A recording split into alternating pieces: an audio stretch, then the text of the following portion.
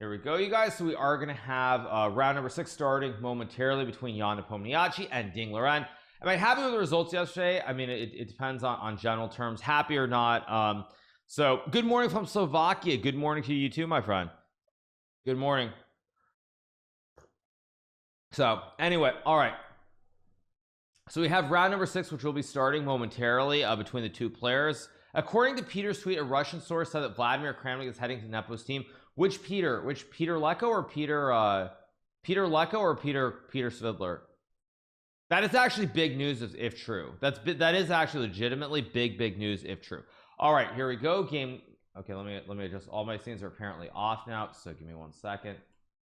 So Peter Heine Nielsen. Okay, I will take a look at that very quickly. When video you got had Nepo's team though, I wouldn't be shocked if I would not be shocked if Vladimir Kramnik is involved. Like, it totally would not surprise me in any way if Kramnik was part of Nepo's team. So we get 1d4. Okay, so we get 1d4 being played here. We get knight f6. So far, as expected, we're gonna get c4 e6. Vladimir Kramnik, former world chess champion. We'll get e6 here, I assume. We might get a London or something, but I highly doubt it. I assume we're gonna get e6 here from maybe we'll get e6 g3. I guess I could see that. Okay, so we get d5. So d5. Okay, we get a London system. Wow. Okay, now this is surprising. I did not expect a London here. This is actually highly surprising. This is highly surprising. This is not what I expected at all. Yeah, London system is definitely surprising. From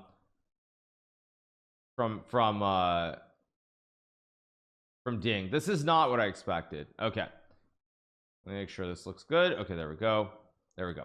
All right, so let's see. Llada will love this. Yeah, London system is definitely surprising. I don't think he's trolling. I think this is a very, I'm gonna be honest, I think this is a very bad choice. I'll tell you why I think it's a bad choice. The reason that I think that this is a bad choice is very specifically because, to me, the opening, it really kind of oozes a little bit of desperation or being afraid of your opponent's preparation. So if Jan can survive the opening, I mean, this, I think it's just objectively a bad choice. Not that I think the London is not playable, by the way, but I think the idea of playing the London at this stage in the match is I don't know. Let's see. Now, Jan obviously is prepared for the London system, just to be clear. 100% he is prepared for the London system. But the other thing that I don't understand about this is that you have months and months to prepare, and playing the London after months and months to prepare, again, it does not seem like the preparation. It's not something that I would play after months of preparation. It does show fear. I will say that. It feels like, I don't know. We'll see.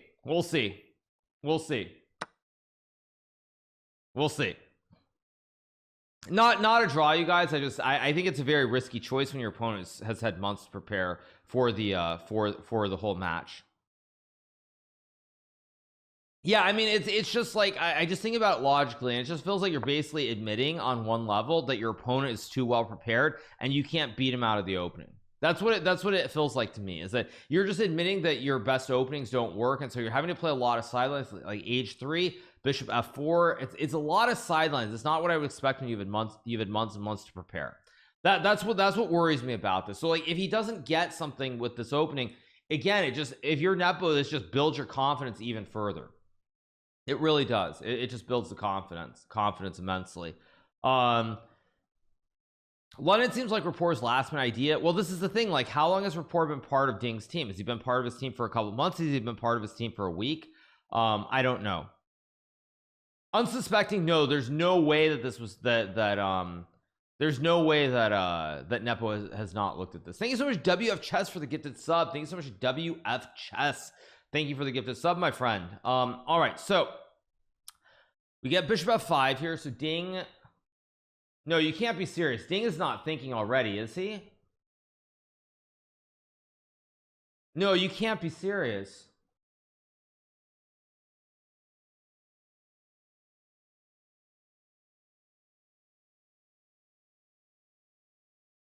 I mean, you can't be serious.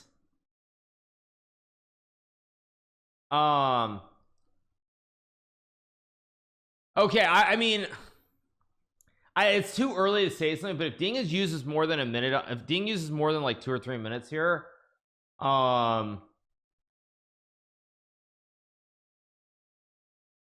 didn't suspect it as an opening. No, I didn't. But the point is that Nepo obviously had prepared it. Like, what people don't understand is when you have months and months to prepare, there is zero chance that Nepo did not look at something against the London system. This is the thing. Like, there's zero chance that Nepo didn't look at the London. So I mean, this is the score is 3-2 for Nepo. I mean, there's no way. It's not, we're not to the point yet where we know if Ding is out of preparation, but if Ding uses more than 3 minutes on this move, I would say it's pretty safe to say that he is out of prep. What were the moves that were played with? So the game just started. We got d4, d4, knight f6, knight f3, knight d4, knight f6, knight f3, d5, bishop f4, a classic London system. And now apparently after bishop f5, Ding is thinking here. Okay, so he plays c3. Okay, so he used about 2 minutes, so that doesn't say a whole lot. Still, at least it seems like this is something in prep. How does Ding think here? I'm guessing that he hasn't looked at the system recently, because Nepo's playing a system that he normally doesn't play against the London, no doubt, because Nepo had a lot of time to prepare. So London is not crazy uncommon. Magnus Carlsen has actually played it quite a bit in recent times. So Carlsen has played it quite a bit in recent times, so it's not that far off the beaten path. Additionally, when you have like 3, 4, 5 months of training before the match, you're definitely going to do a lot of work on the London system. So it's not that crazy, but I guess in general, if you're just preparing a little bit before the game, then it is. So I assume here we're gonna get like e6 or queen b6. One of these two moves is my best guess. Ding hoping Nepo will get tired walking. Yeah, exactly. What opening would I have gone for? I don't know. Honestly, I think if it was me playing this match, I probably would have done a lot of prep with 1 e4. My board's not updating. Okay, so we get c3, e6 played quickly by Nepo. I just heard Ding play the London, so I came here to express my dissatisfaction. Well, I mean, London is an okay opening, but I just feel like if you have 6 months to prepare for the match, playing the London system, I mean, as a surprise, is just a little bit strange. I mean, probably if I was playing this match, I would have played e4 and done something against the Petrov, or tried to come up with something deep in the Petrov. But that's just me. There's nothing wrong with the London system, by the way, just to be clear, nothing wrong with the London system. But again, you only have so many white games, and when your opponent is so well prepared the way that Jan Nepomniachtchi is, when you're so well prepared the way that he is, you have limited ideas. That's why I feel like it was I'm not overreacting to the London. The London is completely fine, but when your opponent's had 6 months to prepare, I don't think it's a smart choice. That's what I'm saying. Like, if this was a regular Swiss tournament where you had a week or two to prepare and then you played, then I think it's very normal. I mean, I think it's very normal to play it, but when your opponent has had months to prepare, it doesn't seem like a very logical choice. Because it's not, because the whole point about the London is that generally it's A, it's a surprise your opponent's not expecting it, B, they're not sure what setup to play. So I'm sure that Jan spent hours and hours preparing for the London. No doubt he did, also because, again, I'm sure that Jan had some idea against the London for his previous match against Magnus Carlsen. Is C3 really a novelty? Is it? I don't think that C3 is a novelty. I mean, I of course I don't have chess space open, but I highly doubt it's a novelty. If C3 is a novelty, well, I mean, I'd be stunned, because it looks like just a standard move here. Maybe someone said Anish said it was a novelty. I don't believe it is. Yeah. So this looks, yeah, this is completely standard. I mean, if C3 is a novelty, well, I mean, just like did Anish really say that C3 was a novelty? Yeah, I mean, if he said that, I'd be shocked, but anyway. So yeah, so where were we? So we're waiting for a move from Ding here. I don't know. I don't know. Like, I feel like Ding has to still be in prep. If Ding actually thinks for 5 minutes here, yeah, Ding thinks for 5 minutes here, this is a very bad sign.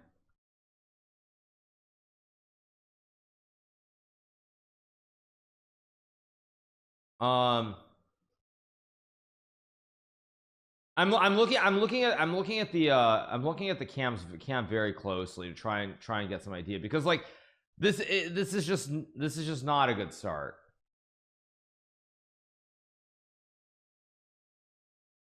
He looks like he's trying to remember, probably, yeah.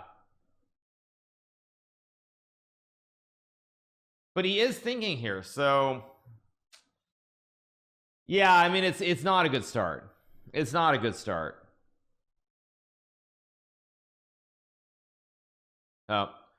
Commentator said he could fake not being a prep to use ideas later. Yes, you could, but there's a limit to how much time you use. Like you can use a couple of minutes, but you don't use like you aren't going to use like 5 minutes or more, because that's where like you might need the time later in the game. So yeah, that's just not going to happen. Using a minute or two to remember is pretty standard. Many players have done that, but using if he thinks for like 5 minutes or more here, it's definitely yeah, it's definitely not a good sign. I should have been Ding second so he can play the Smith more. A good one, yeah. Good one. Again, I'm a little bit perplexed.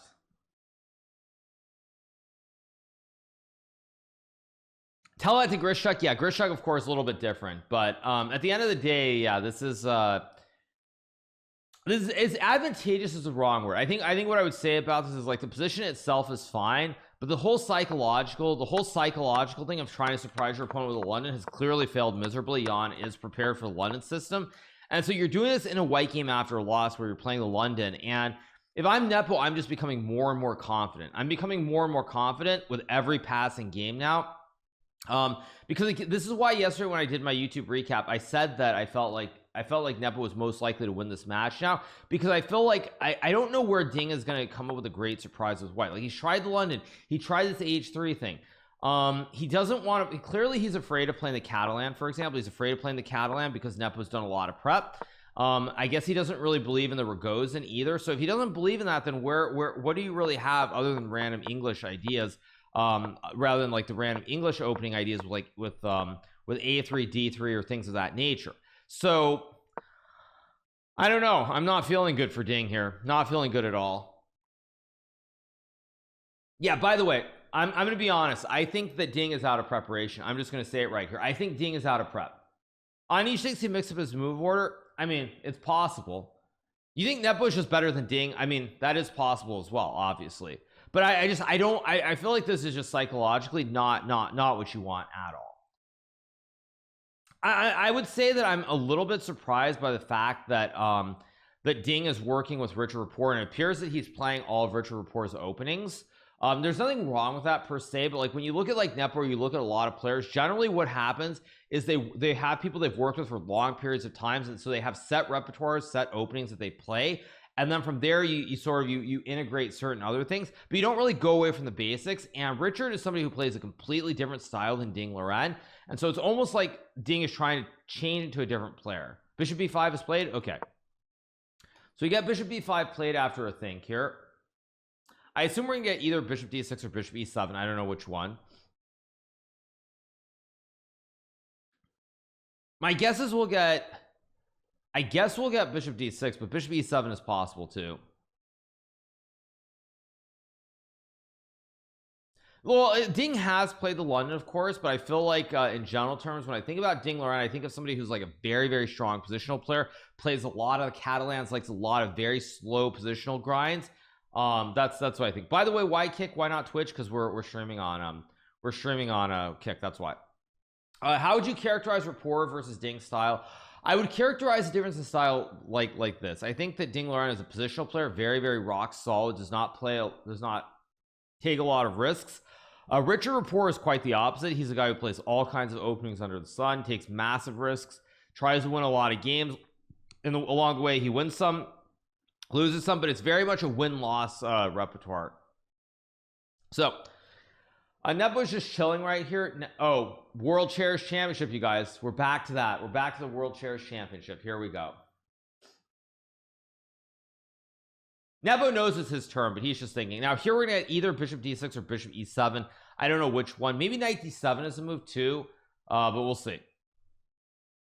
Richard is a wild child. He loves he loves he loves what was that? He loves wild games. Yeah, he does. You feel like sleepy? No, I'm okay, you guys. I actually feel good. My hair is not fantastic, but I feel pretty good. Black's medium term plan here is the castle. The one issue you have to be careful of is that white can't play knight h4 to win this light square bishop on f5. That is one issue long term you have to be careful, because right now white would love to have this bishop on, like, just to illustrate, you'd love to have a position like this where you have the bishop on d3, but the bishop on f5, it stops all these ideas. So this bishop on f5, you have to be careful there's no like knight h4. So I've shaved the hair. Yeah, I saw some streamers were doing that, right, for Kaide and like in support of everything she's going through. I think there were people doing it. I mean, I would shave my hair if there's some way I could like donate to like some kind of cancer charity or something like that where they could use it to make wigs, but apparently I don't have enough hair, so it's what it is. All right. Yeah, bishop e7, bishop d6, knight d7 is also an option as well. I don't know which one we're gonna get. One of those three will be played.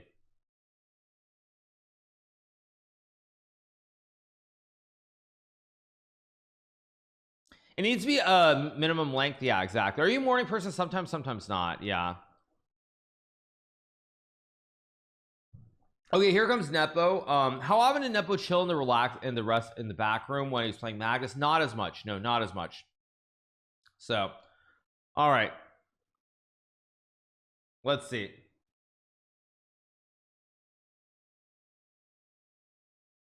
Nepo strolling in. Yeah, Nepo will make a move pretty soon, I think. Okay, he plays bishop d6 quickly, so Nepo still isn't prep. Still in prep, we're gonna get bishop takes d6, queen d6, I assume. I mean, maybe white can play something aggressive like b4, try to grip these dark squares in the center, but again, all this stuff, I mean, it's not, it doesn't feel like very much for white. Let's leave it at that. It just doesn't feel like very much. So Nepo looks bored. Okay, so we get takes, we'll get queen d6, of course. We'll get takes, and either we're gonna get something like castles or queen a4, knight e5. I assume the players are not allowed to talk to any coaches during the match. No, you're not allowed to. Nepo is more prepared as black. Nepo is very well prepared. I think a lot of people underestimate his preparation, the amount of work he did for the World Championship when he played against Magnus Carlsen a couple years back. So I think a lot of people underestimate that. They do. Maybe Dean wants to draw after a loss. Always possible. Yeah, always possible. But yeah, we'll get queen takes d6, and then we'll see what the next set of moves are. Did Magnus copyright his name? No, we like to make jokes. Okay, castles played fast. Okay, so I assume we'll get castles here, and we're gonna get like a6 and b5. Black's gonna play for some kind of minority attack, something like bishop f1 and something like b5 b4 down the road potentially, or knight e4 as well. I assume Nepo will castle pretty fast here. You're not allowed to talk to your opponents. No, you aren't.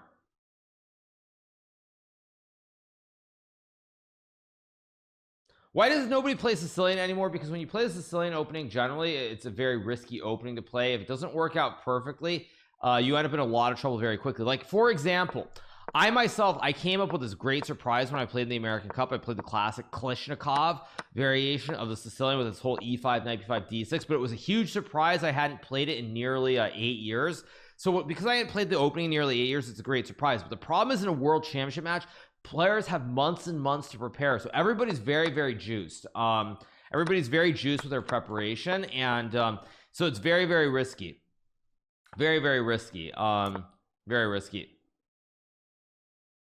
I assume you answered a lot already, but it's my first kick stream. What made you switch over here? There are a couple things. First of all, it's a new platform.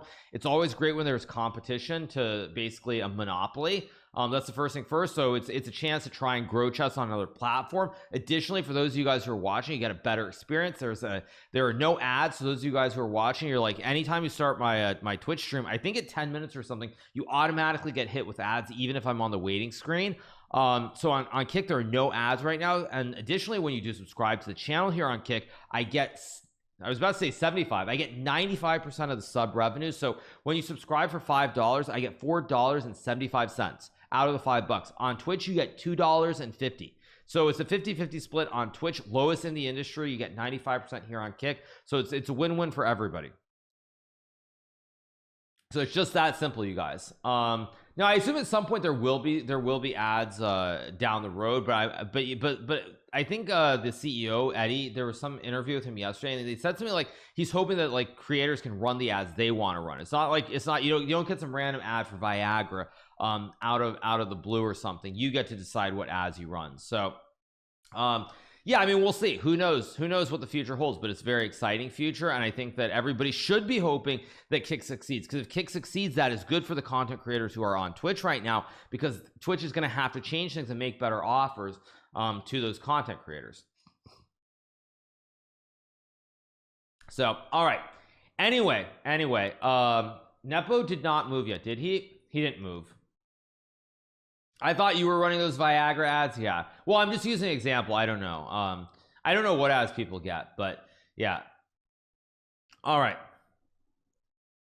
so waiting for a move here, probably castles from Nepo. Now Nepo is thinking, which is interesting. Now I assume for Nepo this is probably prep up to a point, but if Nepo does start thinking too long here, it's probably good for Ding. Thank you so much, RHell633, for subscribing. Thank you so much, RHell. Appreciate it. When you become world champion, will you retire? No, you guys. I already told you. Why are you asking me will I retire? I'm already a retired chess player. I play chess for fun, you guys. I'm an influencer, a streamer, a media personality. I'm not a pro chess player. I haven't been for a long time. So I appreciate it, but I already retired. So that's old news. So we get castles. Rookie 1 played quickly by Ding. Now this has kind of turned to a Karo Khan, by the way, so I'll show you guys the normal. This is a little bit like exchange Karo Khan. So there's some variations on the Karo Khan where you get this position. Now it's a little bit different, of course, but you get a position like this, for example, with takes, castles, and castles. Now the difference between this and the position is basically bishop on d3 and g4 versus b5, f5, but the structure is the same, as you see. So with the exception of bishop g4, bishop d3, this is very much like an exchange Karo Khan. Not true, you still play tournaments. Yeah, but I don't play all the tournaments out there. I'm not playing the Grand Chess Tour, so yeah, I'm not playing the Grand Chess Tour. I didn't watch the playoffs. I saw the New York Knickerbockers won yesterday, which is pretty wild, but that's just what I saw. Wins the US Cup. I thought I was retired, but I accidentally won in another tournament.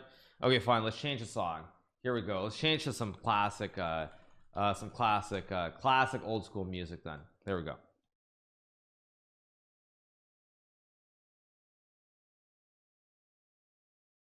So anyway, all right. Thanks so much to Gavin Crest for subscribing. Thanks so much to Gavin Crest, appreciate it. So all right, do I study chess every day? No, I don't. So all right,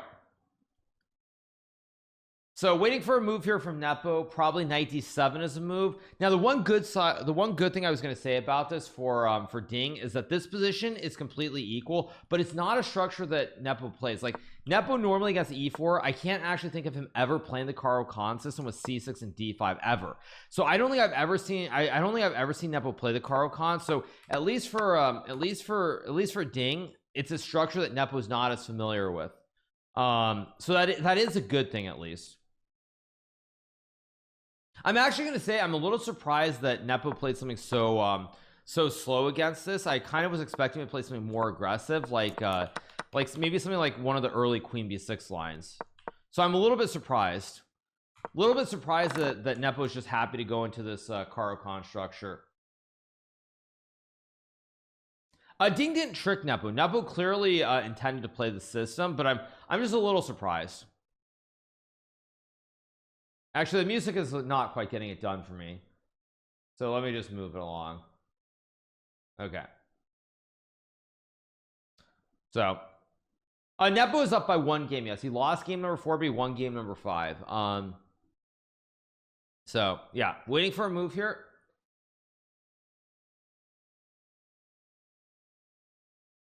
Probably I would guess a6, rook c8, or knight d7. One of these three moves make the most sense. Knight d7 makes sense to stop knight to e5 here.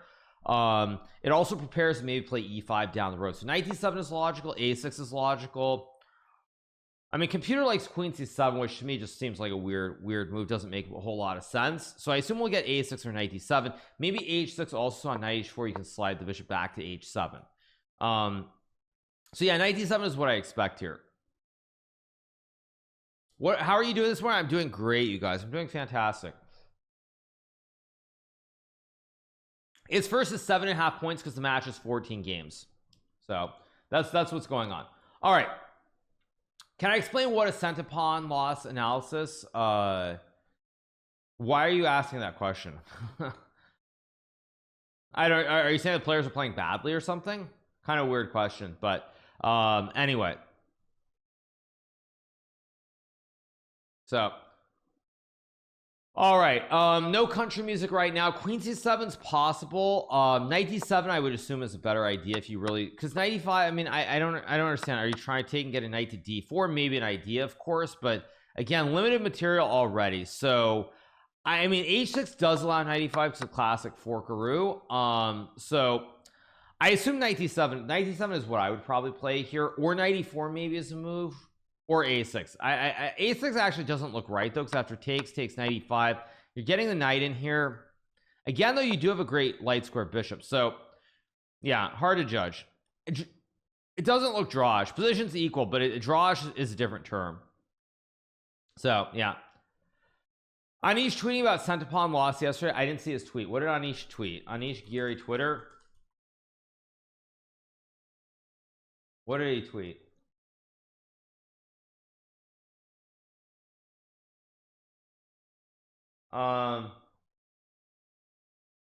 Yeah, I don't know.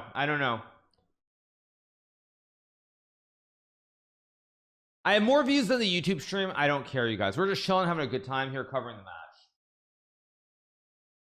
We're just covering the match, you guys.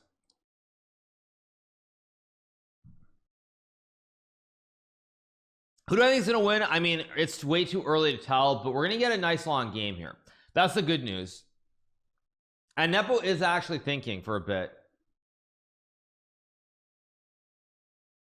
So yeah, it's good to see you on Kick other than Twitch. Yeah, it's good to be here, you guys. Good to be here.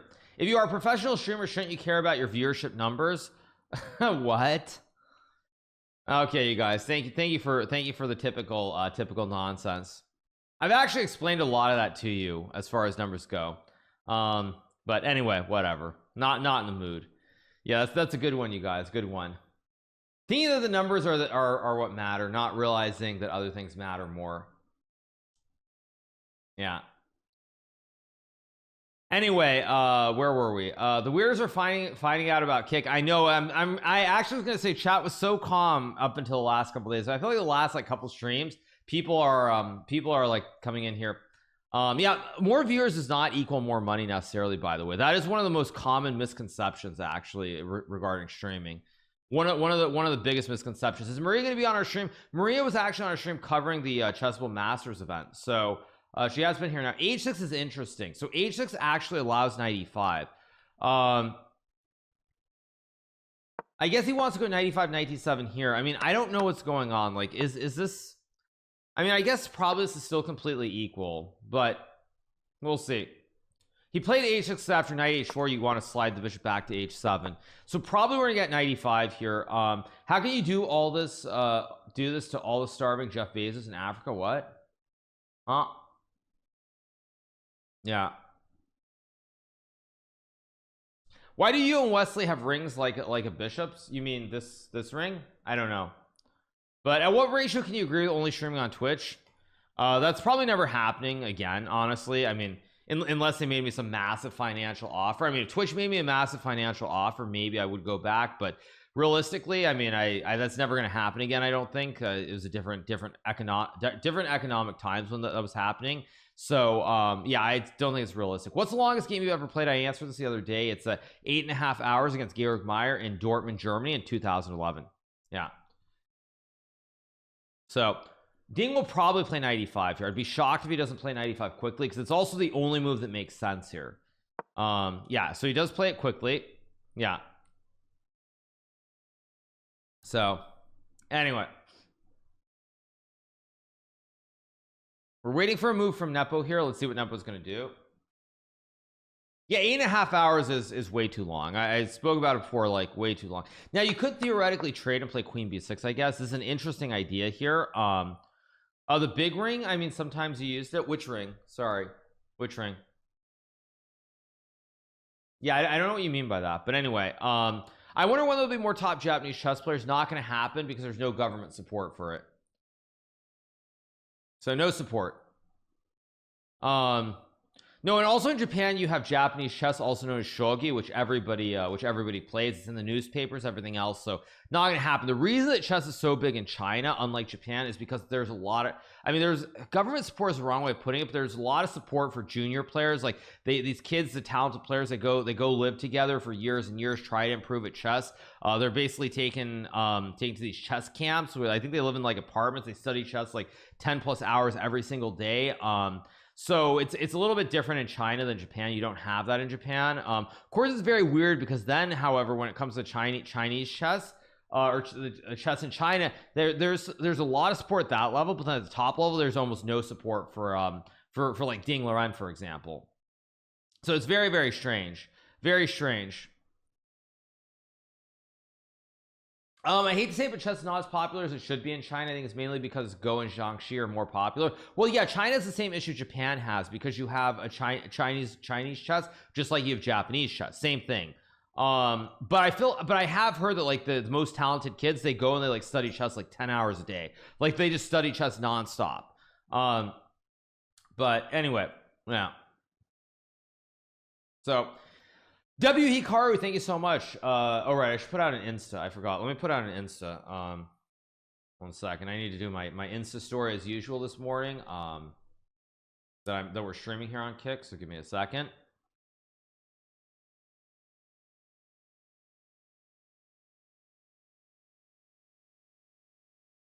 Add some text.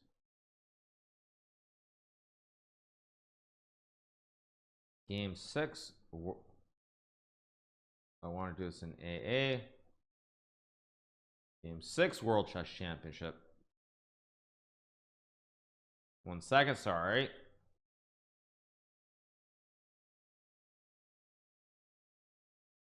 Coverage.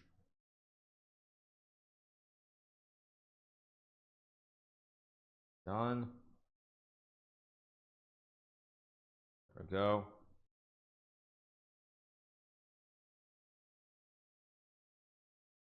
And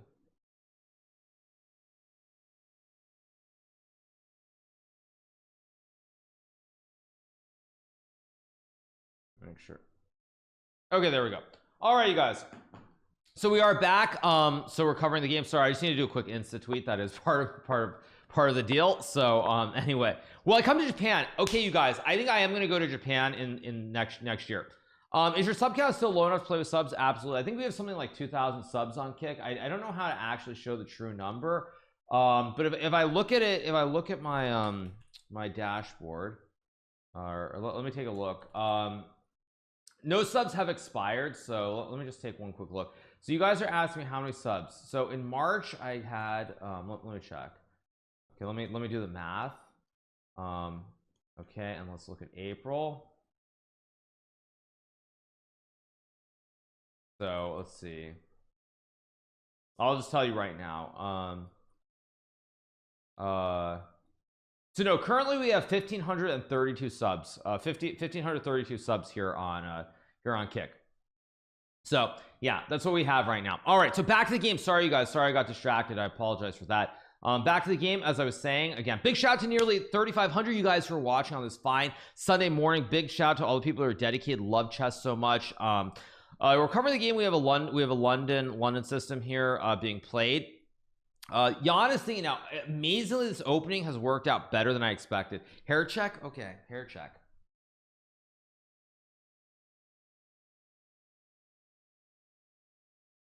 Hair check. So yeah, there we go. Yeah, maybe it looks worse now. I don't know.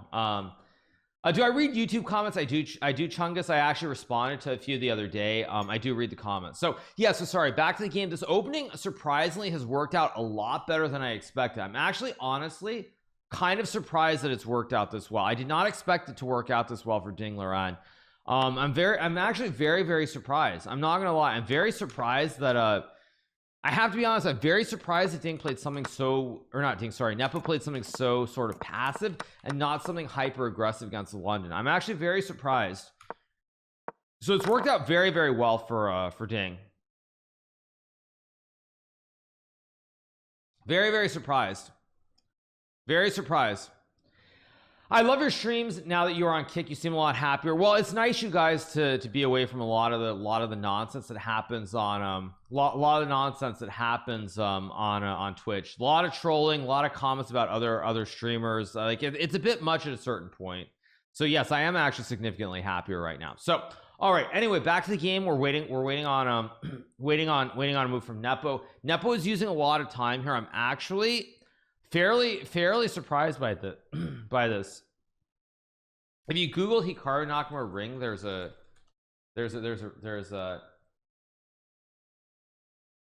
oh, what is this? I mean, I never go to Reddit, but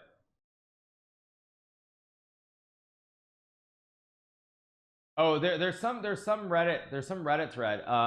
I've always noticed, I've never heard anyone else mention this before, but it's always at the back of my mind. Maybe someone can shed some light. I'm gonna show this to you guys very quickly while we wait for a move, because we have a deep tank here. Okay, it's time to talk about Hikaru Nakamura and Wesley So's rings. Let me stop the music for a second. So what does it say?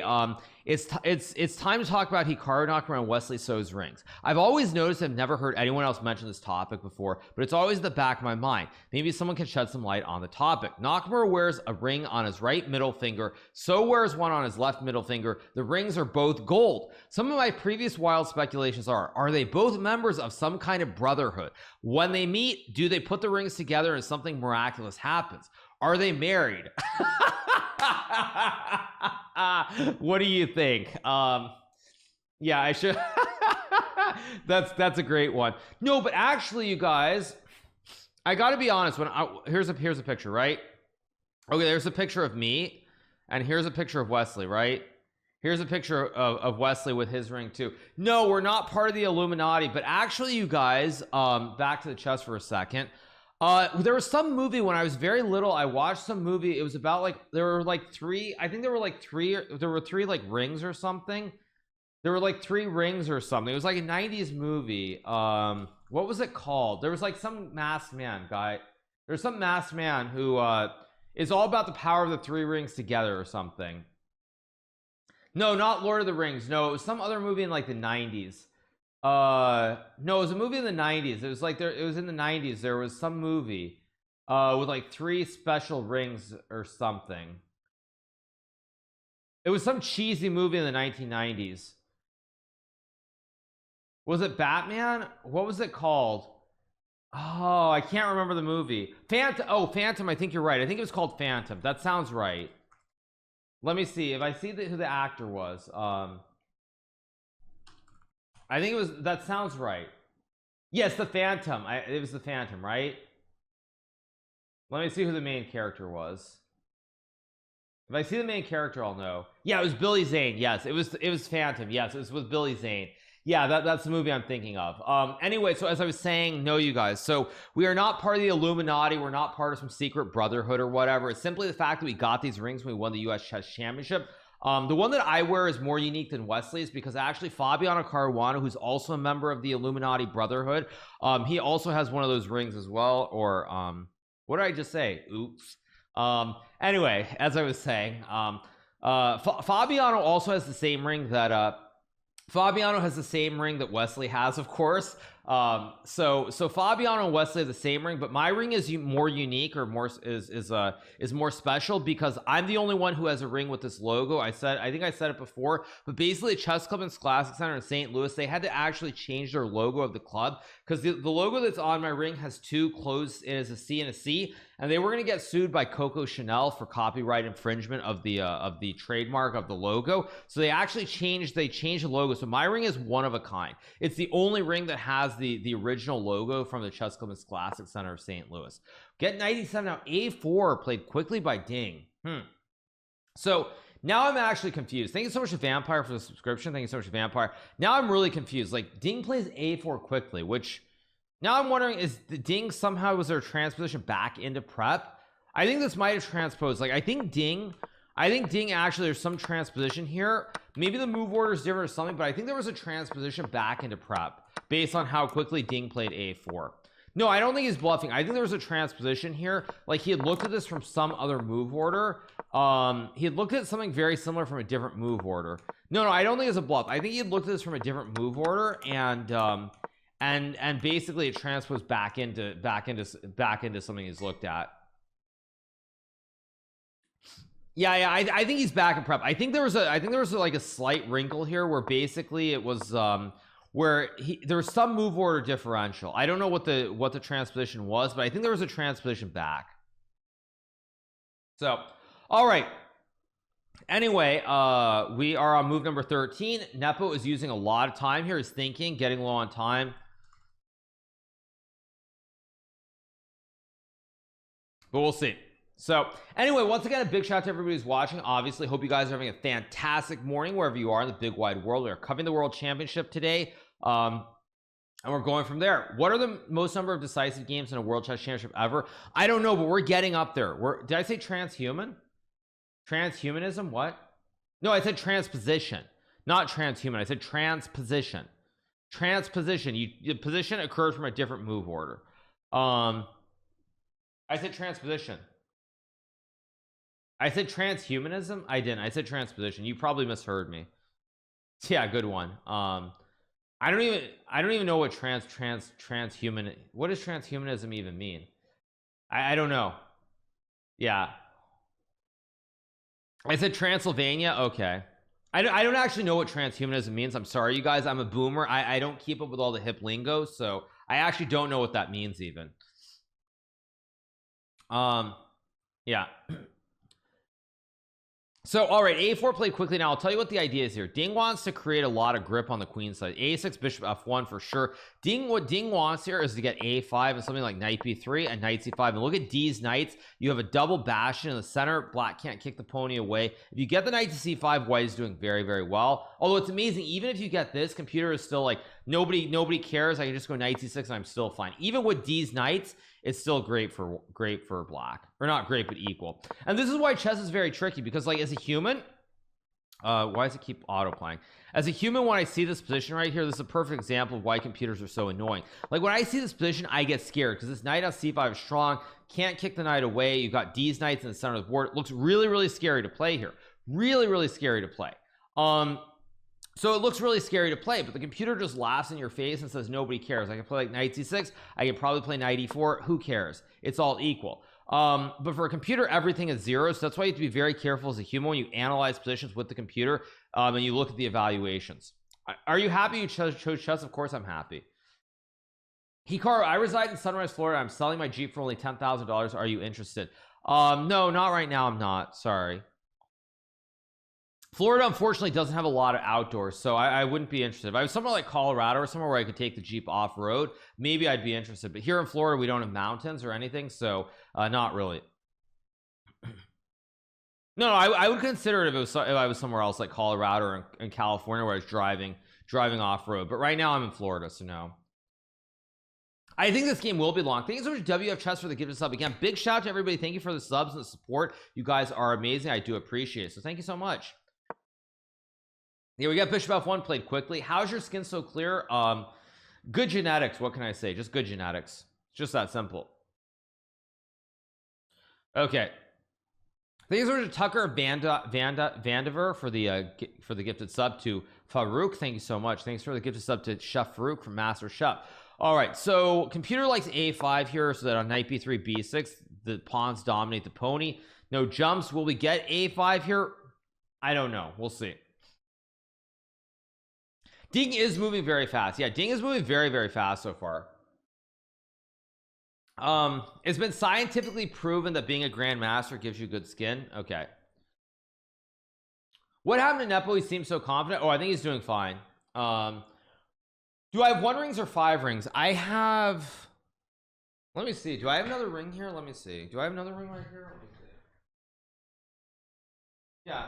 So here's another one, you guys. I just realized I have at least a 2nd ring here, but see, this ring also is not as valuable because this one has the new logo that the other members who aren't the founding member of the group, like Fabiano and Wesley, they have this exact same ring. So yeah, I mean, I have a second ring, so I can wear 2 rings if you want. But anyway, yes, I do have this one. This is another US championship ring that I have. So yeah, that's what we have. I think I have another ring. I have another 1 or 2 rings back in New York, but that's the only one that I have here. So yeah, also to be clear, you guys, I only have 4. I don't have 5 rings because the first tournament that I won in Seattle at that time, there weren't rings. So we get knight d7 played here by Nepo, which apparently is a mistake, because after takes an a5, white will try to grip the center with knight b3 and knife to c5 and use the classic knife on c5 and play for the queenside domination on the dark squares. So we'll see. Nepo trying to trade off pieces very quickly here, by the way. From now on, will you receive an NFT? I don't know, you guys. I don't particularly care. I mean, you know, I guess I got some kind of NFT whatever for winning the Chessable Masters. Don't ask me about it, because I'm not an NFT guy. I've never been an NFT bro ever. I really haven't been a crypto bro ever either. So yeah. So I think we're gonna get trade in a5 probably. Something, I mean, this makes sense with like knight b3 and knight c5. Computer apparently once again is just laughing at me for even suggesting the idea, because it says after knight c6 the knight is glued to b3, but I do expect that. If Ding won, would chess boom across all of Asia? I don't know, you guys. I actually have no idea what the situation is with Tezos is not NFTs. Tezos is blockchain. I mean, even Jamie Dimon, who's probably one of the most prominent like crypto haters, even he believes in blockchain. So that says a lot to me. How have stocks have been amazing. Stocks have been amazing. So yeah, anyway, yeah, I think my biggest holdings up over 100% year to date, so it's been pretty good. So bishop f1 knight d7 has been played here. We're waiting on some moves here. What was I saying? I forget what I was saying. I was saying something. But yeah, I've never been big on that stuff. Yeah. So anyway, waiting for some moves here from Ding. Oh no, we were talking about Asia. Sorry, Asia. Yeah, we were talking about China. Like, I don't know what the situation is. Like, my perception based on who Ding is working with is that Chinese government is not supporting Ding. That's my general take, that they're not supporting Ding, because I would, if I were to compare, when I think of China, I compare it to the Soviet Union. I think of a system where there are a lot of very strong grandmasters in China, and I honestly feel like if the Chinese government was supporting Ding, every Chinese GM who's over 2,700 would literally be studying 20 hours a day helping Ding for this match, because it's a symbol of national pride, and that is not the case. Ding actually is working with rapport and potentially even VIDE, I've heard. So so yeah, I don't think that Ding is getting support the way people assume he is. And it's just very weird to me. It's very weird, because you know that someone like Xi Jinping would love to throw that in everyone's face and be like, we got the greatest, smartest chess player in the entire world. We have the world chess champion. So I don't think there is support the way that people assume there is at all. Just based on who he's working with, I don't think there is. I don't think there is. So anyway, why not though? I don't know. I mean, I obviously have no real insight into that, but that's just my guess. Xi saying no Magnus, no party. Yeah. No Magnus, no party. Exactly. I don't have insight on that. It's not something that I have insight on. Nope. So all right, waiting for a move here. The fact of the matter is that Xi is a Magnus fan. Maybe. So anyway, bishop f1 knight d7 played here, waiting for some moves. Does champion be the smartest in the world? No, but it's something you can use. It's got cachet. It definitely is cachet. If you or Fabi played Ding, would they support him then? I don't think so. I don't think chess is big in China, and I don't know why. I really don't know why it is. Like, I would have expected there to be like 3 or 4 tournaments every single year in China in terms of top level events. Like, for example, if I think about chess in China, like like I would just imagine, like I would think, like of course times have changed, you know. I mean, one of the greatest heroes of Chinese business, he's no longer a hero, but I would have expected in the old days that you would have had, like, I don't know, like you would have had, like, who's it, Pony Ma, it's Pony Ma, right, who's the CEO or something, or am I, no, I'm thinking, no, it's Ma Huateng, sorry, the CEO of like Tencent. You expect like Tencent to be big on chess. You'd of course expect Alibaba, the greatest Chinese company in the world, to be sponsoring chess. Like, you'd expect all these big tech companies to be sponsoring a chess tournament, and it's never happened. It's never happened ever. Like, I mean, it's just wild to think about. Like, you have Tencent, you have you've got Alibaba, I mean, you've got all these companies, and like no tournament. It's just weird. It's very, very weird. Ding even said that he covers his own charges when he travels for tournaments. That's messed up. Luke the Man, if you have a link to that where Ding said that, that's actually legitimately messed up. If Ding is having to pay for all this stuff, that's really messed up. That's really messed up. That's really messed up if that's true. That's really messed up. He did say it. Yeah. It's even worse. China gets 50% of Ding's winnings. Yes, that I'm aware of. I mean, everyone is aware of that because many of the Chinese top players have actually, like, they've complained about that. Like, they've said things at tournaments about how they just lose 50% off the top of every prize money that they get, of all the prize money they get. But that's life. It's called taxes. Okay, thank you guys, appreciate it. Did the US government ever help you? No, but in the US there are a lot of private sponsors. There are a lot of private sponsors. Like Fabiano had very good support when he was playing the match. I've had some support when I've played in the candidates tournaments in the past. So there's a lot of private sponsors. And again, even China, I would expect private sponsors to be helping out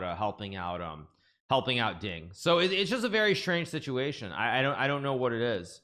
I don't know.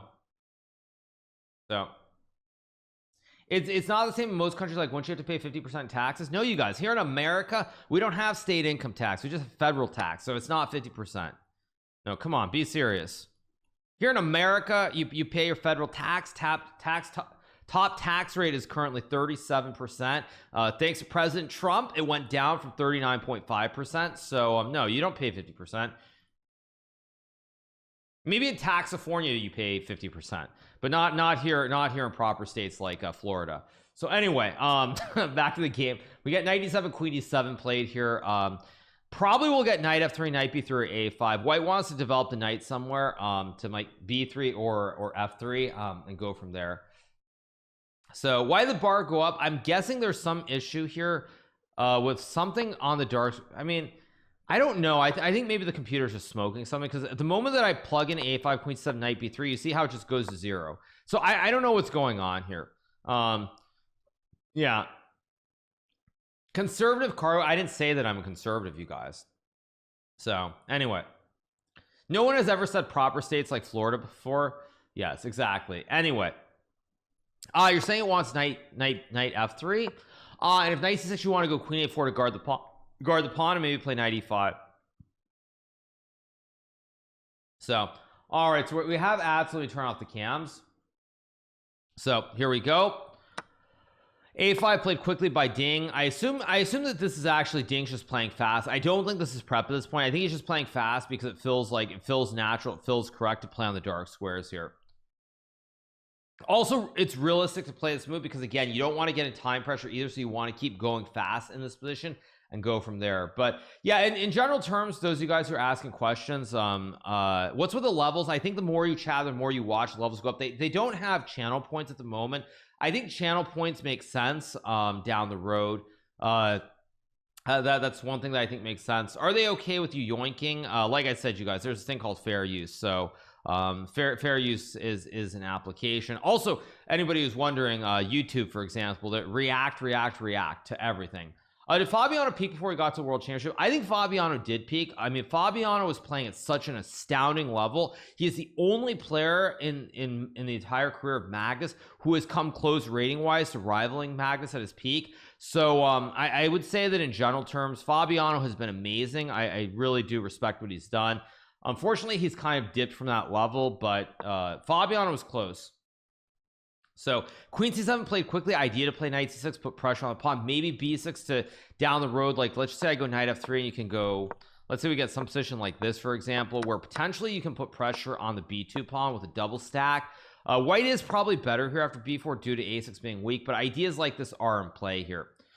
Queen f3 is a very strange move. Queen f3 is just a weird move. I don't understand queen f3. I'm gonna be honest. Queen f3 is just a weird move. Why did Fabiano tip? Because Fabiano was playing out of his mind, and I mean, playing at a 2850 level is no joke. And like you look at Magnus, he's been able to do it for many years, but no one else has been able to. Queen f3 just you want to go queen f3 so that you can play like b4, and yeah, so this is what you want. Some like knight b3, knight c5. I mean, you get a bastion, and you have diamond hands formation as well. But where's the edge here? Where's the advantage? Because you can't really break through here. The knight on d6 stops the pawn breaks. You don't have pawn breaks here, so I'm not sure if white's actually better. Not sure. I'm not sure actually. I mean, this is kind of dank. I mean, why is this so good? Let's see. Knight b3, knight d6, and knight c5, knight e4, b4, knight d6, and you see the bar goes down to 0. So yeah, I don't really believe it. I've got to be honest. I don't believe it. Fabiano said he lost motivation in 2020. Yeah, actually that is true. Yeah, as far as Fabiano goes, I completely agree. I think Fabiano in 2020, when the pandemic hit, he lost the flow, he lost the rhythm to his chess the way he had. I mean, many of us did. Some of us were very lucky. Like Hikaru Nakamura, this chess player who retired from chess in 2020, he was able to transition into streaming full time, and so the pandemic was very good to him. But for a lot of the pro chess players who are used to studying every day, you prepare for tournaments like a couple weeks down the road, they lost that opportunity. I think it just kind of changed things quite a bit. So yeah, things kind of became a little bit different for most top players during that time period. But anyway, who is that? That's some streamer guy. I don't know. Interesting. I should check out a stream sometime, Kappa. Yeah, exactly, you guys. Anyway, also for those of you guys who are streaming, I think we have quite a few of the emotes for you guys who are subs to the channel. So if you do sub, you will have access to quite a few of the emotes. I think we've put most of them up. We don't have all of them yet, but we do have. There are a lot of emotes if you are a sub of the channel. So Hikaru might become a GM one day. Absolutely possible. True. Absolutely true. In-person chess content, maybe down the road. Yeah, maybe down the road. So yeah, I do agree with Fabiano. I think in 2020, when everyone lost the ability to just prepare for specific tournaments, you lost the flow or the rhythm. That definitely changed things for sure. Yeah, it changed. Advice you should give to your 15-year-old self: just enjoy the ride, be happy. Be happy, have confidence. Don't be so negative or like need to be negative about everything. That's probably what I would say. Yeah. Am I gonna visit the coffee chess guys again? Yeah, maybe. I mean, I'll go back to California at some point. I do love California, but you know, taxes, as they like to say in New York, it's like there's the classic saying in New York, the famous political party, you know, the rent is too damn high. I would say in California the taxes are too damn high, so that is a slight issue with California. But anyway, back to the chess, waiting for a move after queen c7. There's knight b3, queen f3, queen a4 is also a move. Many moves here. Yeah, slight lull. What's the lull about? I mean, it's a great party. I agree with their platform, and the rent is too damn high in New York. That is just true. So where's the live board? This is the live board. This is current position after queen c7 right now. This is the live position. They're running ads, so that's why I'm not showing it at the moment. So waiting for a move. I don't know what you're asked about China, you guys. You get what you vote for. Yeah. So I expect Ding to play knight b3 or queen a4, knight f3. I mean, queen f3 is just this queen f3 is a complete computer move. It's just not a human move at all. I mean, the idea even doesn't even really make sense. Like I would expect if you're gonna do it, you could play knight b3 first. I mean, obviously knight c6 is an issue, but queen f3 is just very strange. So okay, let's see. They are back. Okay, so let me change this one because we have let me adjust this one. Let's see.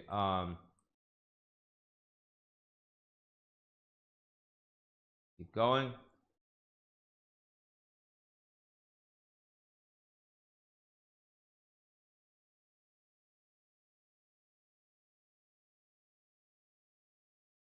Okay, so here we go.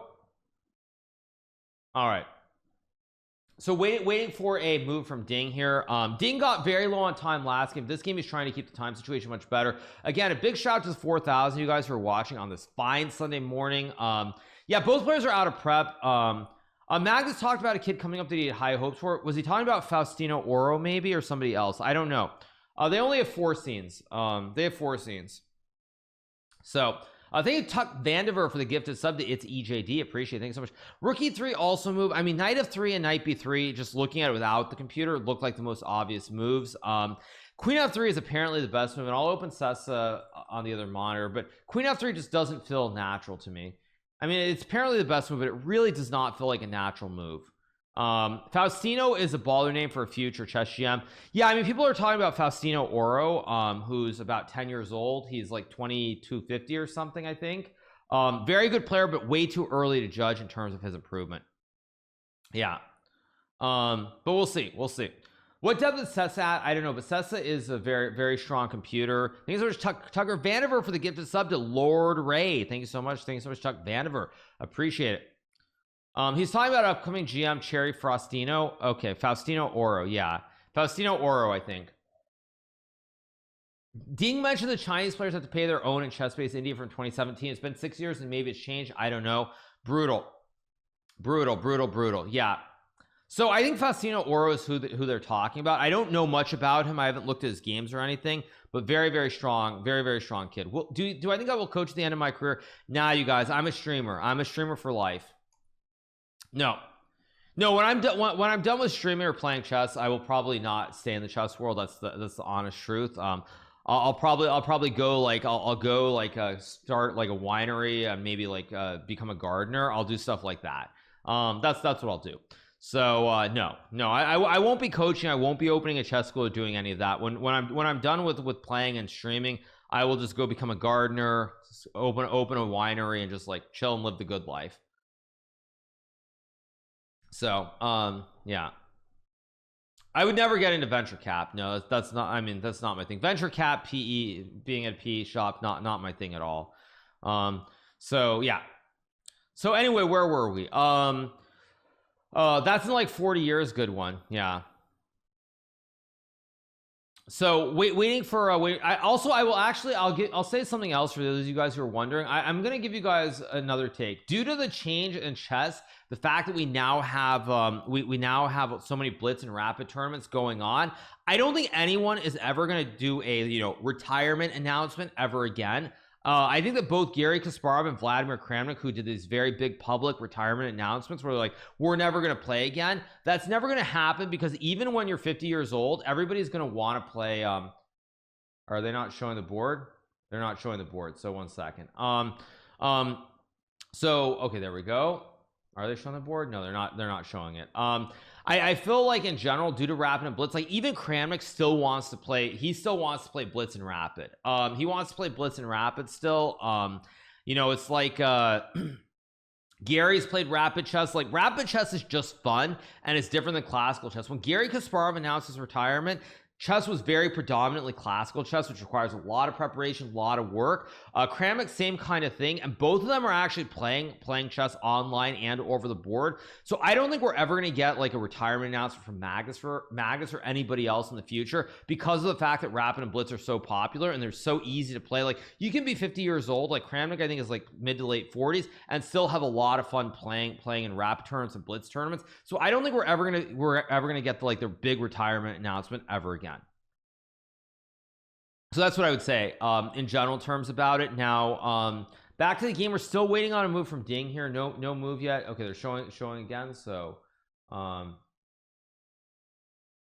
there we go. All right, so waiting for a move from Ding here in this position again. There's Queen A4, Knight B3, Knight F3. Queen F3 is apparently the top computer move. Tough move to play. It does not feel natural or human to me right off. Now Ding is using a lot of time, so you can definitely play it, but I doubt it. Super interesting and great to hear. It's just the truth. Like I'm being honest. Like even if I suck at classical chess in like 20 years, let's just say I'm 50 years old, 15 years from now, and I'm 50 years old, I still think that I could show up at a blitz tournament and have fun. Even if I don't do well, it's casual, it's fun, it's fast. I could definitely play a tournament. I think Magnus could do the same thing. I think everybody can. So you're never going to get the whole like, I'm retired, I'm never playing chess again. You're never going to get that. That's just never going to happen again. Yeah. So, all right, did we get queen f3? We did get queen f3 after quite a long think. So Ding actually finds the best move after quite a long think. Very, very good from Ding. Very, very nice. Very nice. Yeah. Good move. I will say this. I think that in a blitz game, for example, I don't think Ding would have found queen f3. On each side, Ding has 80% chance to win this game. Really? Yeah, thanks for Tuck Vandiver for the gifted sub. Yeah, so this is a great example. Like in a blitz game or a rapid game here, you have to play on intuition. You can only use 1 or 2 minutes here. Queen f3 is not the first instinct. It's not the most natural move in the position here. So I think in a blitz or a rapid game, you would not play queen f3. But that is the difference between blitz, rapid, and classical. In a classical game where you have a lot of time, you can use the time. You can think about the position and come up with moves like this. In a blitz game, I don't think queen f3 would be played. Yeah, I think in a blitz game, queen f3 would not be played. You probably play like knight b3 or knight f3, almost for sure. So this is the big difference. Nepo definitely was not expecting queen f3. I'm sure of it. In bullet, no, in bullet you never play it. Why is it? It's not so much as dangerous. It's just a good move. It's just a good solid move. Whoa! Thank you so much to Tucker Vandiver for the 5 gifted subs. Thank you so much to Tucker Vandiver. Appreciate it. Thank you so much to Tucker Vandiver. Thank you so much. Appreciate it. Thank you. We're rolling. Yeah. Why do you play queen f3? I mean, I don't completely understand. I think the idea is that you can still play knight b3, knight c5, but it's a very flexible move. You have ideas like b4, knight b3, knight c5. You have c4. You keep all the paths open here. Keep all the paths alive. You have a lot of different options here.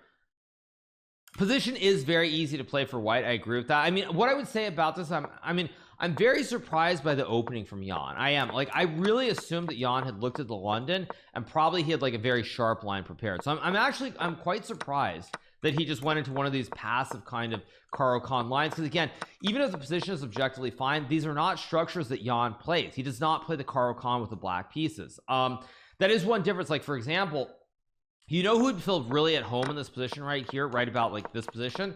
You know who'd feel really at home is Gucci Reza Firouzja. Gucci Reza Firouzja really loves to play the Caro-Kann, so this is right in his wheelhouse, the structure of the pawns. Actually, in the 960 event in St. Louis, Gucci Reza had a lot of games where he transposed into this classic pyramid formation. So players play certain openings. So if like Gucci Reza would feel at home, I feel very at home because I played the Caro-Kann. I think even Fabiano to some degree would feel at home. But Jan does not play the Caro-Kann, so this whole pawn structure is very foreign to him, and I'm not sure that he's going to react the best way. So I think this is actually really great start from Ding. I'm very surprised that Jan played this. Very surprised, actually. Gucci Reza. So what Jan is going to try to do is he's going to try to put a knight on d6. I don't know if knight c8. I would play knight c8 here, honestly.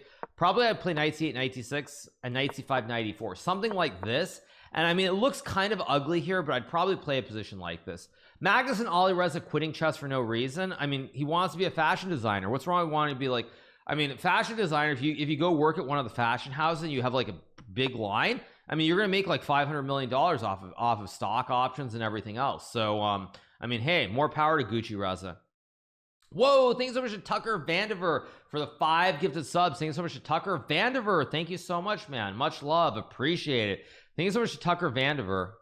That actually reminds Tucker Vandiver. That reminds me of like Art Vandelay or something. That's a very like unique kind of name. We have the Steiner 2.0. Yeah, thank you so much. Appreciate it. So Rook C8 played here. Rook C8 played quickly. By the way, I'm going to give you a thought here. I think Rook C8 is a bad move, and I'll tell you why I think it's a bad move. I think Rook C8 is a very bad move here, because now your knight can no longer get to d6. You took away the square. So white goes Rook C1 and knight b3, knight c5. I mean, maybe you can go this way, bishop g6, knight f5, knight d6, but I don't know. Rook C8 doesn't feel like the best move, and it was played quickly, which also to me is a sign that I don't feel good about this. I'm going to be honest. I don't feel good about this position here. You can't choose who to give the gifted sub to. I don't think you can, Tucker. I don't think you can, not yet, at least not on kick. Yeah. No, I'm not saying queen f3 is not a move that you can't find, but I'm saying that it's not a move that is intuitive. If you have like in a blitz or a rapid game, it's not an intuitive move. But if you have like time to think for 5-10 minutes, it's not hard to find either. So Bishop D3. Whoa, thanks so much to Tucker Vandiver for the 10 gifted subs. Thank you so much to Tucker Vandiver. Appreciate it. Thank you so much to Tucker Vandiver. Thank you so much, you guys. We're on the road to 2,000 subs. Thank you so much to Tucker. Thank you. Thank you so much to Tucker Vandiver. Yeah. Thank you so much to Mastero 1700 for subscribing. Cheers. Thank you so much to thank you so much to Mastero 1700. No hype train on Kick yet, but thank you so much to Tucker Vandiver, Mastero, and everyone else for subbing. Thank you so much for the love and the support. I do appreciate it. Thank you. You guys are amazing. All right, so we're waiting for a move here from Ding Loren. Sub count, I mean, I can do it manually. Streamlabs is not they haven't set it up so you can like have all the alerts and everything yet. I've heard that they're working on it, but it's not set up yet. So what I'm gonna do is I'll put it on the I'll just manually add up how many subs we have, and I'll just put it up manually. Let me see. So I think that was let me do this. Plus 238 plus so current month. 1 second. Okay, so we have 1561 currently. So let me just add some text to the scene. Text.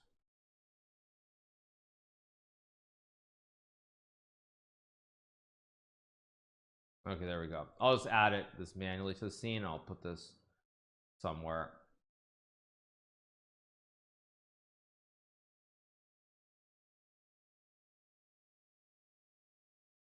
I'll put this right down here. There we go. All right, there we go.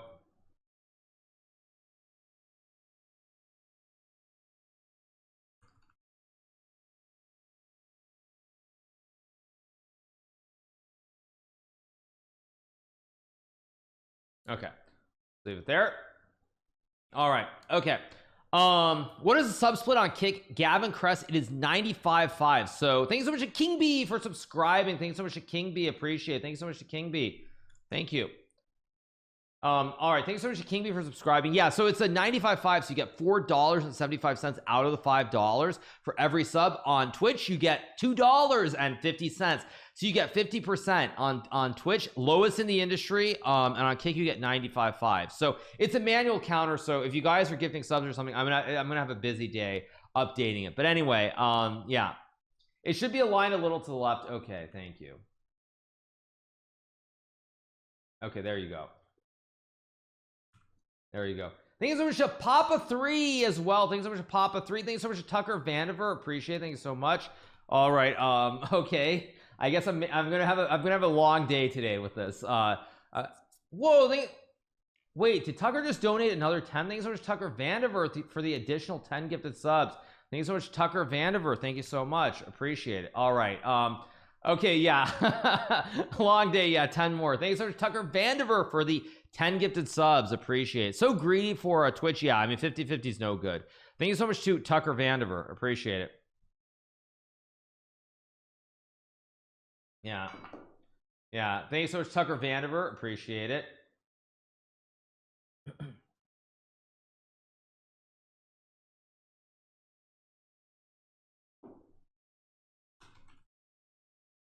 So, all right, thanks. Whoa, thanks for Tucker Vandiver for another 10 gifted subs. Thanks so much to Tucker Vandiver.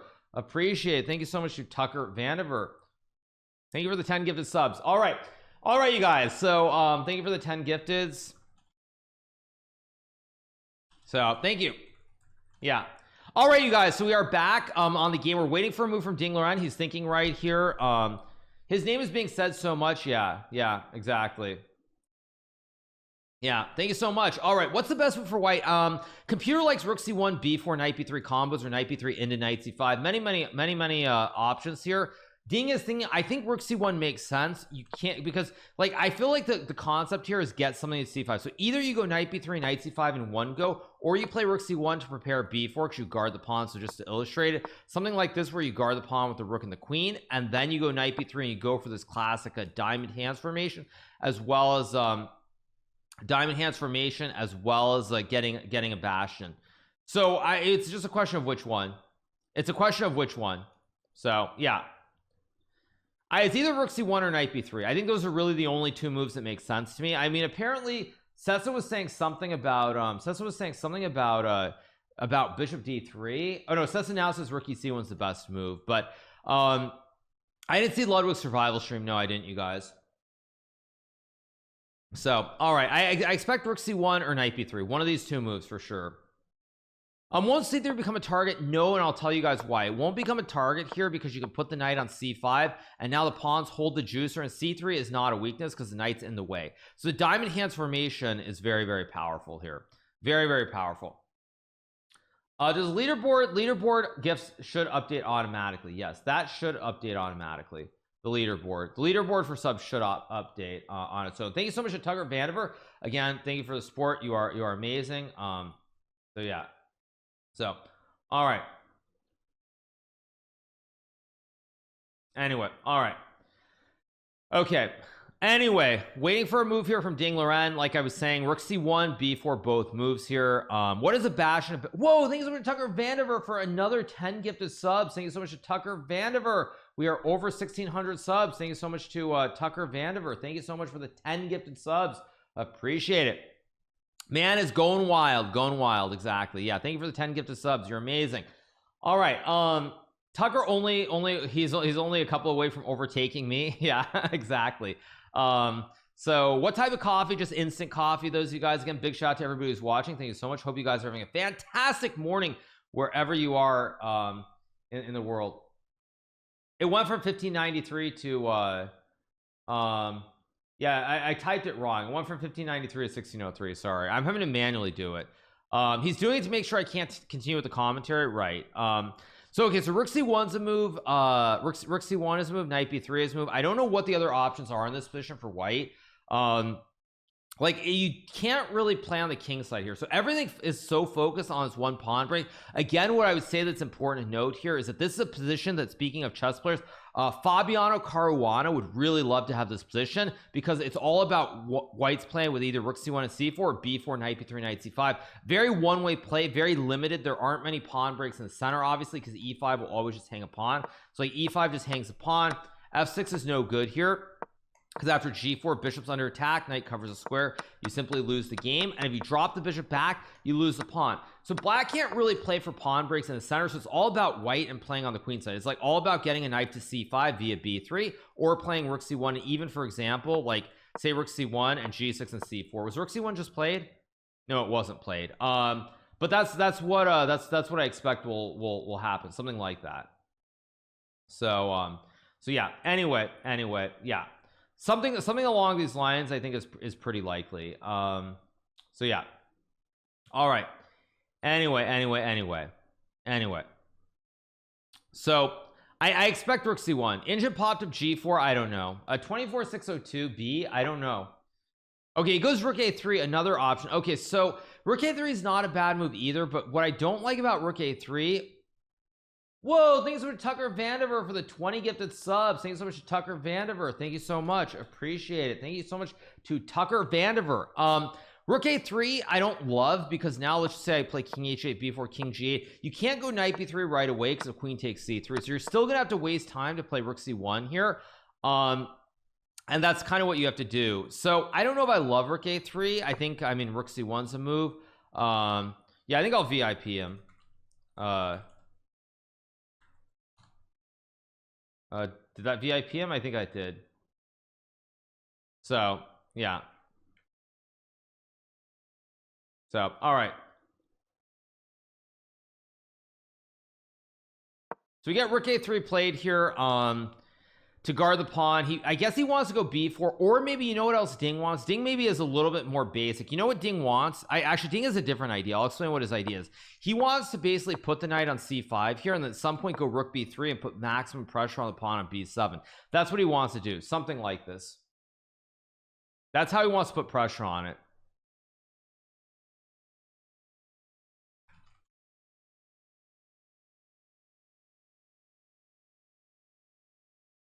So yeah, that he wants to go knight b3, knight c5, and rook b3. That's the idea. So maybe he might want something like rook a1, and then like knight b3, and then knight c5 and rook b3. So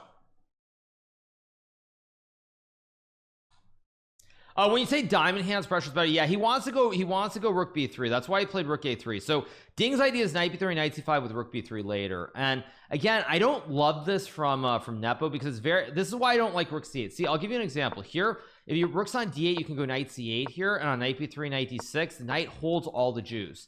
And you can always play knight e4. And there's no rook b3 here because it's a fork, but even just takes. And when you go b4, knight d6, you no longer have rook b3. But now, because you put the rook on c8, you no longer can get this knight to d6. And the fact that you can't get the knight to d6 is a huge issue.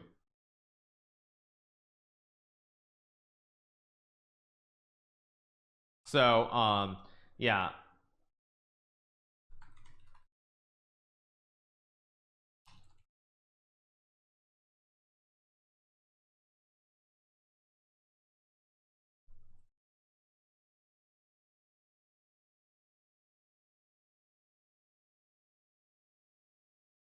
So, all right. Anyway, waiting for a move from Nepo. This is why the rook on c8 really feels bad. I mean, I don't like the rook being on c8 here.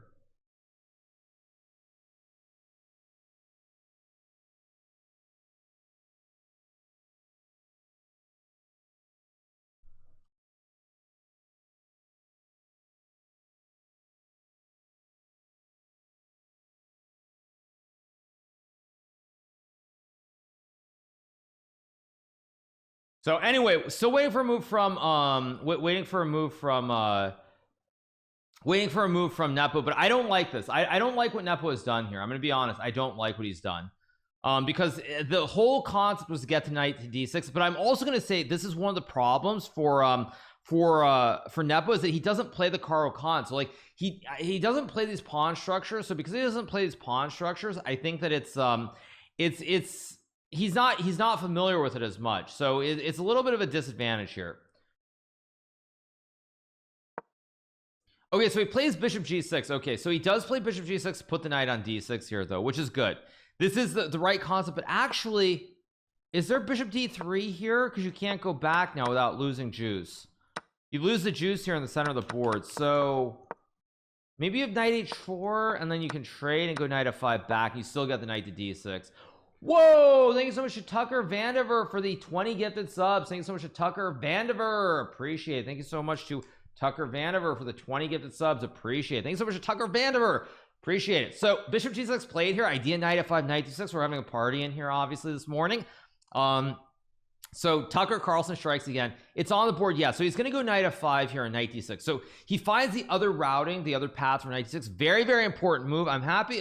We're having a party. We're having a party. Yeah, big shout out to Tucker Vandiver for the 20 gifted subs. Appreciate it. Thank you so much, man. Yeah.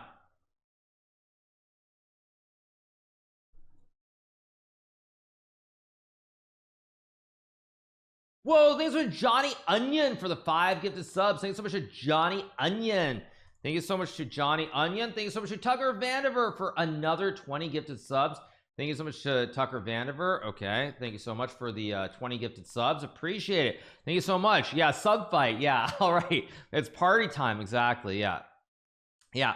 Okay, so bishop g6 has been played. We're waiting for a move from Ding Llada. Knight b3, rook a1, a lot of moves. G4 is one of these very deep conceptual moves, but I'm worried about g4 because long term you're giving up squares. So like maybe black can even get in. Like I'm kind of worried about this, although I don't know what's going on. Maybe this is good for white, but if you were to play, let's say b4 and g5, suddenly black is a bastion on the king side, and it doesn't look right. So g4 is one of those moves that like a computer like an Alpha Zero might like, but for us humans it's a little bit too much. Vandalay Industries is going off. Yes. Yeah. So all right, so we have bishop g6 played here, and I mean g4 is not realistic. I think we're gonna get something like knight b3, knight f5. Whoa, thank you so much Tucker Vandiver for the actually he just gifted a ton. Wait, how many did he just gifted? 50? Yeah, see, if it's more than 20 I can't actually scroll up and chat gets capped, so I can't see the top of the scrolls. Thank you so much to 3 Puffwood for the gifted sub. So it was 50, right? So that's 50 and plus 1, so 51. Okay, that's 1709. Okay, thank you so much. Appreciate it. Thank you so much, you guys. Appreciate it. Thank you for the 50 gifted subs. Yeah, that is one thing that's annoying, is like I can't actually in the chat on Twitch. You can scroll up and you can see it, but you can't actually do it on Kick. So if it's more than 20, it can't scroll the top to see the number. But thank you so much to Tucker Vandiver. Appreciate it. We're having a good morning here. Hope you guys are doing well. Big shout out to nearly 4,500 you guys who are watching on this fine Sunday morning. Hope you guys are having a fantastic time. So we're waiting on a move here from Ding Loren, I think. After bishop g6, ideas knight f5, knight d6. This is going to be a game of D's knights. Whose knight is better on c5 or d6 here? And we'll see. But yeah, thank you so much. Yeah. How do we get this position? This was the classic opening, named after the great coronation country of London, or sorry, city of London, I should say. I guess the coronation's pretty soon, right? Of Prince Charles. It's Prince Charles. It becomes like the king in under a month. We got a London opening. Now the opening a little bit surprising, not crazy obviously these days. What I am surprised by is that Nepo just played something very standard here. He did not try to punish the London, and we end up in basically like a Caro Kann here, Caro Kann pawn structure, with pawns from f7 to d5 and b2 to d4. So it's I mean, it's completely fine by Nepo, but I was surprised that he played this, because honestly, even though it's out of London, it's very similar to this classic exchange Caro Kann that you can get. You can get like very similar situations here where you get something like this, and you'll notice that pawn structure is the exact same pawn structure that we get in this game. So a little bit surprised.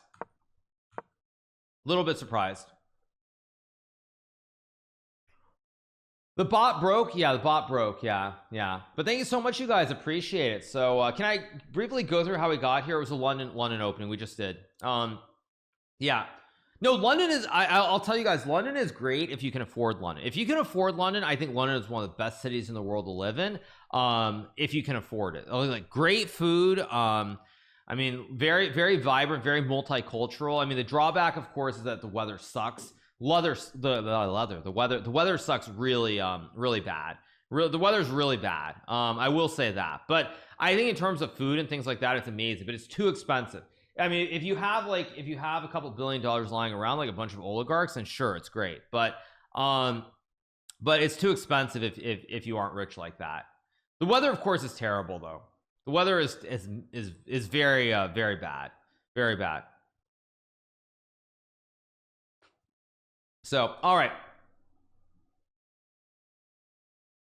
Too expensive, come to Geneva. Yeah. Ding doesn't seem happy. Okay, so we look at the cam. Let's take a look at the cam. Okay, I'm gonna do my psychoanalysis here. Ding is looking at the board.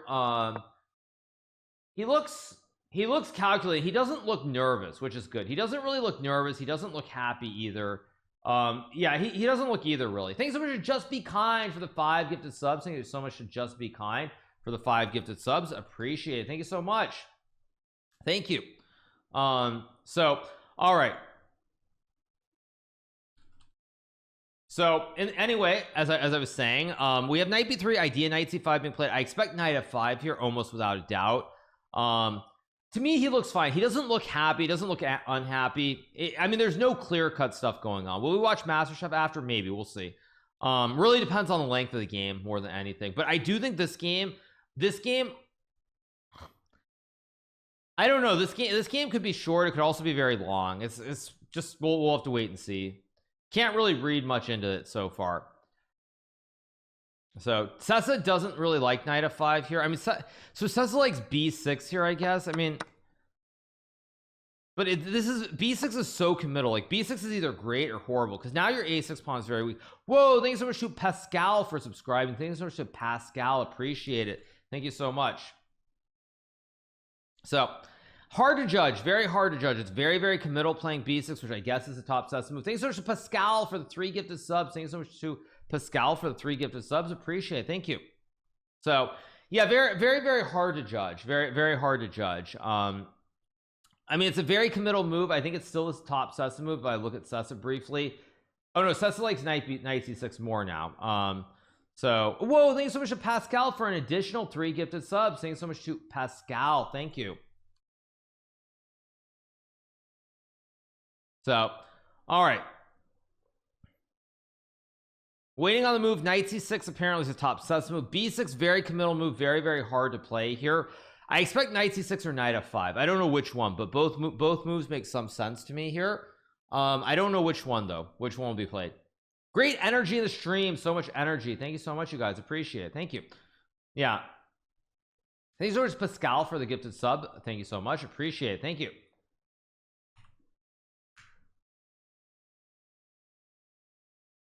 So, all right.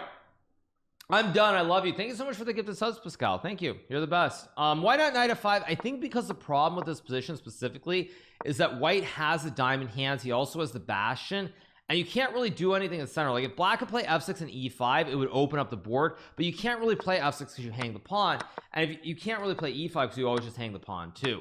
So you can't really open up the center of the board here. No ads on Kick Silly. Yeah, there are no ads. So you guys are watching, like you're getting ready to get hit with the ads, and there are no ads. No ads at all. So it's all good. Let's see. I'm looking at the board. I'm looking at Nepo's face. Nepo looks I see chat. I have the chat just popped out, so I just see it on my second monitor. I'm just looking at it, and as I look at the position here, Nepo doesn't look. Nepo looks fine. I can't tell clearly what he's thinking though. Let me zoom. Let me look closer. Nepo, by the way, Nepo does not look super happy. Nepo, however, I can tell he's not super happy. No, he's not super happy. I'm looking at his face. He's not super happy.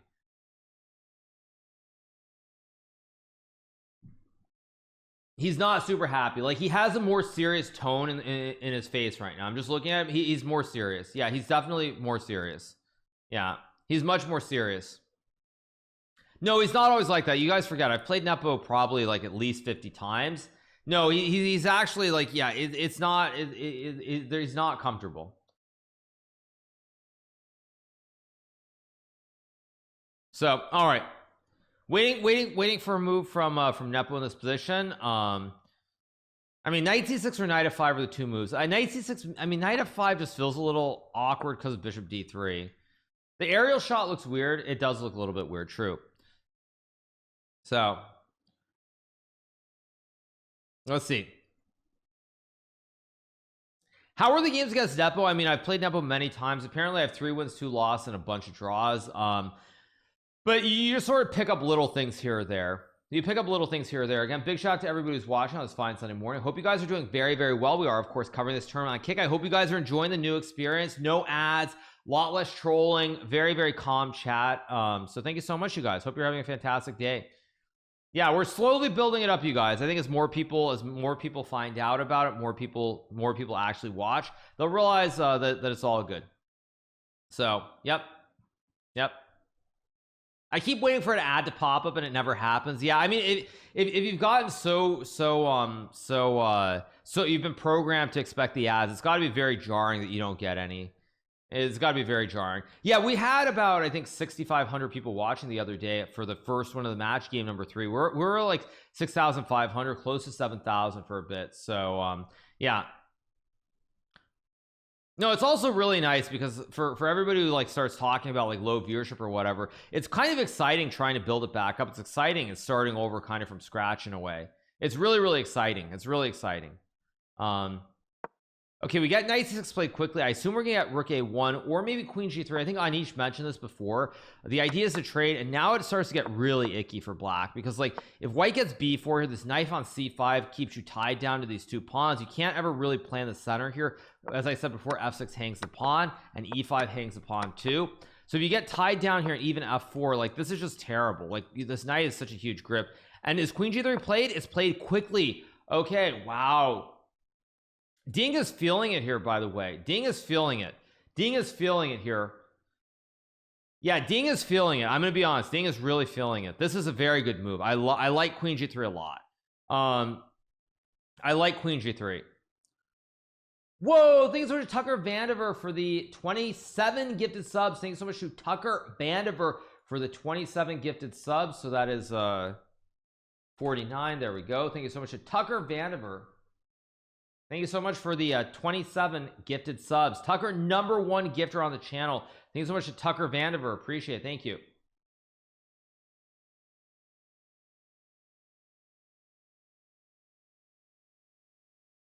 Yeah, thank you so much to Tucker. Yeah, call the bank. Yes, thank you so much, Tucker Vandiver, for the 207 gifted subs, most on our channel. Big shout out. Thank you. Glad you're enjoying the stream. Thank you so much. Yeah. So thank you so much to Tucker. #1. Yep. All right. Okay, so I don't really understand why people still complain about Twitch ads. I mean, at this point, who doesn't know about ad blocks? Okay, well, ads are ads. I mean, like, you want to have to go through all these different things? Like, let's be honest. Yeah. No, Queen G3, Kick doesn't support Chromecast, and that's how I always watch a stream. I'm pretty sure they're going to add these things in, by the way. I think people forget that Kick is still in beta. Like, it's literally only been out for 5 months. Like, it's in beta. All these things are going to get improved, but they're just starting out right now. Nepo moved. Oh, sorry. He played Queen E7. Yep. Yeah, actually, I like Nepo playing Queen E7. I'll tell you why I like Queen E7. Queen E7 is because, like, all these end games are just going to be painful. You're going to be suffering. Now, maybe a computer can save this end game, but it's going to be very, very painful to play. You have no real play here, and you're just struggling. So Nepo keeps queens on the board. Now, apparently, Rook E3 is very good, more computer nonsense, because now what you're trying to do is you're trying to play Knight C5 and B4. And now you have diamond hands, but more importantly, your rook on E3 can eventually, like, go to F3 or G3 here. So it's like really one-way traffic. Actually, I think if Ding plays rook E3, I'm gonna make a bold prediction. I think if Ding plays rook E3 here, he's gonna win the game. I think if he goes rook E3 and he sees the idea with Knight C5 and he can play like B4 and F4, I think Ding is gonna win the game. That's my prediction. I think if Ding plays rook E3, he will win this game. Yeah. I mean, H4 maybe also is a move to stop Queen G5, but Queen G5 is not an issue here for Ding, because the fact that Nepo played Queen E7, Nepo is not going Queen G5 here. So yeah, that's what I expect. Yeah, I think rook E3 is going to be played here. If he plays rook E3, I think Ding is going to win the game.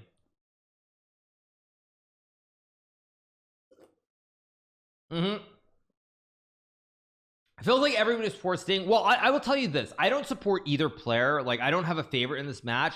What I will say is, for me, and frankly for all content creators, you want this match to be close. You want a lot of decisive games. That's what makes it exciting. And that's one reason top level chess is not very exciting, if I'm being honest, is that too many games end in draws because we're all too freaking good. So that really hurts chess. Like, if you could ensure that top level tournaments had like 80% win rate, like 80% of the games were decisive, chess would grow a lot. Top level tournaments would be followed much more. It'd be very exciting, but you can't guarantee that because we're all so good that we draw so many games. So you want decisive games. That's good for the recaps. It's good for business. It's good for everything.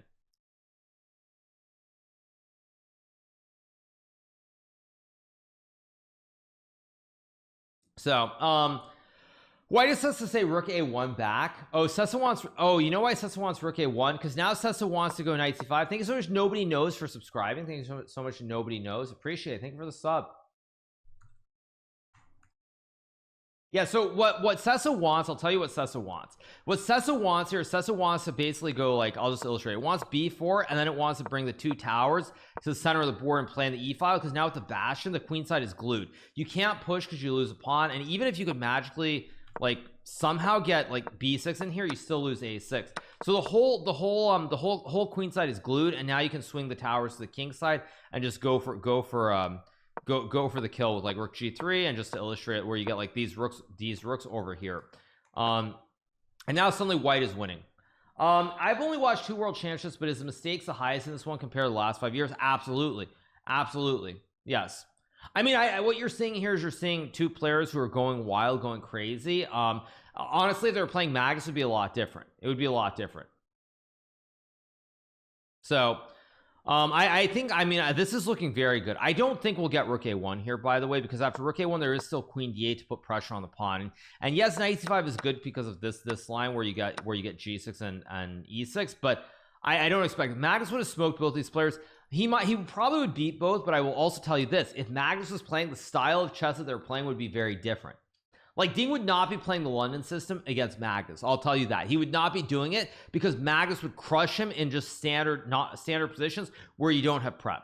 Magnus is just a much better player. That's just the reality. So it's like if you play Magnus, the whole style, the whole psychological game even is completely different. Everything would be different altogether. And a great example of that is the way that Nepo has already opened it up in this match. So when Nepo played Magnus, what did Nepo do? Nepo played the Spanish like I think he played like 4 or 5 games in a row before he finally switched. Why did he do that? Because Nepo tacitly was acknowledging that Magnus is a better player. And so what he was doing was he was trying to beat Magnus in the specific line in the anti-martial, basically, where he could use the computer. He could use the 3500 computer, try to get a small advantage, try to put pressure on Magnus. He kept doing this over and over again because he basically was acknowledging that like Magnus is a better player. So he wanted to find lines where he could use the computer and try to use that 3500 engine to beat Magnus. Every game was the same. So that's the difference. Whereas here already in this game, or this match, he's mixed it up. Nepo's played D4, he's played E4, he'll probably play C4 at some point too. He'll play multiple openings. But again, what that's acknowledging is when you play one opening is trying to use the computer, use that 3500 engine to beat the best player in history. And against a player like Ding, he's playing all the openings under the sun. So it's very clear just in the variety of the openings as well that the players feel like they have chances. It's very, very different. Very, very different. Would Magnus have been able to defend the games that Jan has lost? I mean, Magnus would never have lost that game. Magnus never would have played 6 quick moves and lost that 3rd game in the English. Magnus also never would have played knight f4 either because Magnus likes a lot of the center. So yeah, I mean, it's all different. I mean, that's just the reality. Just the reality. Yeah, Nepo said that even though he had good Rui Lopez prep, Magnus managed to make 5 or 6 top engine moves and neutralize the game. Well, yeah, that's because Magnus is the best player in the world. Like it or not, he is. I mean, I've seen a lot of threads about people trying to say, well, Magnus isn't the world champion, this and that, whatever. Like, yes, he's not the world champion. He's not gonna be the world champion, but he would have won if he had played the match. Like anyone who's pretending to say that like somehow he wouldn't have, or like somehow he's not like the world champion and best player are 2 separate things. Like they're completely insane. Simple reality. So, all right, waiting for a move here from Ding. He's still thinking in this position. Yeah, he's still thinking. I don't expect rook a1. Rook e3 is too Ding. I think rook e1 is very likely. I actually go knight c5 and b4. But rook e3 is possible. Who thinks Magnus is the best? I saw some thread there, people trying to say like Magnus is like he's not gonna be the world champion. There's a difference between the two, but the fact is the best player in the world would be the world champion if he was playing the match. That's just a reality. I mean, it's just a reality. Like you can say what you want, whatever. Like it's just a reality. What is my response to Eric's video about you yesterday? I don't actually know what you're talking about. No idea. I have no idea what you're even referring to. But yeah, we're waiting for a move here. So yeah, I actually have no idea. Eric Rosen, I mean, I know Chicken Chess Club did something, but how I tricked Hikaru, Eric Rosen. Yeah, so Eric did some debate. I mean, I'm not gonna open it. I'll ask my mods about it, but yeah, I don't know. Yeah. Kind of a weird time to do that. Kind of a weird time to do a video like that. Yeah, it's a clickbait video title. Yeah, that's good though. I will say it's good. It's good. No, it's good. That's good. So trying to work on that YouTube game. I'm all for it. All right, so let me turn off the ads and let's keep going. All right, so we're waiting for a move here from Ding. It's probably a Title Tuesday video, right? It's probably Title Tuesday. It's something like he made a video like that because of the game we played in the Rook versus Rook or something. It's probably just Title Tuesday and he put the clickbait title. It's all good. It's all good. Yeah, it is, right? Yeah.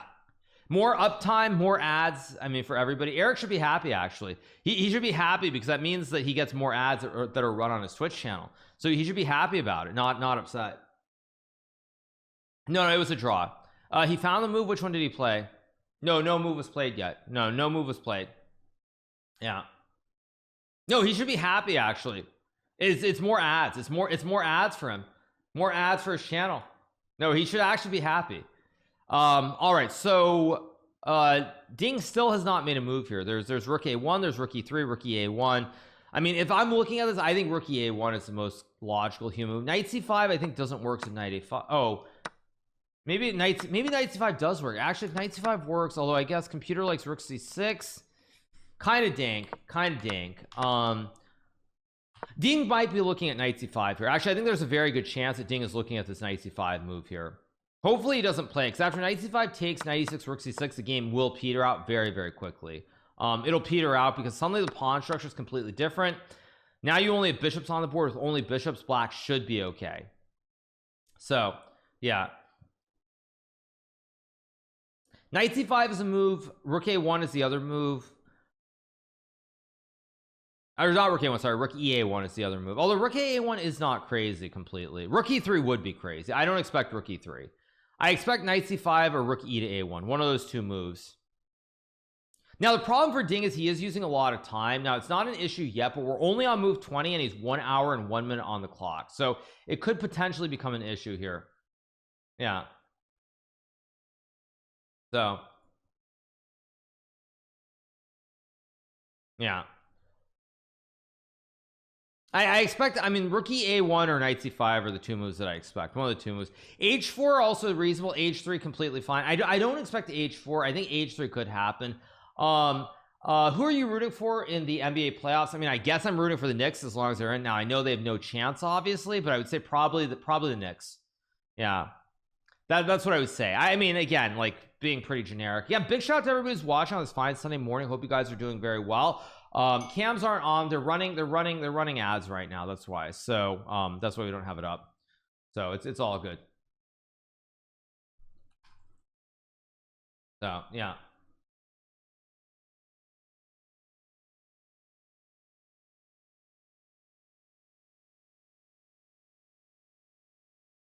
So all right, anyway, you guys, waiting for more moves here. 4500. Yeah, it's great, you guys. I'm having a ball. I gotta be honest, you guys are amazing. Rook a1 20 gifted. No, rook a1's not that insane. I think if rook e3 is played, I'll give 20. If rook e3 is played, I'll give 20, because rook e3 is such a weird move that I don't expect. Knicks, I mean, by the way, I told you guys before, because there always are new people. I forget sometimes there aren't new people in here, so I talk as though everyone was watching me on Twitch. But yeah, I grew up as a New York Knickerbocker fan. I love the Knicks as a kid. My parents were so generous. I mean, they let me stay up and watch every game of the finals in 1999 when the Knicks played the Spurs, and like I was so rah-rah. I'm like, you know, you got Trell Sprewell, you got Allen Houston. Knicks are so good, and then they got swept away, of course, by that stupid guy who just kept hitting it off, kept shooting off the backboard like an idiot. Also known as Tim Duncan, one of the best players of all time. But yeah, I grew up as a Knicks fan, and then they gutted the team, obviously. And yeah, Tim Duncan was so annoying. It was literally, it's always, you know, you always pass him in the paint and he shoots it off the glass every time. I mean, that's just not basketball. I mean, seriously, just always banking it off the glass. Like, just, that's not basketball. Like, learn how to just shoot the ball straight in the hoop. But anyway, as I was saying, yeah, so I grew up rooting for the Knicks, and then the team got gutted and I just couldn't follow anymore. So all right, let's turn the cams back. Or wait, no, they have more stuff going on. So yeah, no, they're still running ads. Is rook b1 a good move? No, rook b1 would hang the rook on b1 here. Yeah, I mean, the computer says bishop f5. No, but the reason Nepo didn't play bishop f5 is because you have to know the opponent, and the problem is that here, oh, maybe you can go f6 e5. Ooh, that's a very deep concept. Maybe you can go f6 and e5 here, but Nepo didn't do this because Nepo is a guy who likes counterplay, likes aggressive positions. He doesn't like to defend. Nepo is not a player who likes defending positions, whereas say Fabiano Caruana, he'll defend tooth and nail forever. Hikaru Nakamura, another player who will defend tooth and nail forever. But Nepo is not like that. Nepo likes to play aggressively. He'd rather be aggressive than end up in a position where he's just struggling. So we get h4, which I thought h4 is more likely, but Ding plays h4, which is also a good move. Very, very good move, actually. I like it. It's a good move. Okay, so Cam should be back now. Okay, there we go. So he plays h4.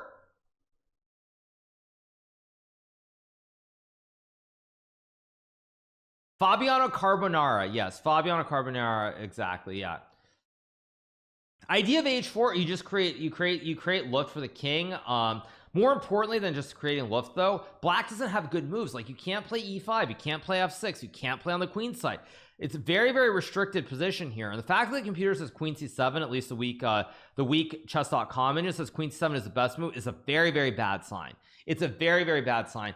I don't know if it'll be decisive. I will say, however, I'm very surprised by Nepo's opening choice. I'm actually legitimately surprised that he just played like a standard Caro-Kann position, because it's not his opening, and I'm legitimately surprised. I'm legitimately surprised. Now what Nepo has going for him is he's up a lot of time on the clock here, so if Ding gets super low on time, it could happen. Again, we're back to the World Chairs Championship. Both players just sitting in their back rooms, waiting to make a move, I guess. Rune or Rublev, I like both players. I like Rublev, but problem with the Rublev is I feel like in the critical moments he kind of falls apart. Like when it's not critical moments, he'll always hit those scorching forehands and hit those winners, but when he's in the tight points, I feel like he doesn't play those like critical points as well as like say Daniil Medvedev, for example. So I do like Rublev's style, but I feel like when he's in those critical points, he doesn't hit those scorching forehands. Like he's a little bit more tentative. So I even though I like his play, I'd probably say Medvedev. I mean, I'm more a fan of Medvedev. Okay, so looks like Nepo's back at the board here.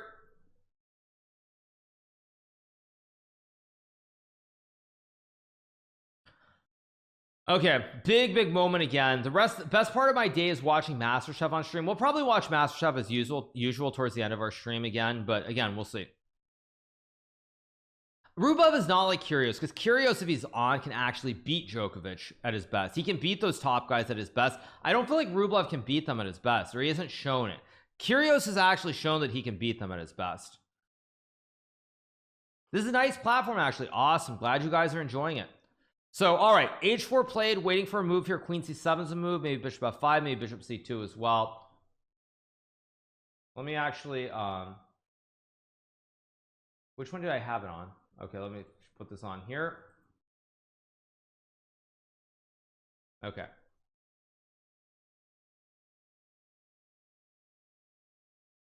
Okay.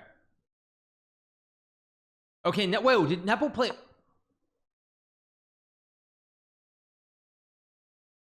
Wait, why is Nepo moving so fast again? What the heck? Okay, I'm gonna give you guys a take. I think Nepo is feeling the heat here. I think Nepo is feeling the pressure here, and he's feeling the pressure and he's moving too fast. Yeah, I think he's stressed and he's moving too fast. Yeah, I think he's stressed here. I think he's stressed. No, I think Nepo is legitimately stressed here, and so he's moving too fast. Yeah, that's my read. Yeah.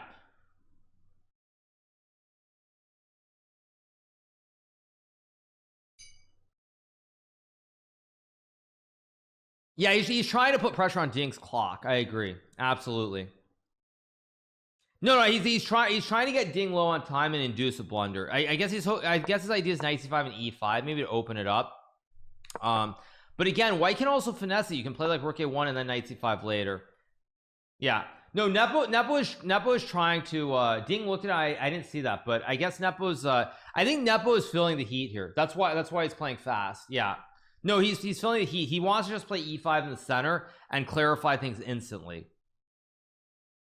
Yeah, I think this is going to be, there's a very good chance that this will be a decisive game. I think there's a very good chance.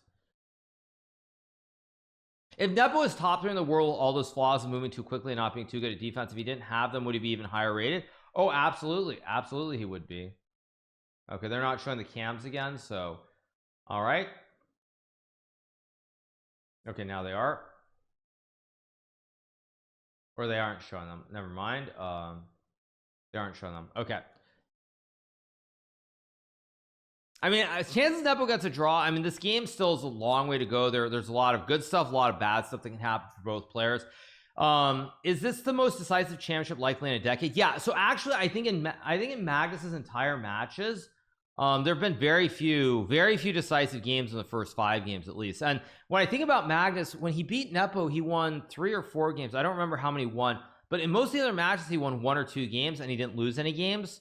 Other than the Karyaka match where he did lose a game. So there already have almost been, if this game is decisive, we will have had more decisive games in this match than we will have had, I think, in in like almost all the other matches combined. Will be very close, very close. I think in the last 5 that Magnus played, something like 8 or 9 decisive games, with 4 of those being in the last match. So it's very low. And Knight C5 played fast by Ding. No, I think Ding definitely senses it. I think Ding senses the pressure here. I think Ding has figured out that when Nepo is moving too quickly, he's feeling pressure, and so Ding now is trying to move fast too, since he knows he's doing well. Yeah, it's very strange. Like this whole match has been very strange. Like I'm very surprised by what Nepo has done today. Very surprised by this whole Karukan setup. I was sure that that Nepo would not do this. I was sure he'd have something more aggressive. So definitely surprising to see this.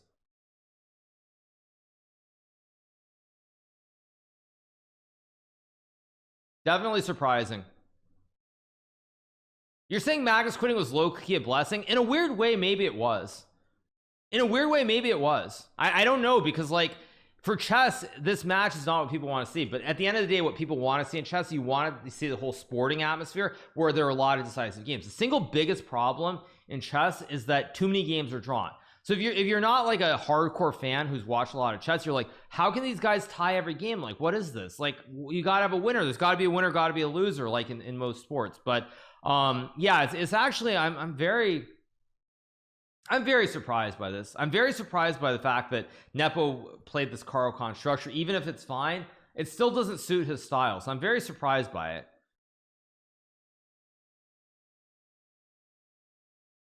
No, I mean, Nepo is definitely feeling the pressure here, no doubt.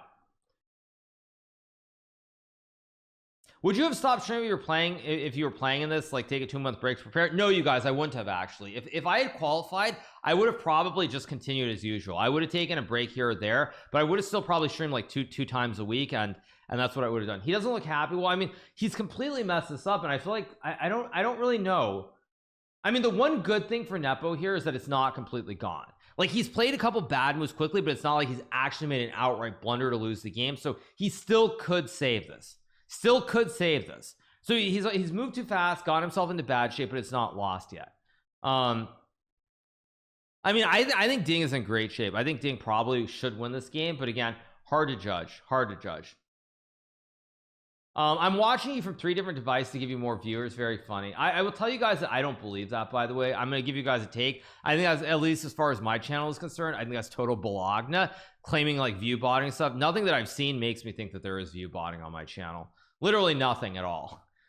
So I don't really actually believe that, at least as it relates to my channel. I'm not saying it might not be happening, but I think that's balagna. I think that's total balagna.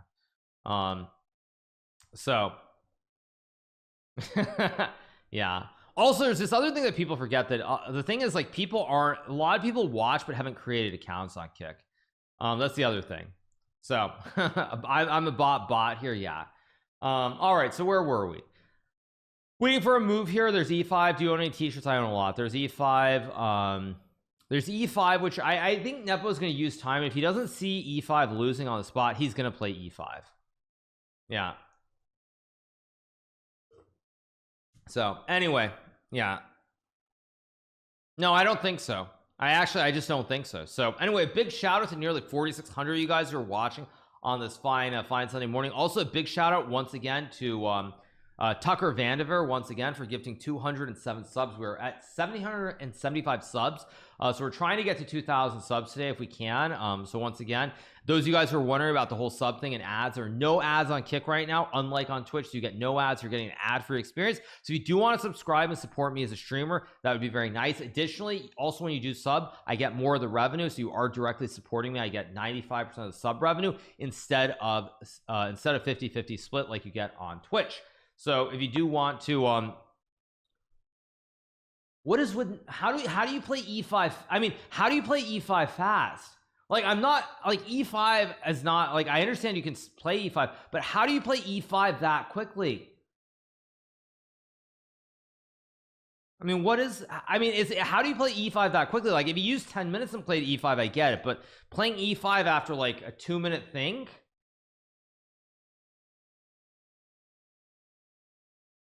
I mean, yeah, b4 is just winning here apparently.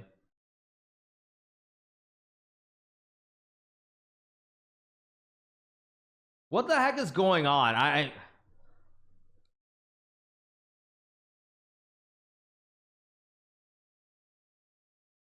I mean, I don't even know what is going on. This is just so bizarre. Yeah, I mean, just b4 guard. I mean, the point is white can't take the pawn because you lose the knight. But if you go b4 to guard the knight, I mean, after e4 you can just go f3, and I mean, this knight is just a jumbo horse on c5. It can never be removed. You have diamond hands formation as well. I mean,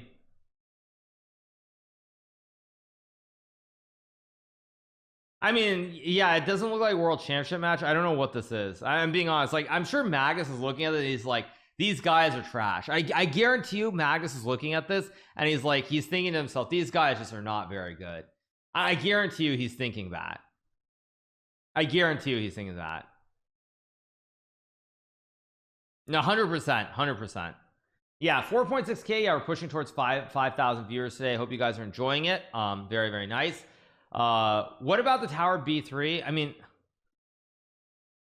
no, I mean, b4 just guards the knight. b4 guards the knight, and now you threaten to take. So say I move the rook, you can just take. Now here f4 doesn't work, so there's knight f3, but you just go rook a1 followed by f4, and I mean, everything is super weak here. Everything is super under pressure. Like, this is just a very, very bad position for black. They're putting on a show. They're putting on a show, that's for sure. Putting on a show. No, but you can say it's called pressure. I mean, I'm not, you know, I'm well aware of what the pressure is with the stakes so high. I'm very, very well aware of that. But I don't understand. I don't understand. Did Ding play b4? No, he played rook b. Okay, not the best. Not the best. It's still good. But I mean, rook b3 is very critical too. Very critical, because if you don't play knight takes a5, you probably lose on the spot. Yeah, I mean, Ding probably thinks this is good, but it's still not easy because rook a3, knight c4 takes, and white is better here. But black has chances maybe with like queen b6 or something. I mean, okay, now let's see. Is Nepo going to use 10 minutes? Is he going to sit on his hands and use 10 minutes here and try to find the best move, which is knight takes a5, or is he just going to blitz out rook a b8 or something?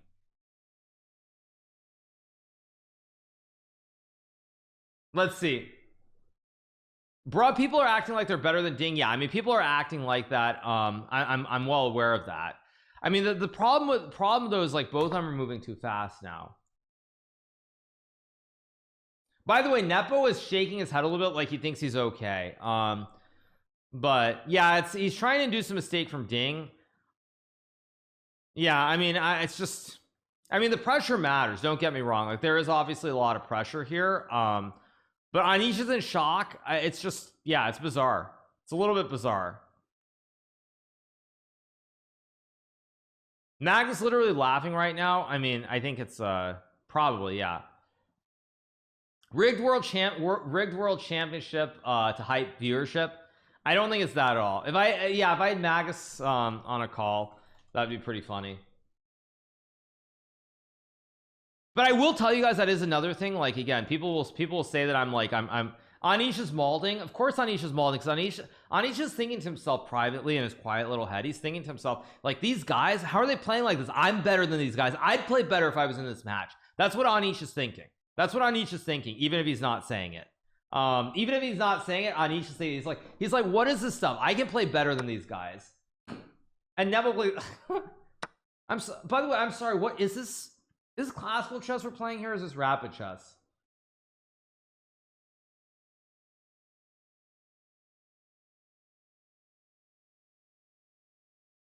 I'm not actually thinking it because having played the candidates, I'm well aware of the pressure that the players are under. But I do less pause than Geary and Howell when they're two people. Well, I mean, as I said, I learned from the Amazon series. It's like, what is it called?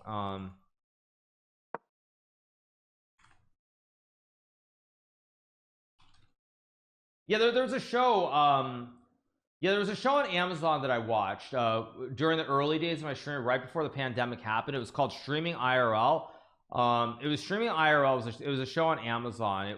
I watched 2 episodes. There was an episode there were 2 episodes. There was one episode on Myth, the streamer who was with TSM, who I know, and the other one was with Pokimane. And I remember watching the episode on Myth very specifically, and one thing that Myth said at the time was he said you basically have like 30 seconds to a minute to keep the viewer entertained or excited. If you don't do that, they'll go watch another channel. And I very much have internalized that as far as why I talk nonstop.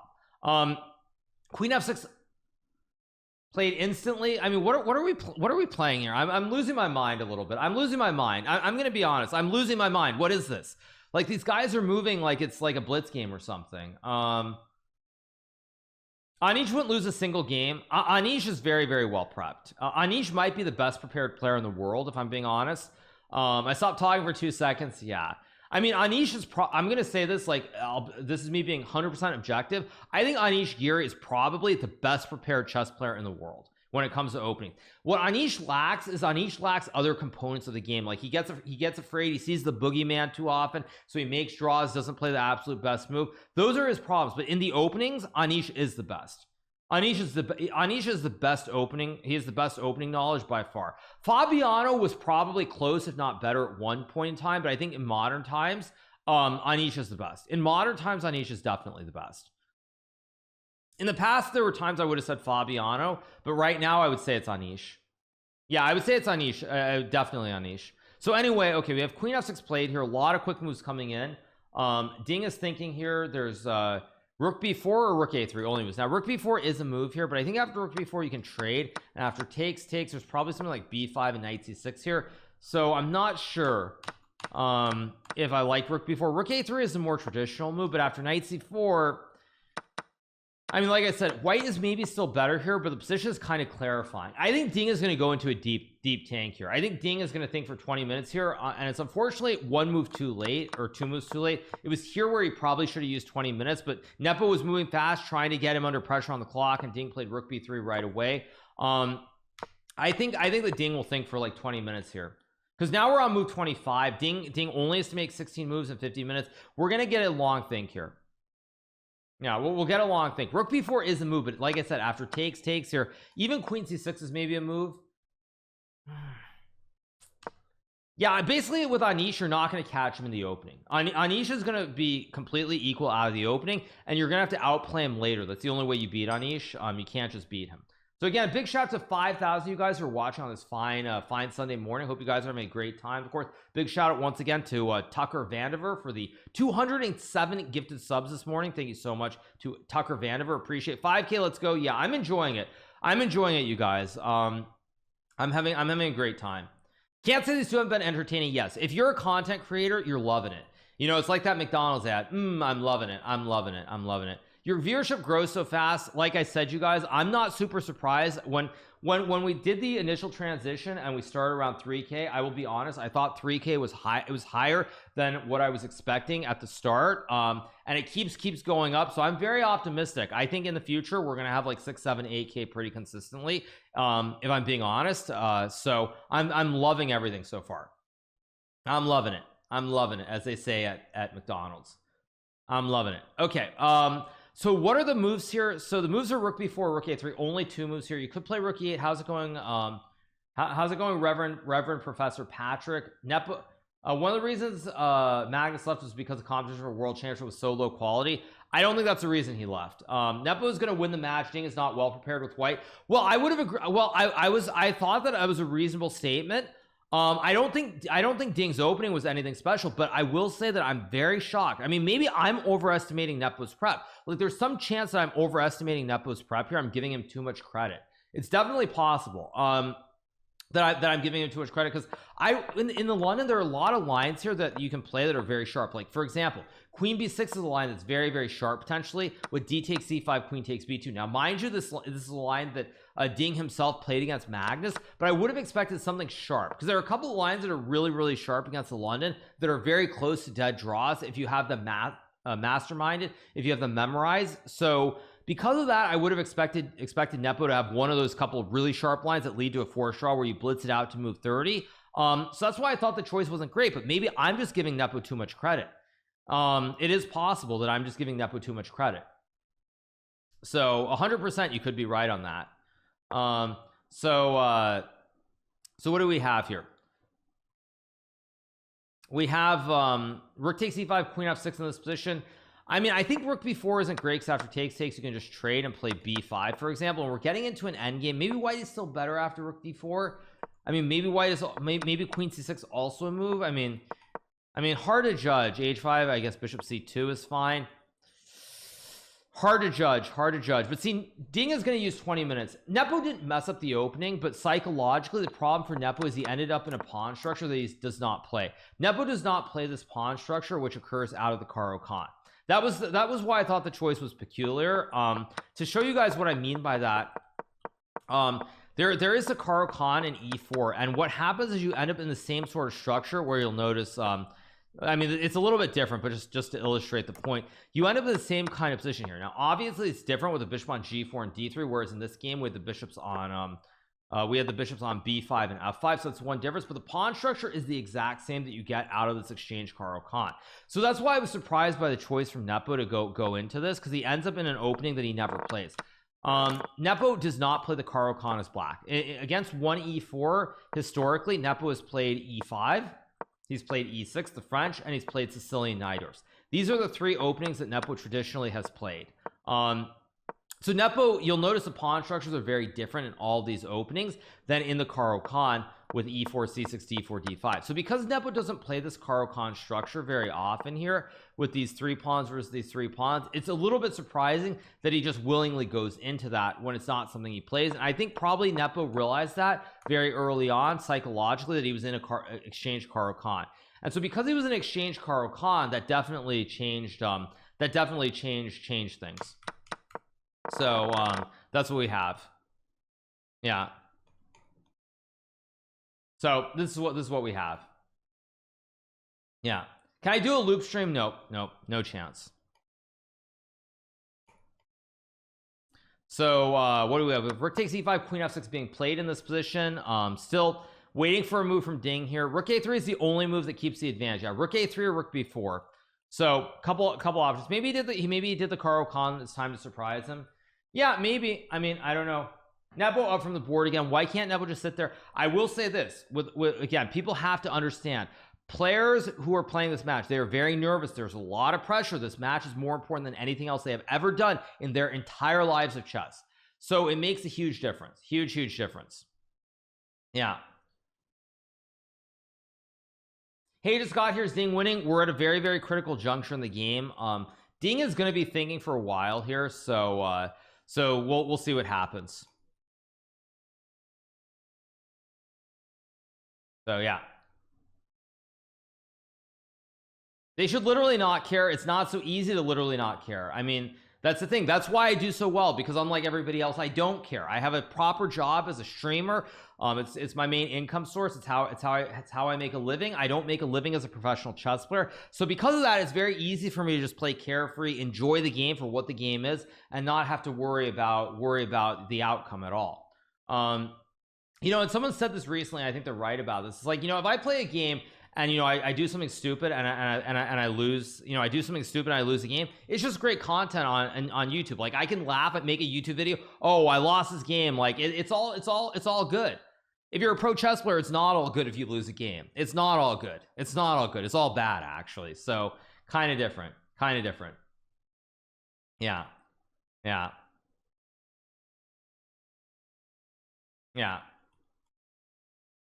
I've hacked this chess thing, Hikaru. I've tried. Yeah, I've tried. You lose viewers if you lose a game. Yes, you guys. Yeah, that's not how it works. Magnus has said multiple times, this is one of the reasons why I left. He said that in an interview when he first announced it. He said what? Reverend Professor Patrick, he said what? If you have a link, I'll show you guys. This is definitely Richard's influence. Queen e3 is potentially a move, but I think after takes, you just take h4. Maybe white still has counterplay here, but you're down a pawn now.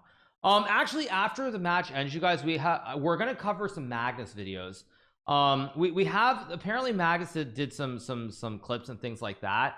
So that's what we're covering. Yeah, 5K again. Big shout out to everybody. We've nearly grown our audience by 60%. We've grown our audience amazingly since we started our first stream. We had about 3,000 viewers. We're now up to 5,000. We just keep growing, keep doing what we're doing, and it's all good. It's all good. It's actually, I said before, it's very exciting because I mean, I think that on Twitch viewership numbers go up, but I think it's fairly close to being capped, and fairly close to being capped in terms of the upside of how much higher it can go. Whereas on Kick, it's like starting fresh. It's like, you know, starting from like 3,000 and trying to build it back up to like 10k. It's very exciting. It's like rejuvenating in a lot of ways. So yeah, I know people are gonna think that I'm just making stuff up, but hey, I just tell you guys what I think, and that's that. It's as the saying goes from the dude. That's just like my opinion, man. Yeah. Thank you so much, Tucker Vandiver, for the 3 gifted subs. Thank you so much to Tucker Vandiver. Thank you for the 3 gifted subs. Appreciate it. Thank you so much to Tucker Vandiver. Back at it. Thank you so much for the 3 gifted subs. Thank you so much, Tucker. You're the man. And so it begins. Yeah. All right. So big moment here. Ding is thinking I am going to go use the bathroom and get some water because I think that Ding is going to think here because he's going to realize he made some kind of mistake. Thank you to Tezern for the subscription. Thank you so much, Tezern. Appreciate it. Thank you so much to Tezern. Appreciate it. So I do think that Ding is going to probably use a little bit of time here. So I think like it's probably a good time for me to step away for like 30 seconds to get some more water. Because I'm out of water. Get some more water. How much water do you drink? I drink probably like five of these a day. I don't know how much this is. Why do I repeat things 3 times? Because I have 20 thoughts running through my head. You have one thought, then you see a comment, then your mind goes there, then your mind goes back, and your mind is like just like you have too many thoughts in your head. That's the reason. So is that 5 liters? I don't know. 5 liters. I had my coffee already. I had my coffee earlier. Yeah. 3 liters. Is it too much? Yeah, probably rook a3 or rook b4. One of those 2 moves will be played. I don't know which one will be played, but one of those 2 moves.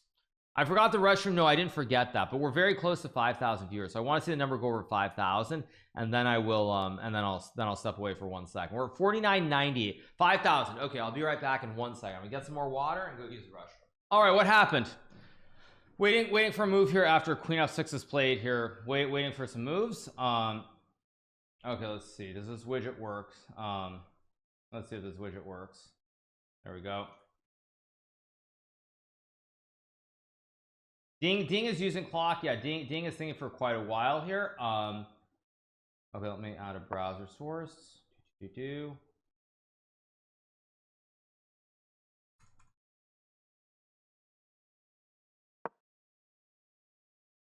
Work. Okay, yeah, this does work actually. This does work, doesn't it?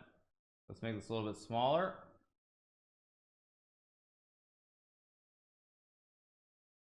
Remove this.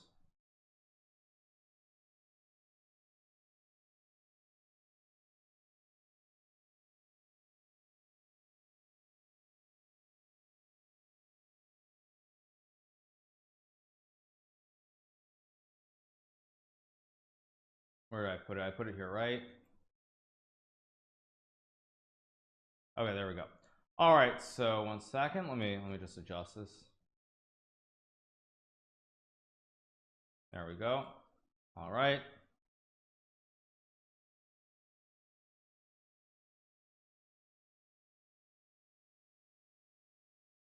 One second. Sorry, you guys. Just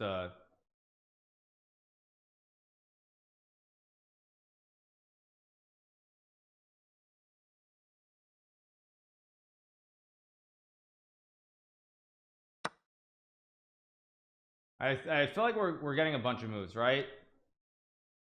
1 second. Sorry. Just making sure it looks good on every scene. Okay, there we go. Okay, so what just happened? What do we got? We got rook a3 is played, knight c4 takes. We're gonna get d takes c4 played in a second, and the game goes on. So it goes on.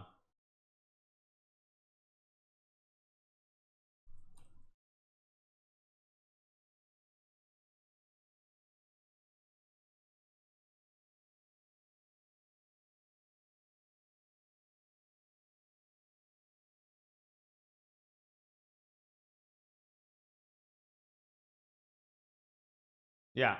All right. What did I miss? D takes c4 is played here. Is rook takes e8 move? It's not. So yeah. All right, we get rook a3 knight c4 takes here. B7 you could take the pawn. The problem with knight takes b7 is there's takes and queen b6 and queen takes b2 here.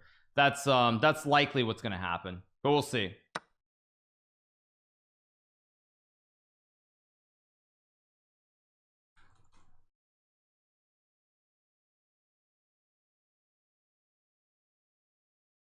Nepo played rook takes e5. No, he didn't. We get d takes c4. No, the game's still going on here. There's f4. There's knight takes b7 here.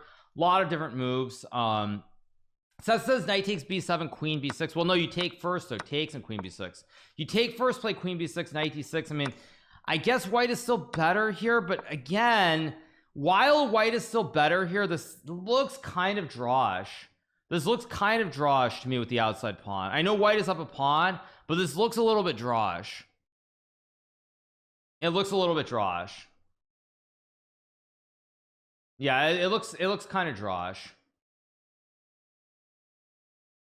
So I'm still confident in my Nepo pick. I mean, if Nepo survives today, I remain confident, but I will say it's very clear to me now that there's no yeah.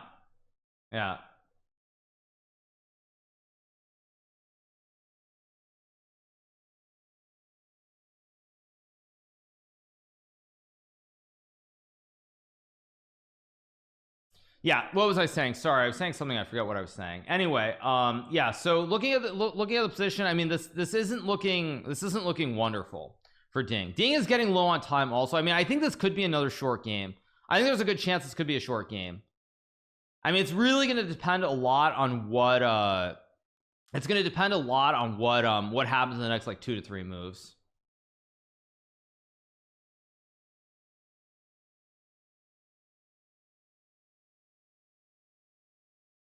What's the move number? This is move number 27 coming up here. What's my religion? I'm not religious.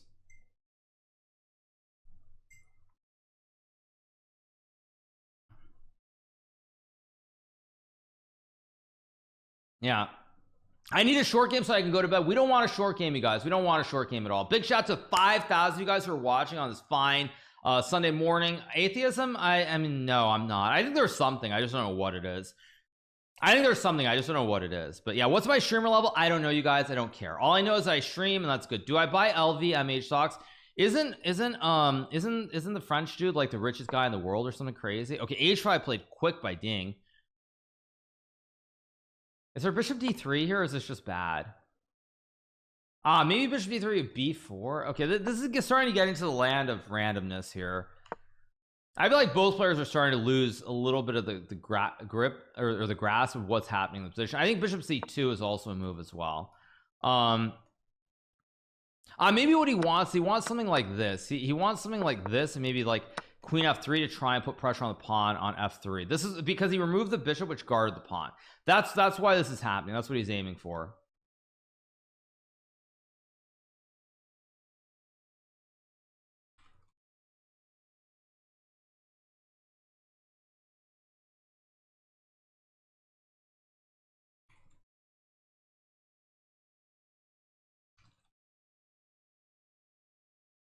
So yeah, this position is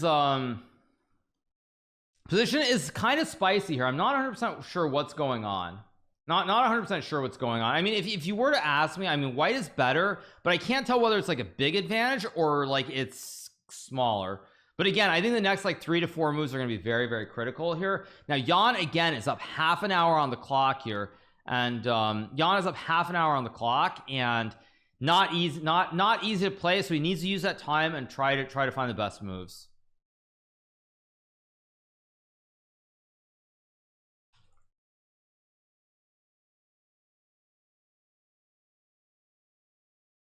Is there an increment for this game? There's no increment until move number 40, or no, move number 60. Sorry, no increment. So Jan has 1 hour, Ding Liren has 34 minutes, and we're gonna see what happens. Yeah, is Stockfish Sessa is a supercomputer? Yeah, it is a supercomputer, you guys. So it's giving white an advantage 0.54. It says takes. Oh, queen d8. What? Oh my gosh, you have a right triangle. It's a classic patented right triangle draw with the 90 degrees. And if you block, I take the juicer. Oh wow. Oh wow. Well, if Nepo finds rook e5 and queen d8, that will be very impressive if he finds it. He could find it if he sits on his hands and uses 10 minutes. If he uses 10 minutes, he sits on his hands, I think he can find it. Of course, having said that, now watch Nepo just play rook e5 and queen d8 in like 30 seconds. Just watch him just play rook e5 and queen d8 really fast. Yeah, no, now that I said that, he'll just play it in like 30 seconds just to make me look like a total idiot. But we'll see. Yeah, it's the classic patented right triangle, because after takes queen d1, only move, check, and if you go back, it's just a draw. It's just a draw, complete draw. But if you block, then you lose the pawn and you lose the knight. Yeah.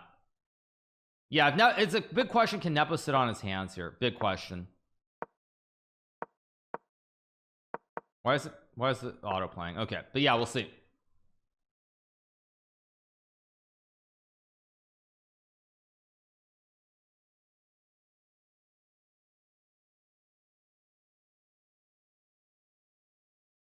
Yeah. All right, we'll see.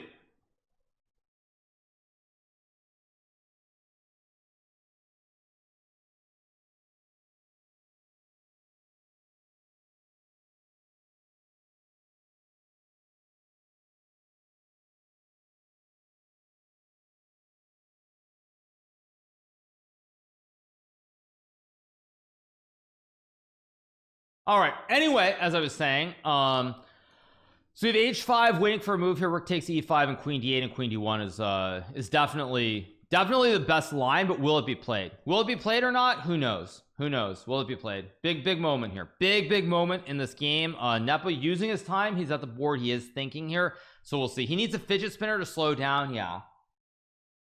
Yeah. Your kick views have gone up before. It was like 3K and now it's 5K. Of course, you guys, of course. I mean, I have the same attitude I've always had as far as streaming goes. Like, numbers will go up and down, but you know, if you have a good product, you give people the content they want to watch, people will watch. It's just that simple. People will watch.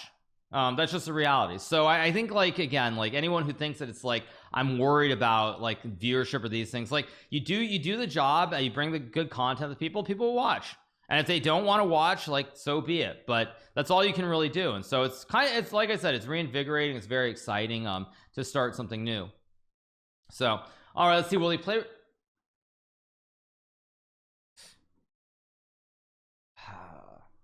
I mean, it's still a game, but like, how do you play bishop c2 in 4 minutes? I mean, how can Nepo not think?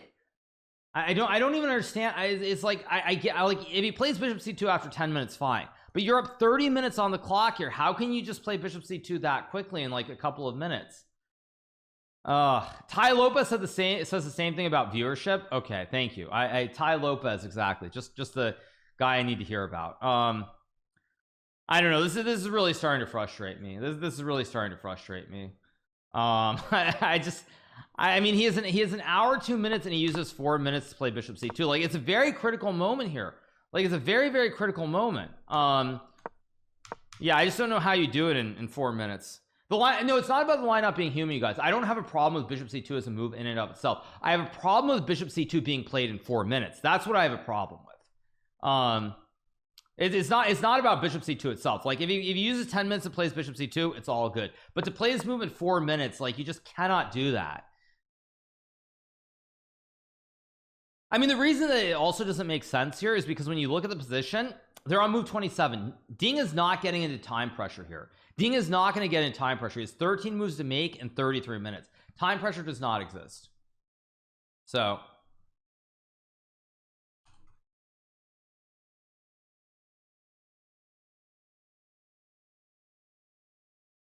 when do you play too fast? I mean, I think you have to use your time. You just have to use your time. It's just that simple. Yeah, I mean, 13 moves in 33 minutes is not hard, especially in a position like this, which is very simplified. Everything is very clear and very clarified. It's definitely possible.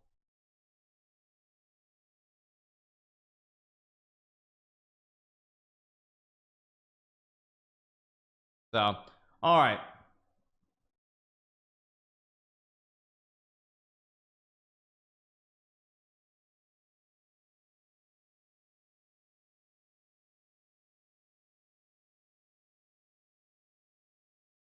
Anyway, you guys, anyway, Nepo is trying to flag Ding in a classical game.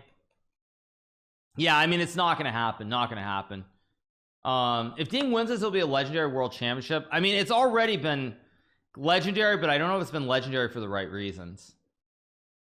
Okay, so he's gonna play queen b6, I assume here, although you could take first maybe, although now after queen e5, queen b6, maybe not so clear. I mean, you can play d takes e5, queen b6, knight d6, and queen b2, queen f3, queen a3. I mean, let's just watch and see what happens here. I don't know. Let's just watch and see what happens.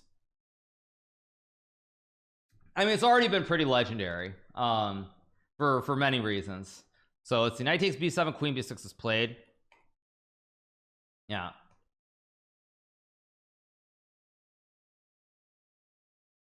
Why are they not finding the best moves? I mean, there's a lot of pressure going on. It's just that simple. A lot of pressure.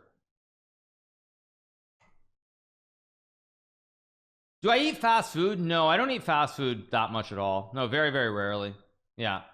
Press conferences are legendary. Yeah, exactly. They are pretty legendary. Yeah. Yeah. Do I think there's a god? Good question. I don't know. I think there's something out there. Put it that way. Stop the cap, man. What cap? Level of play here has been it's been good at times, it's been bad at times, it's been everywhere in between, all over the place. I mean, I think right now we're just gonna watch and see what happens. I don't really know what's gonna be played. Did I react to Gary's comments on the World Championship match, his interview with the St. Louis Chess Club? You mean before the event? I don't know. Yeah, but anyway, realization to set him for Nepo. I mean, I don't know what Nepo's doing. I don't know. I mean, I don't know if Nepo thinks he's okay. He thinks he's losing. I have no idea what's going through Nepo's head. I mean, yeah, there's no way to have any clue. Yeah, I don't even know what I'm gonna say. Do I think we're in a matrix? No, I don't. It says it's +2, really? So it says it's +2 because it says there's this takes and rook a5. If you take, there's what, queen d. Oh, there's knight e8. Oh, ooh, knight e8, nasty. Oh, nasty. Yeah, I mean, the thing is that world championships have been more entertaining because there have been a lot more mistakes. So it's like if you get perfect chess, it's bad for the audience. It's good for chess as a game as a whole, but it's bad for the audience. It's bad for the audience. So I don't know. I don't know how I feel about all of this. It's like it's good and bad at the same time.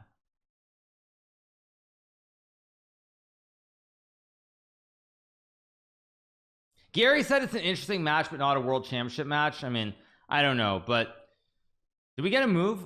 Oh, my gosh, why is Nepo? I'm losing my mind. I just don't know how he can't use his time. I don't know how he can't use his time. It's just killing me a little bit.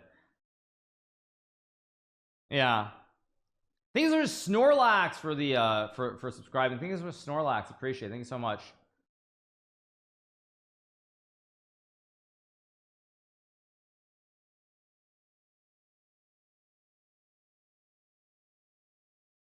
So, all right. It's like they made an agreement to play fast. Yeah. No, it's just the time management here. Like these positions are not super simple to play. Like there's a lot of stuff going on, and just playing moves in a couple of minutes. I mean, it's just crazy. To me, it's crazy. I'm not saying like I'm not saying it can't happen, but no more manual sub count. But it didn't update, did it? I don't think the sub count updated. Yeah, it didn't update yet. I need to send a message to Streamlabs and ask them when are they going to have something that works. It didn't update, did it? No, it didn't. Let me ask.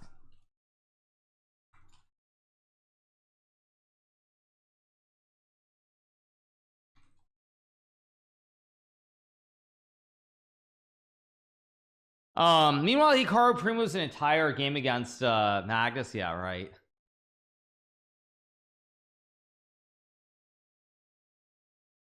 Did I sell my supercomputer because I'm a streamer now? No, I did not, you guys. No, I didn't. I think there's Snorlax with 5 gifted subs. Okay, back to the manual sub count, right?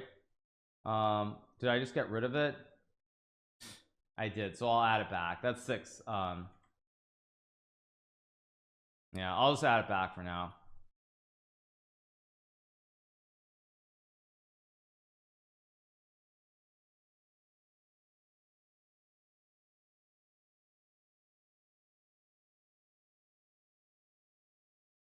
Sorry, one sec, you guys. I'll put the manual sub count back on.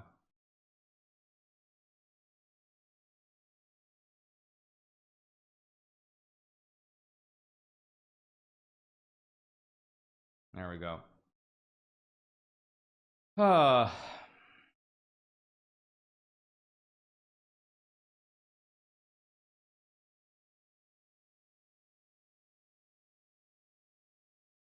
Okay, so I should have it on all these. There we go. Okay, where were we? Oh, they're not showing the board right now naturally, so all right. Okay, so waiting for a move here. Is Ding completely winning? Knight d6 apparently completely winning, but we'll see. 2000 scenes. No, they're 4 different camera setups. They're 4 different ones. Yeah, knight d6 is the best move. What else? I mean, I think it's the only move unless you take on e8, but taking on e8 makes absolutely no sense whatsoever because then the rook infiltrates. So if the players know they're on +2s, that make a difference. That makes a huge difference. If Ding knew this is +2, he's already trying to figure out why. If Ding knows this is +2, he would definitely be evaluating this position a little bit differently. 4 cameras, 3 monitors, 2 chessboards, and 6 game consoles, right? 6 consoles. Yeah, if you take with a queen, there's rook takes rook, which is check, and it's a classic fossil here, because after rook takes rook, you lose the queen. That's why. I mean, Ding will play knight d6. Knight c5 just looks ridiculous, because you can just trade and take on b2, and it just doesn't make any sense. So knight d6 is a very easy move here to play. Very, very easy move to play. Yeah, he plays knight d6. They have cams on now. Okay. There we go.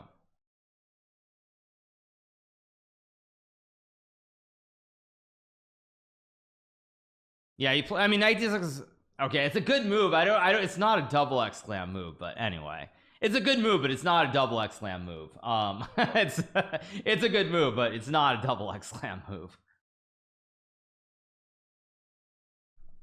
Yeah, I mean, some of this stuff is a little bit sketchy. I'm gonna be honest. Like, as much as I like chess.com, some of these functions of like the question mark and double exclam are a little bit suspicious. Yeah.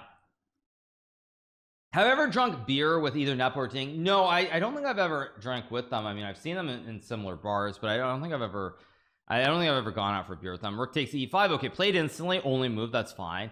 Queen takes e5 will be played by Ding here.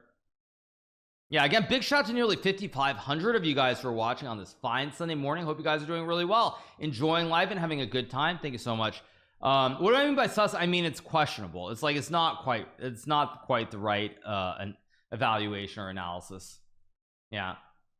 So once again, yeah. We'll get queen takes e5, and then probably Nepo's gonna blitz queen takes b2, and if Ding finds rook a5, I think Ding is gonna win this game. I think he will win this game if he plays rook a5. I mean, they've got 11 moves to make. Like 11 moves in 27 minutes is nothing. Like nothing. I mean, it's not hard to make 11 moves in a position that's so simplified like this. It's, yeah, quite a big delay in the cam. Okay, I'll refresh then. I'll refresh. Let's refresh. Yeah, let's see. Yeah. So I mean, queen takes e5 and rook a5 is apparently winning. D takes e5, queen takes b2, queen f3. I mean, queen takes a3 takes, king h7. It's probably okay because if you take f7, there's check and check to win the knight. So probably it's okay. So we're at a very big moment. This is a very, very big moment for Ding. Will he take with the queen or the pawn? Now the pawn also makes sense because you plant the knight in the center of the board. Like now you have a bastion on d6 that's always targeting the pawn on f7. So there are pluses to taking here with the pawn. After 11 moves, they get an extra hour. So there's no pressure on the clock. That's the main thing.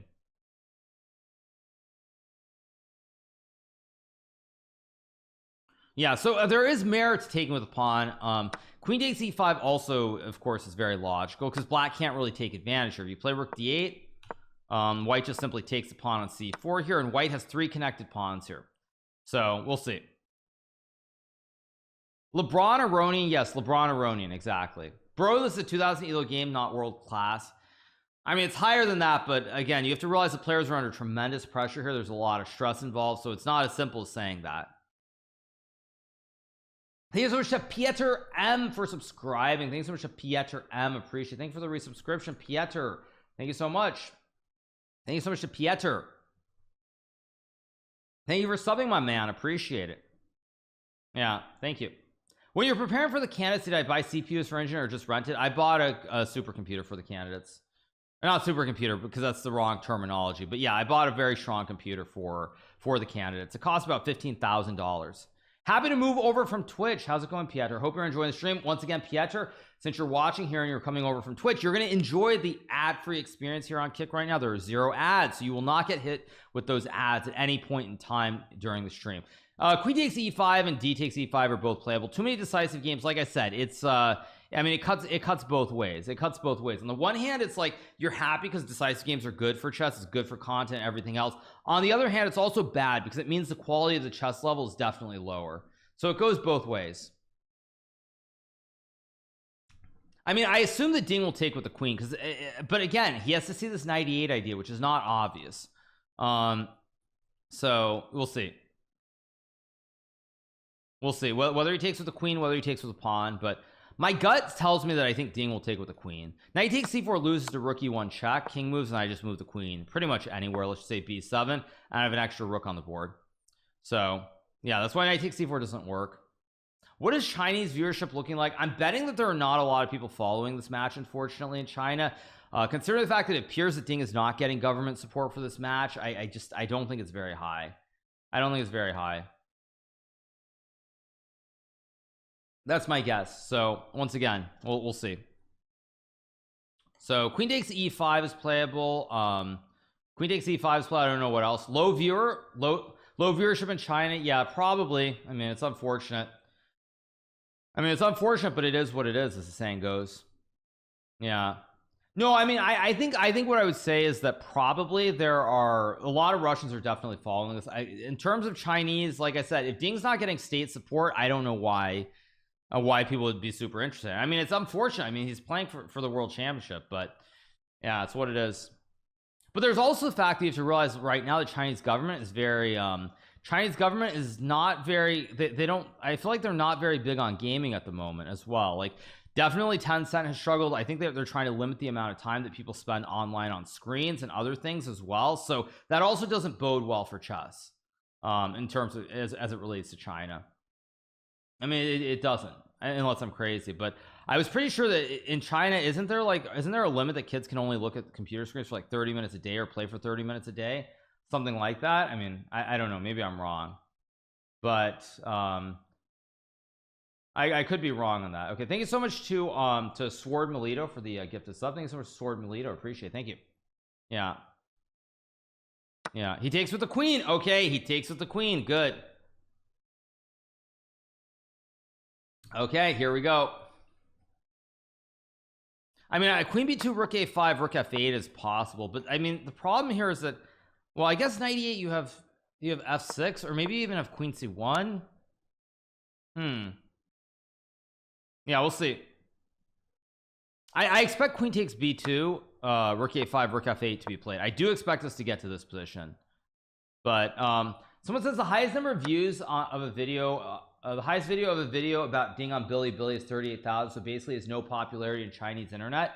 I don't know what 38,000 means. You'd have to give me some idea, like I don't know, what a video on like Double Lift or a video on Fake or somebody from League, how many views does that get on Bilibili?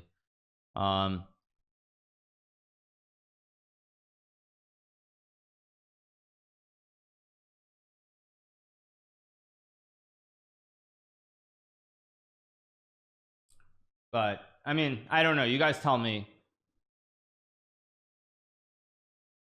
Knight takes c4 is a logical move as well, but I think there's queen c1 and then bishop d3 to disturb the knight and the rook here. Both pieces a little bit loose.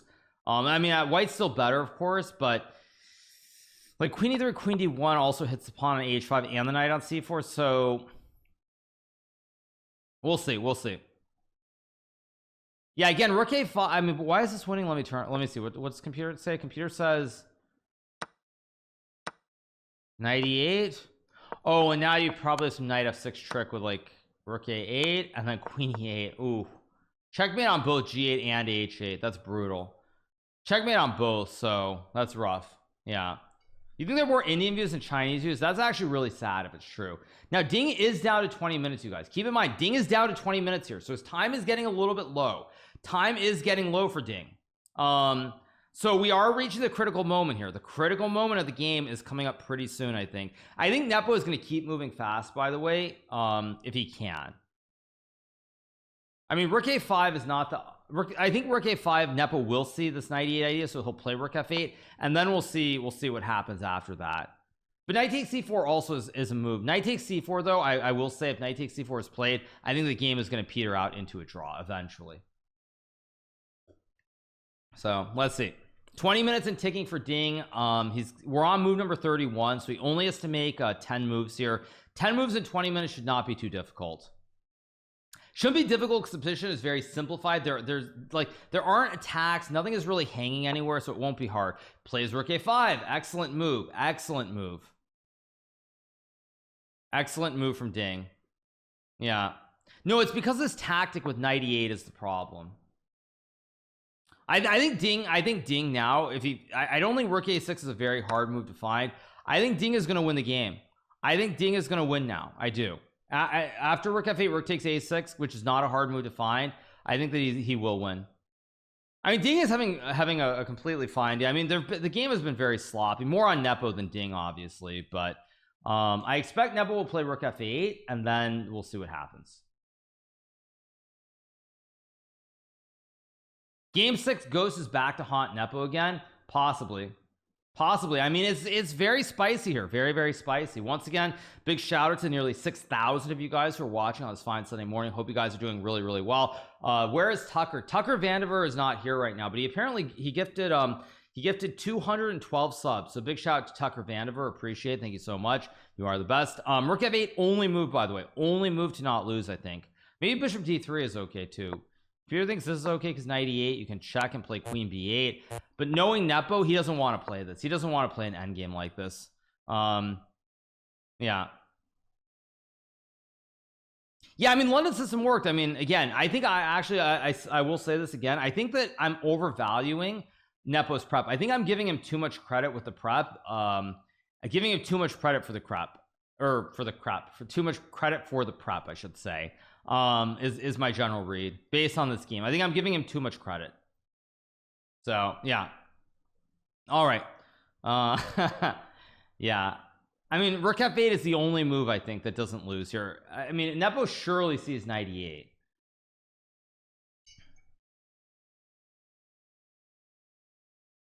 Sessa is saying king h7. Wowzers. The idea is that now on knight e8 there's probably some tactic where you can sack the rook and make a repetition with this check and check. So you do the yo-yo with the queen and it's a draw. Whereas like the point is that if you play knight e8 right away, like say you go just like I don't know here, for example, knight e8, whenever you take on e8 it's going to be a check. That's the problem. So king h7 is a move. I don't think a Chinese champion is a good thing for chess considering the overall stand of the Chinese government regarding the sport. I mean, it is what it is. What do you guys want me to say? It is what it is. I mean, it is what it is. Nepo is watching the Hikaru stream in the break room. I don't know you guys, but okay, we're back to the chairs game. I think Nepo is going to be away for a bit. I think Nepo might now be realizing that there's this problem with knight e8. I think Nepo might be realizing that there is a problem here. So let's see. Chess views and Billy is like 1/10 of Go. Ooh, that's bad. That's bad. 1/10 of Go. Jeez. Yeah. Do my parents watch my streams? I mean, my stepfather is a FIDE master, so of course he watches my stream. But yeah. Now Nepo's got to use his time and be patient. This is right where he needs to start thinking. But again, it's getting scary. It's getting scary here. So yeah,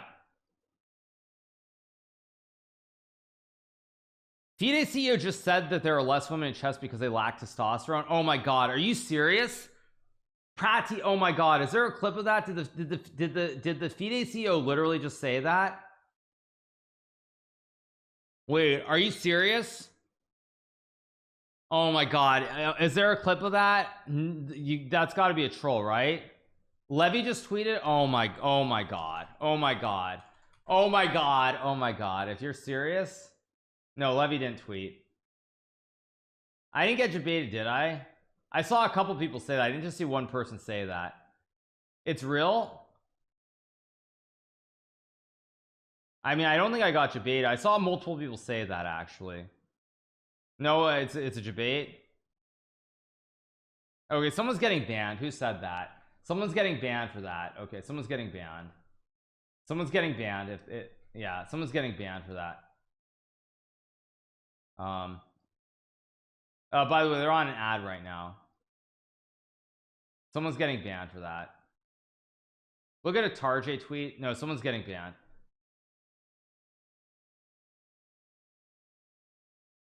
Yeah, no, someone's getting banned. Yeah, very funny. It's in his replies apparently. Okay, I'll waste 2 seconds looking. I'll waste 2 seconds looking. He replied to tweets about it. Okay. In his replies, let me find it. Replies. Oh no way. Wait, what? Oh no, it's oh no. Oh no, it's actually true. Oh no. Oh no.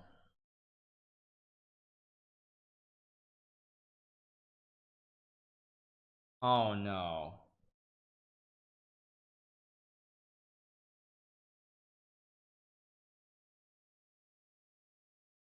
FIDE CEO Emil Satovsky was asked about the lack of women in chess on a sports management podcast. Of course, he made no mention of sexism. Instead, he explained that women lack aggression and testosterone. Oh my god.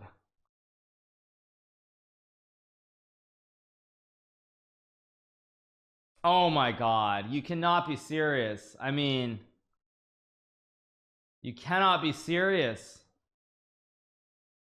You cannot be serious.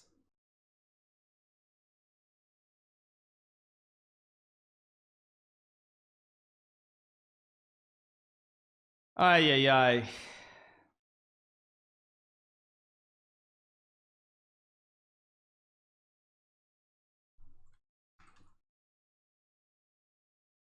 Yeah, I didn't actually get around to banning the guy. I didn't get around to banning the guy. No.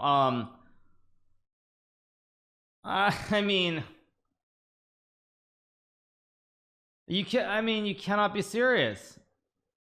You cannot be serious. Oh, sorry, there's sound to it. Oh wait, let's listen. Sorry, I didn't realize there's sound. Wait. Wait, why is it unmuted? Oh, there we go. Single day you need a lot of physical energy, a lot of, sometimes even a lot of aggression, because aggression in a good meaning, because you need to be very. Wait, sorry, I have the volume. Let's listen again. In a single day you need a lot of physical energy, a lot of, sometimes even a lot of aggression, because aggression in a good meaning, because you need to be very, how would I say, focused on this idea of beating your opponent and so on. So there's something that testosterone levels probably play an impact. So in a single day you need a lot of physical energy, a lot of, sometimes even a lot of aggression, because aggression in a good meaning, because you need to be very, how would I say, focused on this idea of beating your opponent and so on. So there's something that testosterone levels probably play an impact. So in a single. Oh my god, you cannot be serious. Oh jeez. I mean, you can't be serious. Let's go back to the game. I mean, I don't even know what I'm supposed to say. I mean, you cannot be serious. Like, I mean, he's not right though. He's not right. I don't agree at all. Yeah, I don't agree at all. I mean, that's insane. That's insane. That's just completely insane. I just can't believe he said that. Oh my gosh. Sounds like an AI voice, yeah.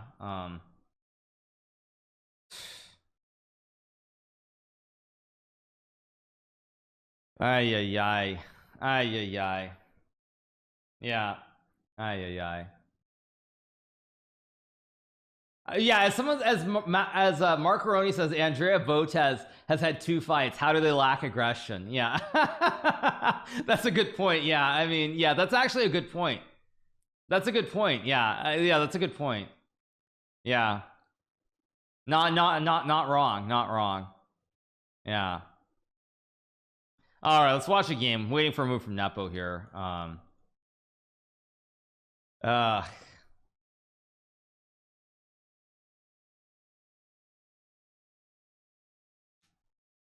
Yeah, I mean, I just I don't know how someone who's at the top of the governing body of chess can say that.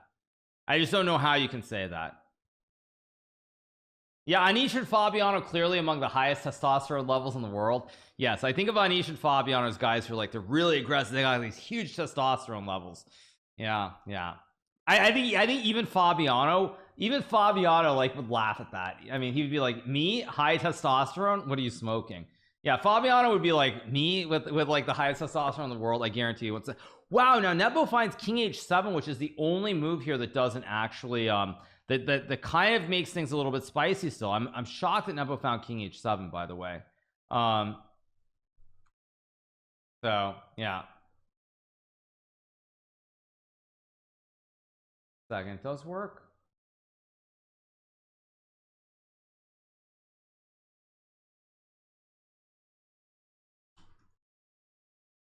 So, all right.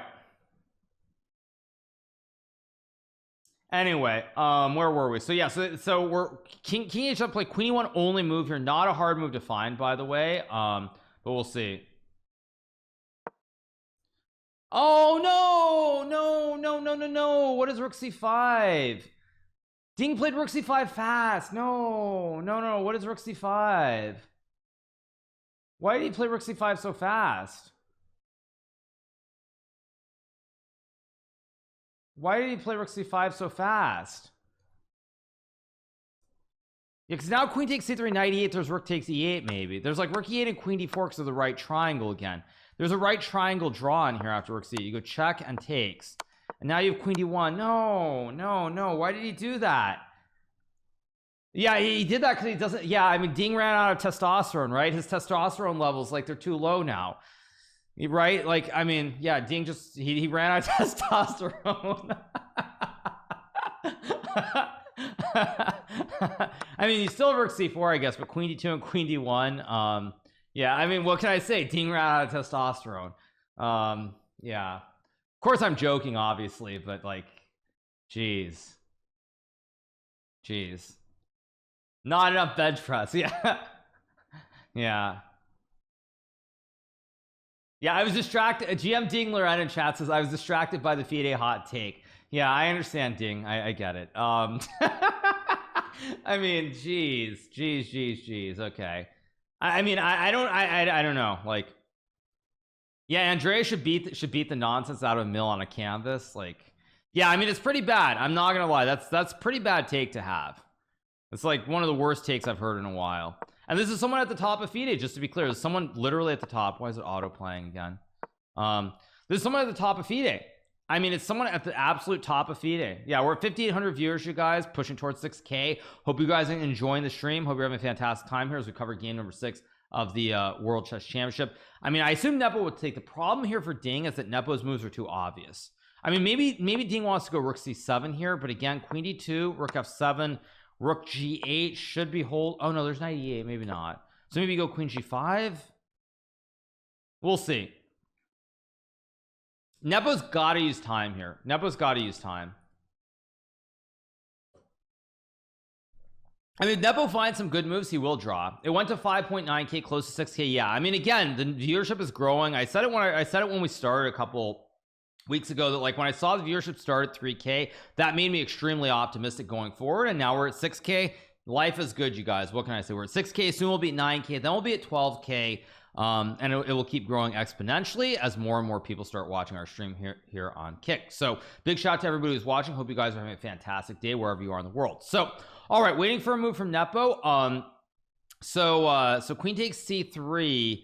and I assume we'll get rook takes c4. That's what I expect, and then queen d2. That's my guess. Rook a8 played. No, rook a8's not played. We're watching the cams.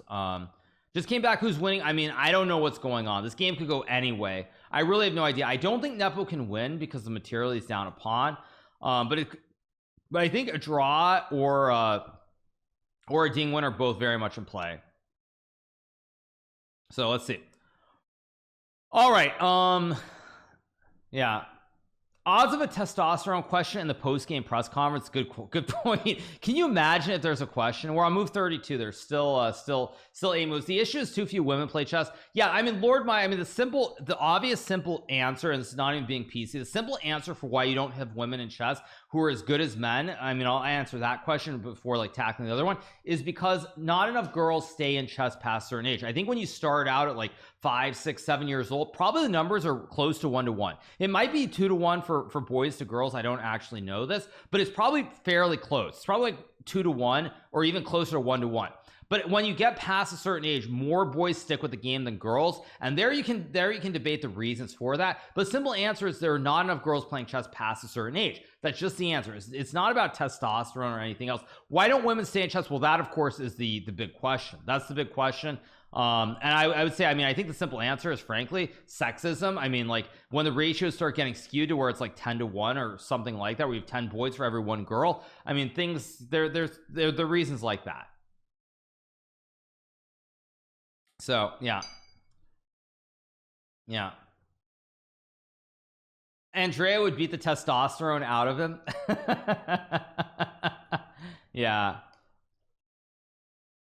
no, I mean, it's purely numbers. You can debate the reasons for the numbers being the way that they are, but it's purely numbers. Yeah. Anyway, back to the game, you guys, as we keep going. I assume queen takes c3 will be played by Nepo eventually after a bit of a think. I mean, I don't really see any other moves from here. I mean, he can maybe play f6, but again, f6 queen e7 looks fairly scary. Although actually queen e7 there's queen c1, I just realized, so maybe not so easy. Maybe f6 is a move, but f6 feels wrong because now white can create the kebab on the 7th rank and impale the meat, and it just feels very slightly wrong. But I would not be shocked if we get f6. I think the 2 moves here, if you're Nepo, you're looking at are queen takes c3 or f6. I could see f6 being played for sure. GMHikaru 2, please keep your strange hot takes to yourself. I didn't see that take from GMHikaru 2, but anyway, yeah. Hikaru out here being scared of being canceled? No, I'm not out here being scared of canceled. I'm just saying that the actual reasons for the numbers starting to skew that way is the question. But trying to say that it's anything other than numbers as far as why it's like that is just ridiculous. Yeah. Anyway, all right, back to the game of chess here. We're covering the game of chess. That's what we're doing here. Queen takes c3 or f6. Let's see which move Nepo plays.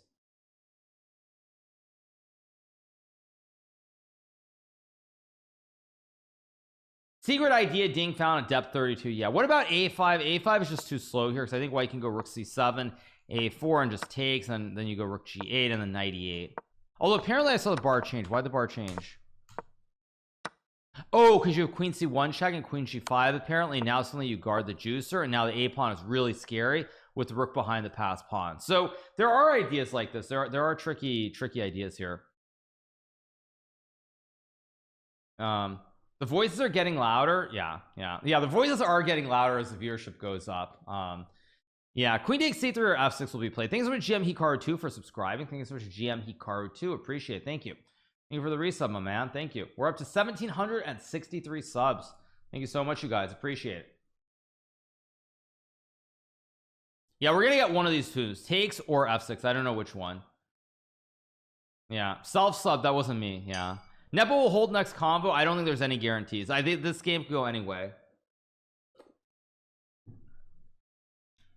Do you think you could have contended for the world championship if you didn't stream? No, and I'll tell you why. Because I would not have the mentality and the mindset that I have now if I continue to play chess professionally. So the simple answer is no. Yeah, that's the simple answer. Do you think Ding will win? I don't know. I don't know. This game sucks. This game's been very choppy. It's been a very back and forth game. I'm glad we get daily streams. Yeah, you guys, I've actually been streaming more lately than I have for probably more than a year actually.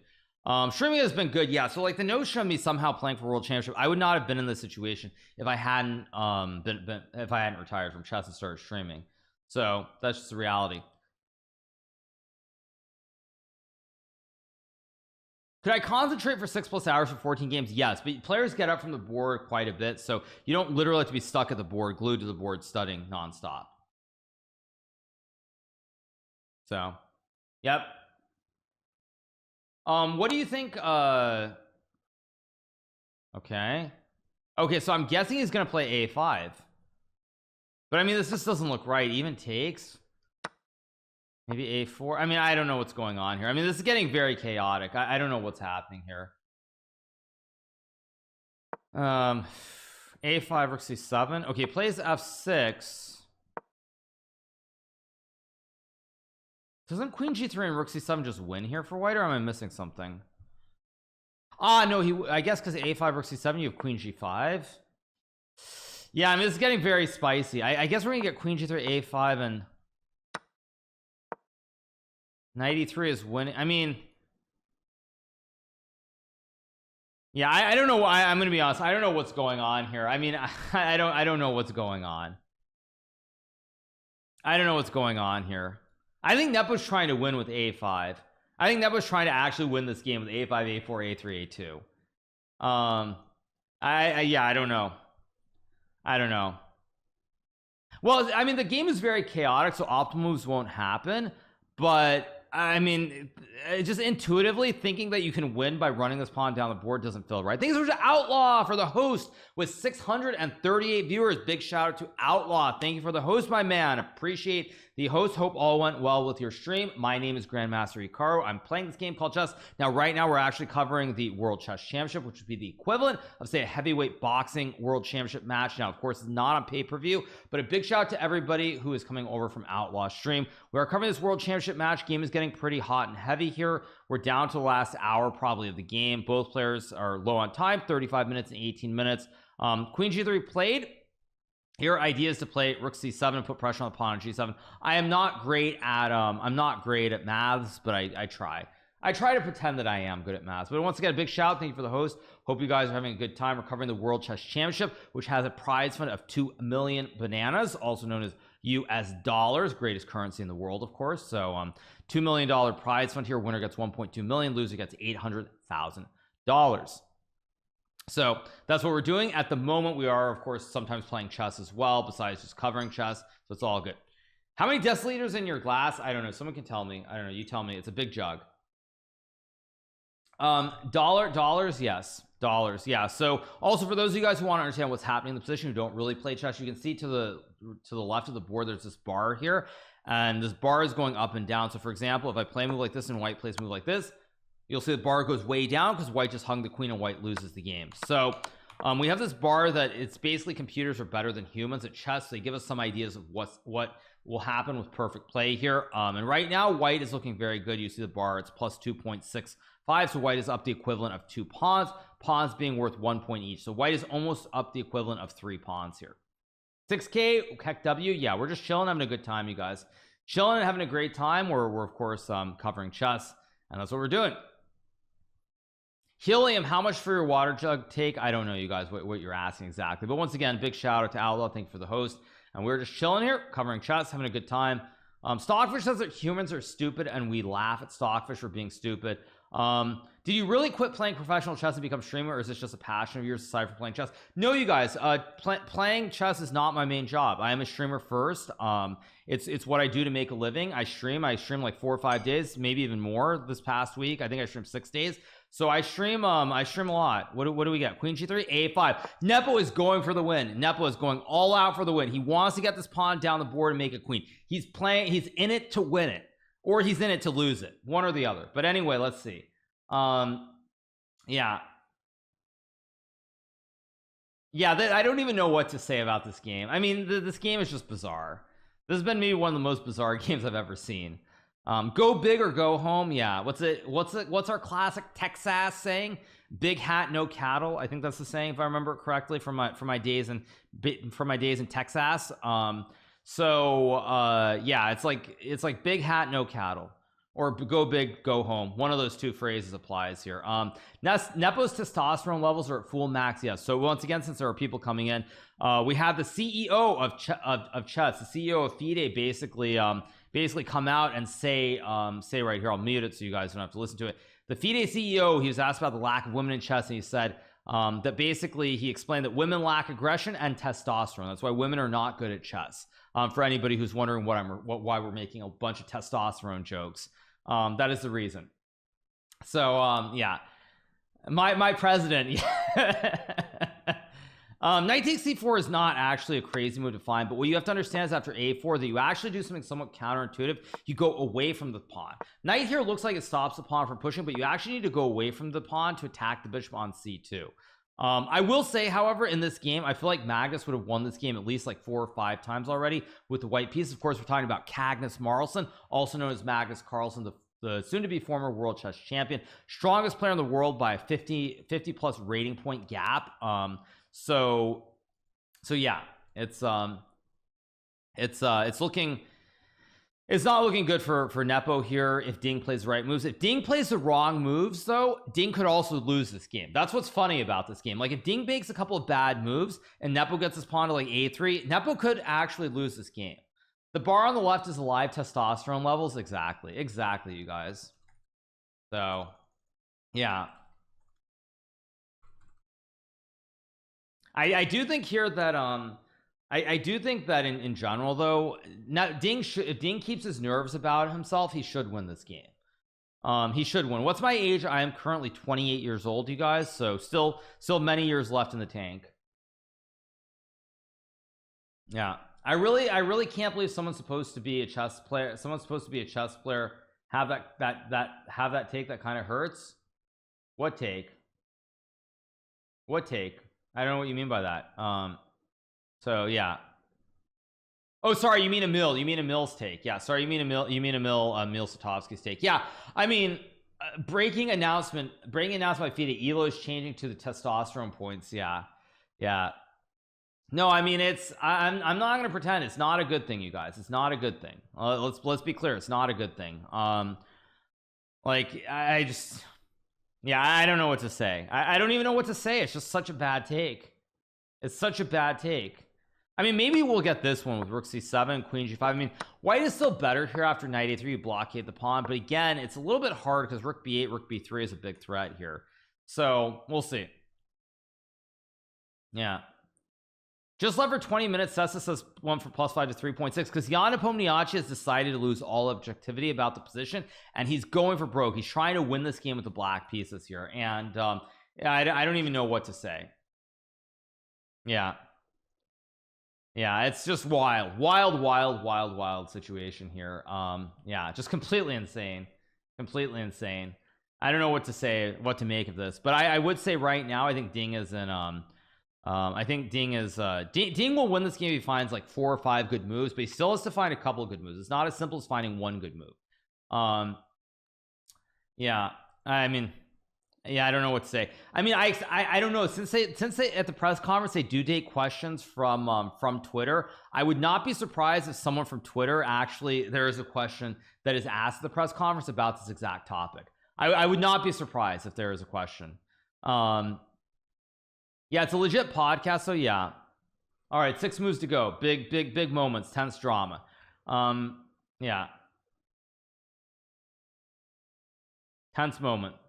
Dubov said Magnus would beat both easily. I mean, with the positions we've had in these games, I 100% agree with that take. But I would say that I think that these positions would never have occurred if either player was playing Magnus, because they know that Magnus is a better player than them. They're not going to try to go into these big skirmishes because they know they're just going to get outplayed. Magnus is 50 points higher than either of them. So it's what it is. Now you could try to go f4 here, by the way. It's another move to try and push p like a4 and then go like rook c7, rook g8, and then f5. But the problem is there's always queen g5. So like if you could go a3, you get the check and the mate in uno with knight f7. It's game over. But the problem is whenever you try to play f5 to cut off the diagonal, to try to cut it off, because queen g6 would be a Botez gambit, of course, but whenever you play f5 you just open the door for queen g5, so it's still tricky, here. Yeah. Okay, knight takes c4 has been played. Knight takes c4 on the board. I'm sure we're gonna get a4 in 2 seconds. Yeah, you got to go a4, only move. So a4 will be played very, very soon, you guys, very soon. How long have I been a streamer? First streams I ever did were in July of 2017. I started taking it seriously in about October, towards the end of October in 2018. I've more or less been a streamer ever since then. I wasn't streaming every day in 2019 because at that time I was still a professional chess player that paid the bills. Streaming didn't really pay the bills yet, so I was still playing chess professionally in 2019, but towards the end of 2019 I actually became very disgruntled with chess, and I started streaming pretty much every day towards the end of the year. I intended to take about a 5-month break from chess. Instead, that 5-month break ended up being a nearly 3-year break from competitive chess. And I still play, but I'm retired now. I just play casually and have fun. So I'm a streamer first. Simple answer. Yeah. No, because at the end of 2019 I was very disgruntled, so I decided to start streaming nearly every day. And beyond just streaming every day, what I sort of decided was I was going to take a break until the US Championship, which was going to be held in April of 2020. And so that was my whole plan. And then of course, as we know, early in 2020 this thing called COVID hit the world, and basically, yeah, I lost my testosterone. I know, I just lost all my testosterone. I lost all the testosterone. I could no longer play chess. So yeah, like in late 2019 I took a long break. I was going to take a 5-month break and just like stream a little bit, just take a break, reset the batteries before playing the 2020 US Championship. And then sure enough, COVID hit early in 2020, and I did not play a game of over the board chess until February of 2022. So it was a very, very long break. I think I took something like 840 days away from chess. I've tried to play casually still, but I'm a streamer these days. Yeah, so a4 played, waiting for a move from Ding Loren here. Yeah, well, I play the candidate, so next time around I'll try to qualify. 93 played by Ding, excellent move. The winning move, by the way, played by Ding. Ding finds 93. The winning move. Ding is going to win the game now. Ding will win now. I'm pretty confident. Excellent move by Ding, understanding what's going on, because now if you go a3, you have rook c7, rook g8, or not rook h8, rook g8, and now you go knight to d5, idea of knight to f6. If black goes a2, there's a beautiful checkmate with takes. Sack the queen on g7 and go rook g8 check. King has no squares, rook g8 only move, and then we get the classic Arabian checkmate with the pony and the tower. Very standard checkmate. So this is over. The testosterone is testosterone mania. Yeah, testosterone is going wild for Ding here, going wild. Yeah, so I'm gonna go use the restroom very quickly, you guys, because we're about to hit the critical moment of the game, and I will be back in 1 second. Give me just 1 second. All right, you guys, so let's see what's happening. All right, critical moments here, very critical moments. Ding down to 11 minutes, Jan with 29 minutes, sitting in the back room. I think he's looking at the screen, drinking water, a little bit confused as to what's going on here. Yeah, a little confused. Now I will say, however, jokes aside, this is obviously, even if the chess has not been great at times, overall this has been fantastic for people watching the match, for the fans, because you're seeing decisive games, you're seeing back and forth, both players winning games. It's really, really good stuff. Even if the match, people say, well, it's, you know, world champion isn't playing, that's how it goes. It's really, really good, and it's good for Ding. Yeah, he's trying to boost the testosterone. Maybe he is. I'm trying to boost my caffeine level, so I'm gonna have some Red Bull.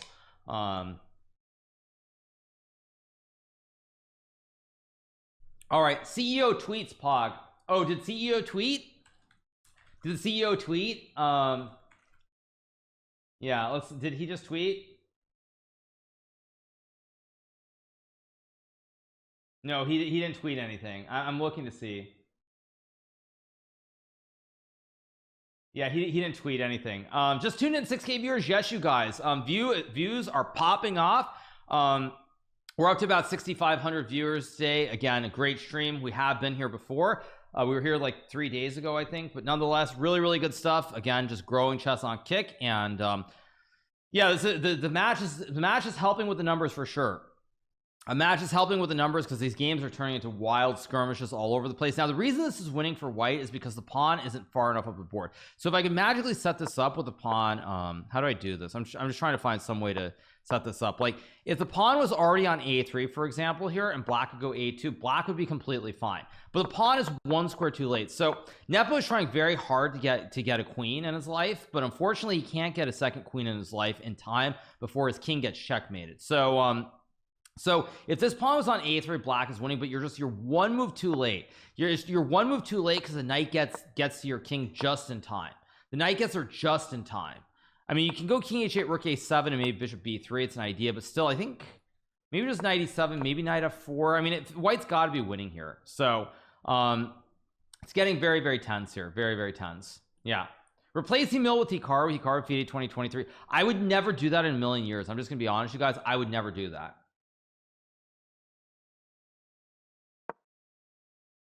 Okay, bishop b1. Okay, Nepo's still moving relatively fast. I mean, I think Nepo's basically saying, checkmate me, my bishop covers the light squares.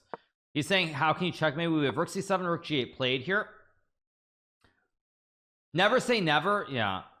Wait, but actually knight d5, don't you just have knight e7? And like I guess knight f5, queen g5, and you're still kind of in the game. I mean, this looks extremely sus. Peter Heine Nielsen did a tweet. Okay, let's see it. Let's see. What did Peter Heine Nielsen have to say? Peter Heine Nielsen. Where's his tweet? Okay, let's pull this up. Peter Heine Nielsen here with the reply. There is no empiric evidence that female chess decisions are affected by low levels of aggression or testosterone. My private research, however, does indicate that FIDE decisions seem to be affected by very high levels of misogyny.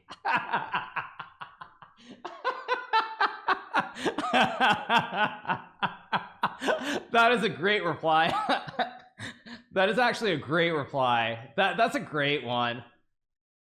My private research. That's a good one. Wow, that's a great reply. All right, back to the chess. Back to the chess. Let's see. Do we have a move from in the game? We don't have a move. That's hilarious. That's really, really good, you guys. Who knew that chess could be so chaotic? Who knew? Yeah, who knew?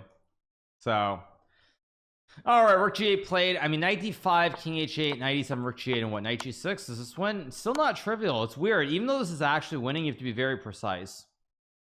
Yeah.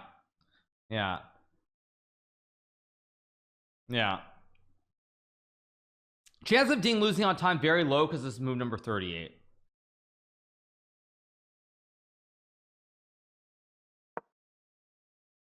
Okay, knight d5 played. We'll get king h8, of course. King h8 played instantly by Nepo. They get more time at move 40. You get 1 hour. Knight e7, rook e8, and queen g4 is winning because you have rook c8 with the classic right triangle, I guess. 90 degrees. Is that why? But why is this winning after queen g4? Oh, you can just trade into the end game. I mean, black is pushing p here. I'm not so sure how straightforward this is. Oh, queen g4 here is, I mean, he won't play. If he plays queen g4 here, I'd be shocked. I expect knight e7 or rook a7. Queen g4 is a very impressive move. If Ding plays queen g4, I will be seriously impressed.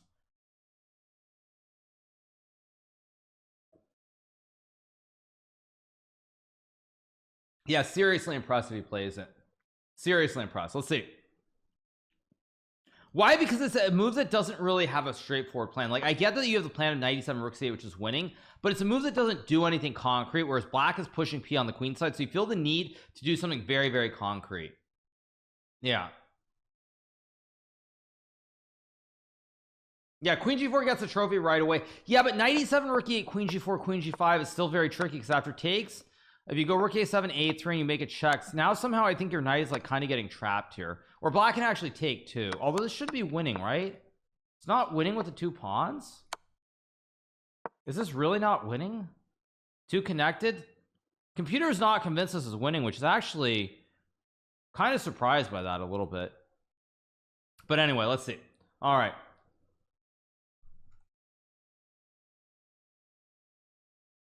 All right.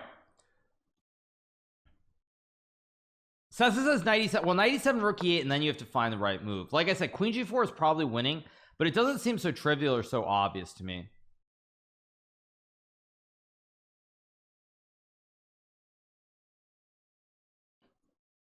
Master Chef, not right now. We're covering chess, you guys. Maybe later. Maybe later.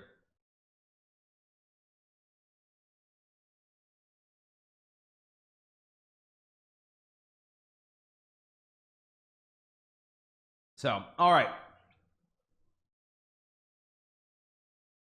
Why is it plus 6.2? Because apparently there's some very good moves. Even rook a7 is plus 3.9. Yeah, I mean, I expect Ding to win this, but again, it's still chaotic. Like, we don't actually know. We don't know. Like, rook a7's a move, knight e7's a move. Queen g4 apparently wins, but I don't expect queen g4. I saw the Chess Bra video. It's all in good fun. They found a clickbait title. It's all good. Don't try to make drama where drama doesn't exist. Rook a7, a3, and queen a4. Okay, rook a7 I expected. Like, I expected rook a7, but now there's a3. And now we'll see.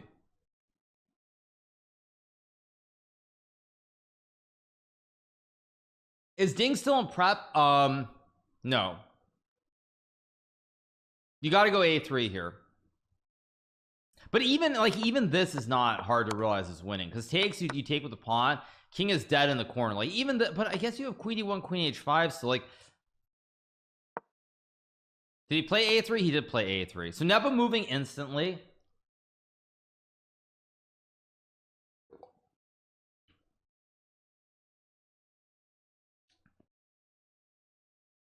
So I expect queen f4. Oh, queen f4 is a very nice move. So queen b2, you can take the pawn, right? But wait, or not? Yeah, queen f4 is a nice way to mop it up. Of course, Nepo playing really fast. Yeah. No, I expect knight e7. I expect knight e7 will be played here. He has to make one more move. That's it. One more move to time control. I don't expect queen f4. I expect knight e7. Knight e7 looks like, because queen f4 also you can trade and go a2, and it feels scary. Like, it is winning, but it feels kind of scary to do this. So I expect him to play knight e7. It looks like the right move, because knight e7 also gets you 1 hour, and at the very least you can repeat even. Like, you can always just do that and do the tickle to get the time control. So knight e7 makes a lot of sense here.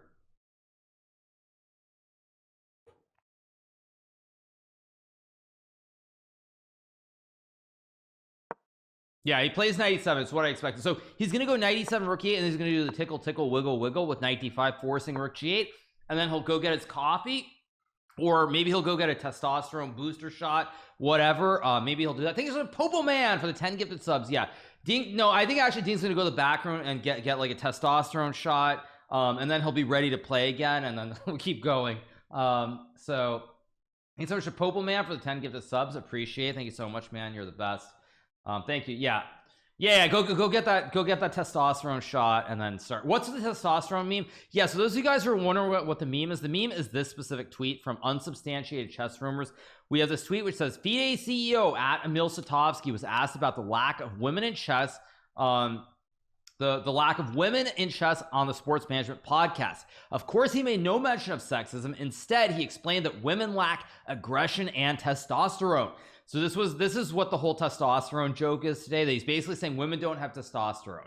So this is why we're making all these jokes about it. Of course, there was a great reply from Peter Heine Nielsen, which said, there is no empiric evidence that female chess decisions are affected by low levels of aggression or testosterone. My private research, however, does indicate that FIDE decisions do seem to be affected by very high levels of misogyny. So this was a good reply. So that's why we're making all these jokes about testosterone today. I should like it. Okay. Wait. Yeah, I should like it. Okay. Yeah, there we go. Yeah. Okay. All right, back to the game. In the meantime, we're at move number 40 here. We get Nepo has not played his 40th move yet, but he'll play rook g8 soon.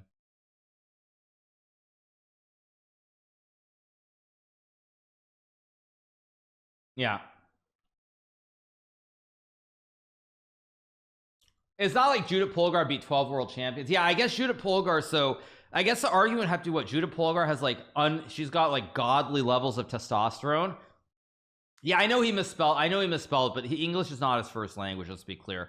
But no, so what is the point? Where are we saying that Judith Polgar is suddenly like she's the only woman in the entire world with like testosterone levels off the chart? I mean, do you realize how ridiculous that sounds? I mean, that's like, and they say chess players are smart, by the way. I've always told you guys, chess players are not smart. Yeah, chess players are not. So yeah, Judith Polgar, she must be the only woman on this entire planet with like high testosterone as a woman, right? Good God.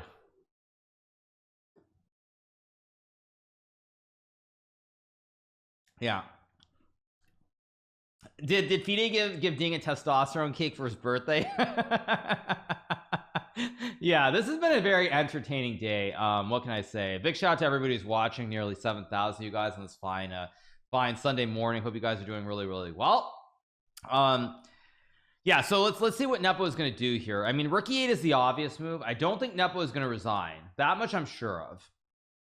I assume he'll play Rook E8. Now, someone was saying Knight F5 is a move, but the problem with Knight F5 here is that you can play Queen G5. And sure, White is still probably winning here, but it gets tricky because you can't win the pawn because the Knight's under attack. If you go here, I have Rook E6 and King G8. And again, if the pawn gets to A2, it gets very tricky. Now, sure, this is still winning for White, but after Knight E5, A2, it's not easy. You can't win the pawn. It's always an issue. Your Rook is kind of glued to stopping the pawn, and so this game will go on for a bit. By the way, big shout out to Vishy Anand, who at 50 years old also, by the way, must have like insane testosterone levels that are just completely off the chart, and like there's no one in history who is comparable. So big shout out to Vishy Anand for whatever he does to keep those levels up. Keeps those levels up. So all right. So let's see. There's Rook E8. I don't see any other moves that make sense here. Nepo is too much estrogen. Right, exactly. Yeah. Yeah, dude, stop it. Now you sound real sus. No, I'm making jokes, obviously. I'm making complete jokes. Be serious. Chill. Yeah, like, come on. If you guys think I'm being serious, come on, take a deep breath. So all right, let's see. No, Rook E8, Knight G6 you have to take, but the problem is after takes Queen D1, it's not trivial here. Although wait, actually, wait, can't you just take with the queen and win? No, Rook G8's a draw. What? This is a draw, even though White. Wow. I guess White's only up a pawn here. It feels like White is up more, but White's only up a pawn. So I guess actually it's not so easy. So I guess after takes Queen D1. I mean, this should be winning here, I think. But again, it's not over. I mean, because you're only down a pawn. So I don't know. It's tricky. Yeah, it's tricky. Yeah, it's very tricky here. I don't know. But anyway, let's see. Is that coffee? I'm having a Red Bull. I actually very rarely drink Red Bull. But I want an energy drink just to pop myself up today because my other levels are too low. So anyway, why do you think there have been more decisive games? What happened? Do we get a move? What did Nepo play? Plays Rook F8, which apparently loses to Rook B7 of all. What? Oh, you have Rook B8. Wow. Oh, wow. And you get the second queen, but then I have mate in 2. Oh, this is beautiful. Beautiful. So he plays Rook F8. I mean, I don't think it matters really, but I guess you know why he did it? He did it because after Knight F5, Queen G5, now you can put pressure on the pawn on F2. That's actually a beautiful mate for a world championship. Beautiful. So we'll see. Now both players get an extra hour. So now we hit the lull zone where we're gonna have to kind of sit and wait for Ding to think for a while. I mean, Ding could find it. I don't think he will because it's not really a natural play.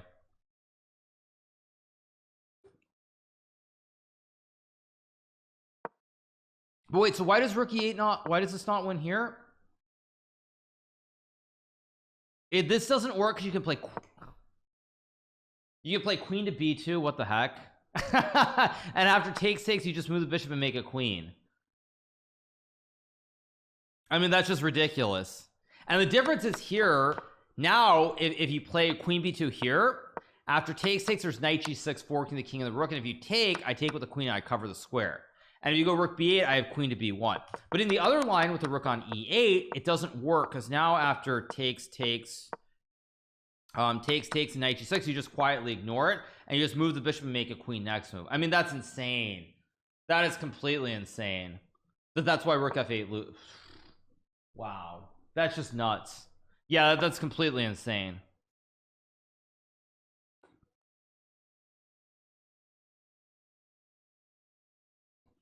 And after rook b7, queen d1, where's the win? You just go f3, I guess. Okay. Yeah, this is all very, very dank stuff. Very, very dank. Okay, so Ding is back to his seat. 1 hour 2. I don't think he's gonna play rook b7. I think he's gonna play like knight g6 or something. I assume something like knight g6.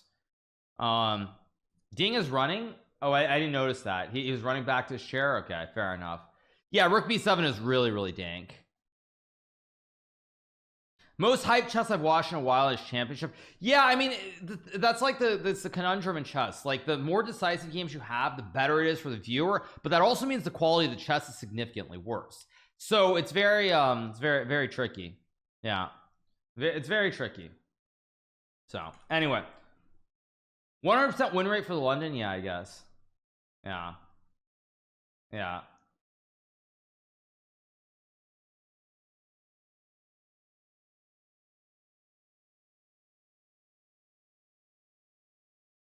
But anyway.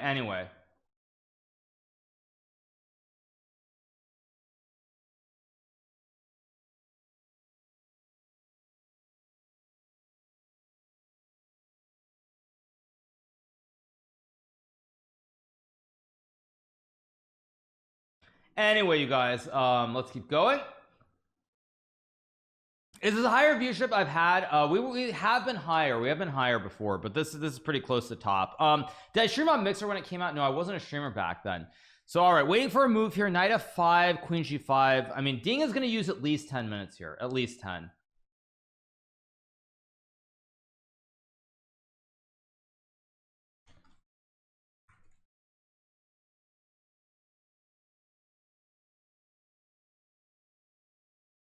So anyway, you guys, we are covering, of course, the World Chess Championship. Queen c7 is a very logical move too, to go knight g6, but then black can play king h7, and after knight g6 there's still rook g8 here. So it's not, I mean, it's not, queen c7 is actually a very logical human move, but somehow after knight f5, rook g8, there's still no mate. Like, you can play knight g7, there's king h8, and somehow you're not actually mating.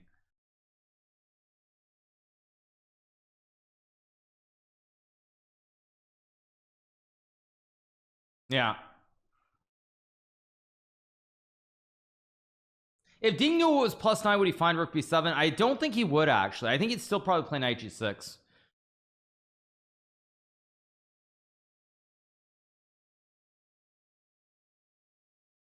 So anyway, you guys, we keep moving on.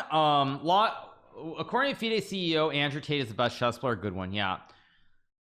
What is my prediction? I mean, I've got to predict that Ding will win, but the problem is I also feel like this is the game that could go like 6 or 7 hours, if I'm being honest, because in this position there's a very good chance we could end up in a very long end game here with something like takes, queen d1, rook a3, check, and queen g6. And this is a sort of end game that, even though white is probably winning, it's going to go on forever. Both players are going to use a lot of time in this end game, so it's not going to be easy. It's not gonna be easy. I still think white is probably winning after like queen f3 and like rook a8, but this is an endgame that's gonna go for a very, very long time. OMG, almost 7k viewers already. I'm happy you've grown on the side. Of course, get right. I mean, I said from the start, like, you know, people, this is a general lesson for people who want to stream. You know, there's a very important thing, which is you have to figure out what your content is going to be, what you're going to do, but then beyond that, you have to just do that content. Put your head down, do the content, make the content. If your content's good enough, people are going to watch your content. But if you worry about viewership too much from the start, like, it's going to be counterproductive, and you're going to start having negative thoughts. The quality of your stream and everything else is going to go downhill. So it's very, very important that if you're trying to become a streamer, you really do focus on making the content you want to make. You pick whatever it is and you run with it. You just go with it, and that's that. You don't I mean, you can't be looking at like, okay, it's like you start your stream and you start with like 5 viewers and like you have 5 viewers and then you have like 10 viewers two or 3 weeks later. It's like, oh man, I only have 10 viewers. Like I don't have 100 viewers or 1,000 viewers or whatever it might be. Like, but the fact is you just keep doing it and you take your chance. I mean, I do think there are certain cutoffs where if you don't make it, you probably should give up. But I would say at the end of the day, you need to you really need to just have confidence in what you're doing and just run with it. You know, like if you want to stream, set some timetable of like 3 or 4 months or 6 months or whatever it is, and you just do it. You just do it, do your content, see if it works. If it works, it works. If it doesn't, it doesn't. But that's really the only way you're gonna have success. If you come into it expecting like some kind of like some huge start, like where you just get hundreds of viewers right off the bat, that's not realistic. I mean, you just have to grind. You just have to do the work, do your content, and hopefully your personality and the content itself, they shine through. It's just that simple. So anyway, back to the game of chess. We're waiting for a move here. If Ding does not find rook b7, no master chef. If Ding doesn't find rook b7 here, I'm going to be honest. If he doesn't find rook b7, we're in for a 6-hour game. We're in for 6. You know, less than 1K people from the beginning. That's not true. My very first stream on Twitch, I had 900 to 1,000 people. After that, the average was around 300 to 400. So that's not actually true. That's not actually true. So it's just because it was the first stream, so that's why it's so many. But then it went down to like 300, 400. Now, mind you, I'm well aware that 300 to 400 viewers is not normal. Keep in mind, I'm well aware of that. So I'm not trying to say that like everyone will start with 300 to 400 viewers. Thank you so much to Ipolitas for the subscription. Thank you so much to Ipolitas. Appreciate it. Thank you. Yeah, easy to say for a 50 millionaire waiting to take over his stepfather's chess school empire. Yeah, let's not go there, you guys. Okay, I mean, let's not go there. Let's not go there, okay? So yeah. Yeah. So rook b7 is the best move here, but let's see if Ding can find it. I don't think he will. He might find it. I don't think he will, but he might find it. But even if you find rook b7, you still have to find f3, which is not trivial too. So let's just wait and see.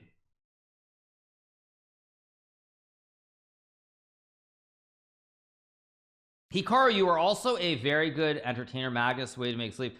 Don't forget about how Reckful helped you out in the early days. I'm well aware. Contrary to public opinion, or unlike certain other people in certain spaces and streaming, like I am very grateful to a lot of people who helped me along the way. I've said it many times. You know, I will always remember the people who helped me out back when I just started streaming, and it wasn't, you know, I wasn't a big show or anything back then. So I always will be very, very thankful to several people. And I've said it before. So let's see. Rook b7 is the best move. There's knight f5, knight g5, or knight g6. Multiple moves. Yeah, I mean, Byron, I talked to Byron even before I was streaming. I mean, I knew Byron. I think I first spoke to Byron in I think it was like 2016, maybe even 2015. It was ages ago. So yeah, I mean, Byron, I mean, that was so tragic what happened. So tragic. Yeah, I mean, and to not like to be a hot take, but COVID basically, I will say this, I think COVID basically killed Byron. I do. I think if not for COVID, if he had been able to travel the world, meet people, I mean, be as social as he wanted to be, I think he'd probably still be alive today. I think COVID essentially killed him because it killed all the interaction and everything else. That's my honest take. I think it's because of COVID that he is no longer with us. So all right, waiting for a move here from Ding. There's knight f5, knight g6, rook b7. Byron, he unfortunately committed suicide. So yeah. All right, anyway, waiting for a move here. Byron is Byron Burnson. His username was Reckful on Twitch. He was one of the pioneers. I think probably one of the most influential of the OGs on Twitch. I mean, I would say probably Reckful, Soda Poppin', probably Reckful and Soda Poppin' are probably the two most influential OGs on Twitch, the two people who were there very early on, who probably did the most and provided the most inspiration for a lot of people today who have success. Summit and Lyric were there too as well, but I mean, I feel like the impact they had cannot be stated. I mean, almost like even today when I talk to people, like Bjorksen's another example, someone that I know who just retired from League recently. Even like I spoke to him, and even he had a lot of conversations with Reckful. He was inspired by him too. So it's like so many people were inspired by Reckful to get into it in the first place. All right, anyway, as we look at the position here, we have rook f8 being played. I'm waiting for a move here from Ding Liren. Knight g6, knight f5, rook b7. Let's see, will he find rook b7 or not? Yeah. Yeah. Anyway. But yeah, I mean, he did a lot. I mean, obviously XQC started the whole boom, which provided the infrastructure for every other boom that has happened since then. You know, there are others too. I've said it many times. I don't need to say all their names, but they know who they are. Yeah. Yep. All right. Let's see. Waiting for a move here from Ding. I don't think there are a lot of moves that win because you can make a repetition. Like knight d5, for example, is winning because after rook g8 you reset the position and then you don't play knight e7. What about queen f3? Logical to go rook a8. Apparently this doesn't work. So after a2, oh my god, there's queen f4, isn't there? There's rook a8, there's queen f4, right? And you lose the game. Oh my god. And you just lose the game. So after queen f4, rook takes a8, black gets a queen. And if you move the king, you move the king, I take, and even though you get the rook here, I go here and you can't stop me from getting a queen. I mean, that is just disgusting. That's just absolutely disgusting. That's just disgusting. I mean, I have no other words. Insane. Jeez. Yeah, that's absolutely disgusting. Yeah, you have to be really careful here how to play it. Putrid, yes. Did I see Andrew Tate's lunchbox story on Twitter about his dad Emery? No, but of course, as I said, I have a video on YouTube. I played Emery Tate 4 times. My stepfather actually knew Emery fairly well at a certain point in time, so I've heard some stories over the years. Yeah, my stepfather would talk about like playing Blitz all night with Emery Tate, and then they'd go eat breakfast at Denny's after they had been playing chess all night. So anyway, back to the chess. Waiting for some moves here. Yeah, I wonder what the top G would think of that story. Who'd think of that? Because like somehow, I mean, going to Denny's doesn't sound like a very top G thing. That doesn't sound like a very top G thing. Like I think that doesn't, like that sounds like almost too low class, honestly. Anyway, yeah, Denny's is a far cry from being in Dubai. Let's put it that way. Yeah. So all right. Anyway, back to the game. Waiting for a move here from Ding.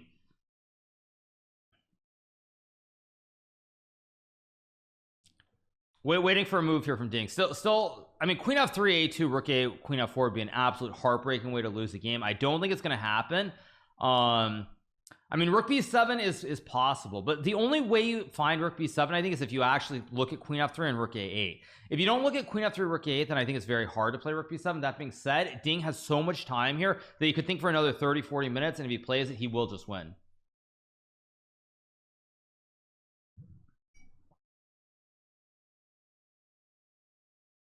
So yeah,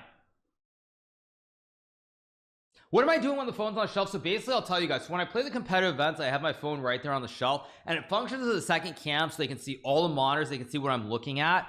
And so you have a cam behind, you have a cam in front, so that way it's pretty clear. And of course, like if you're looking to the side too often, they can always ask to scan the room as well. So you know, you can use a phone, you can use an iPad, whatever the secondary device is, but you have to have 2 cams for the serious events. That's just how it goes. Yeah. Anyway, yeah. Waiting for the move from Ding Liren. He's been thinking for how long? He's been thinking for like about 13 minutes so far, right? XQC thought it was for TikTok. Wait, seriously? XQC thought that I have a phone there during the events for TikTok?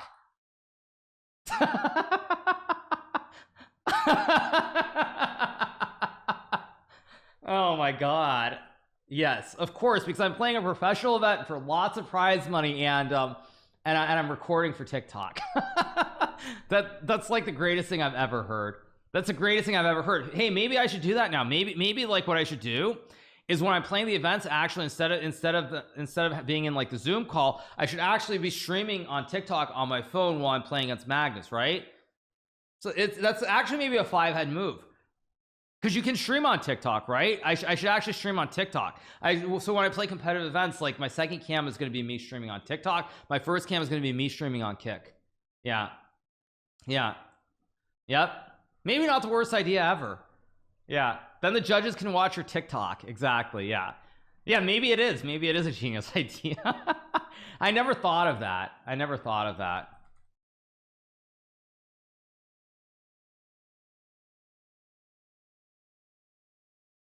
Yeah, no, maybe I should do that. That's an idea, right? It's an idea. XQC a pioneer as always. Yeah, yeah,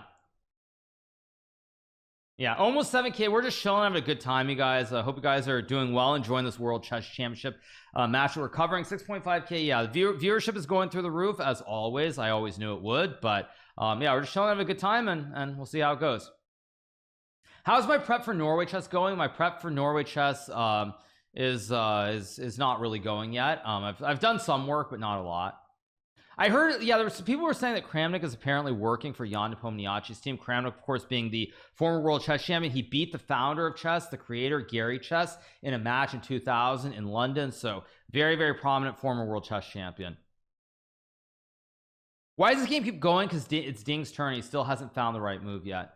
I mean, Queen F3 A2 would just be such a tragic way to lose the game. Funny thing is, after A2, even Rook takes A2 is apparently winning because you can go check, and then takes Queen A8. But this one gets kind of dank after like King E7 takes, and White's only up a pawn here. Like, it's easy to forget in this position that currently White only has one extra pawn, so you can't just automatically trade down and make an easy win an easy game. So now they're showing ads, so let's turn this off. How did Gary create chess? How did Gary create chess from scratch? I mean, because he's a genius. You guys are asking me, what's your question? You're asking me, would I consider Kramnik amongst the top 10 chess players of all time? Depends what your criteria is for chess players. If in terms of like the theoretical knowledge that he's contributed to the game, I don't think there's anyone else in history, probably in the modern times, who's done as much for the game as Kramnik has from a general opening theory or from an opening strategy standpoint. I think, okay, we get D5, interesting. So we get a different move being played here, which apparently is a blunder. I don't know why. A2 loses to what?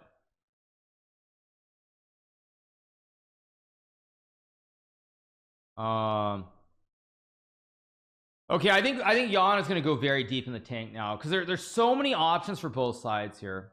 So many options. I mean, I think it's a mistake. It's not a blunder. It doesn't throw the game away, so I would say it's a mistake. I don't think it's a blunder. But back to the main topic we were on. We were talking about we were talking about Kramnik. I think if you look at the contributions from the opening standpoint, what he has done in terms of openings and the opening importance, many of the openings that we play these days have been pioneered by him. Very specifically, the Berlin defense, an opening that's played very much at the top level. He pioneered. He brought it back into fashion in 2000 when he played against Gary Chess in the World Championship match.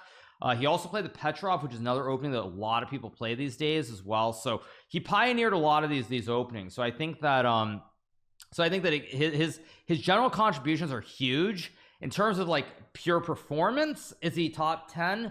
I mean, the only ones for sure who I put above Kramnik are, of course, Magnus, Gary, Vichy, Fischer, of course. That's 4. Those 4 are definitely above him. Karpov as well. That's 5. That's 5 right there. Can I come up with 5 others that I think are above him? Probably not. So probably he is close to top 10. He might be like 7 or 8. I mean, there's Jose Raul Capablanca as well, who probably is higher than him. I said Karpov. Yeah, there are probably at least 6 people who are above him, but I don't know beyond that. So I'd say probably is right around top 10. Yeah. So Frank is not in your top 10. I'm sorry. I don't know what this whole obsession with Frank on TikTok is, but yeah, I mean, I don't know what that is. So anyway, Karbov was like 2750. Karbov was an amazing player. Yeah, this is like the best and the worst championship. Yeah, so we're gonna have a very long tank here by Nepo doesn't even.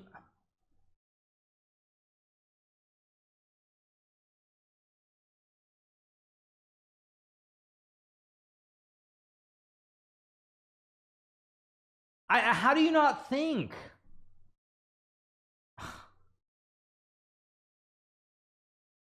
I mean, I don't even care about the move itself, but how do you not think? How do you just move instantly? I mean, I'm gonna lose my mind. I am actually gonna lose my mind. I don't know how you play this move instantly. It's like, how do you play the move super fast and not use any time?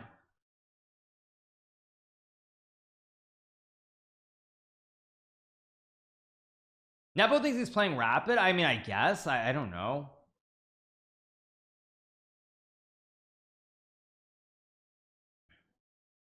Yeah, I don't know. I don't know what he's doing. I'm really confused. Like, because even queen c, I mean, this is not hard to see. Even knight g6 is winning. You go rook g8, queen f7, and it's a checkmate because you sack and you go check. And if the king goes to h7, you have mate in one, and if the king goes to f7, you have rook f8.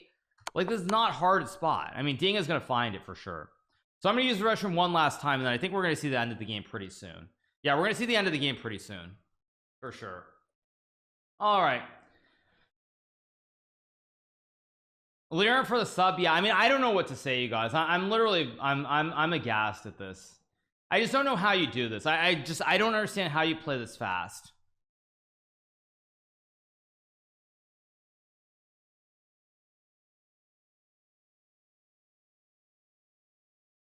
Yeah, I mean, I just don't understand it. Like, this is not rocket science. Queen c7, knight g6, and queen f7 is very easy to see. I mean, the time usage is just insane. I'm just gonna say, like, time usage is just insane. No, it's not hard to find. I mean, unless, well, you can play rook g8 or something, but I mean, come on, be serious. Like, maybe this isn't so instant, maybe, but I mean, again, yeah, this is not hard to spot. I mean, this is Ding Llada. He's one of the best players in the world. I mean, Ding has 42 minutes. He'll probably use like 20 minutes and play, or he plays it right away. Yeah. Yeah, I mean, why?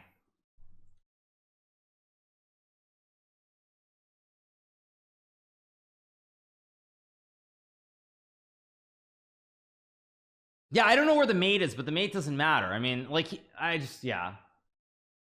Yeah. I mean, this is just so basic. Yeah, it's just so basic. Yeah, I'm baffled. I'm gonna be honest. I'm really, really baffled by all this.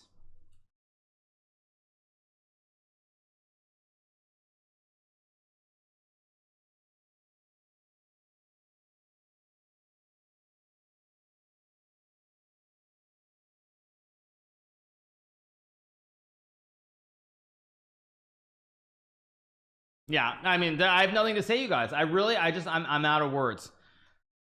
I don't know how you move this fast. I mean, he's making all these moves. Like, even here, like, I mean, they just made time control. I would probably think for at least 10 to 15 minutes. Oh, he's trying to find the mate on stream. Okay, let me turn off the lines. Let's see. So you're saying that what's the line? It's rook g8 takes, queen g5 takes, check here, takes. And I have to find the mate in 23. So queen g8, king g6, rook a6, king g5, queen g7, bishop g6, queen f5, bishop f5, f4, or queen e5, bishop f5, queen e3. That's mate in one. So king g4, f3, king h. That's mate easy. Wait, check. But there's king h7 back. You don't have to come out.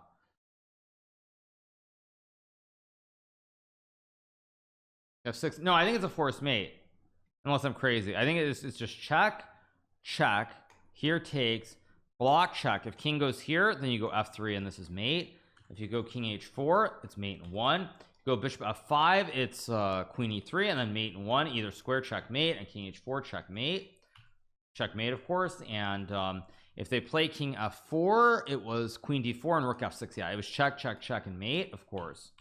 Yeah, it's mate in 10 now. Oh, he just played. I mean, I don't know what to say. Let me refresh. I mean, knight g6 is not hard. He'll play knight g6 very soon. No, I mean, I just don't understand. I don't understand this time usage. Like, it's not about the moves. It's just the time usage. It's just bizarre. Really bizarre.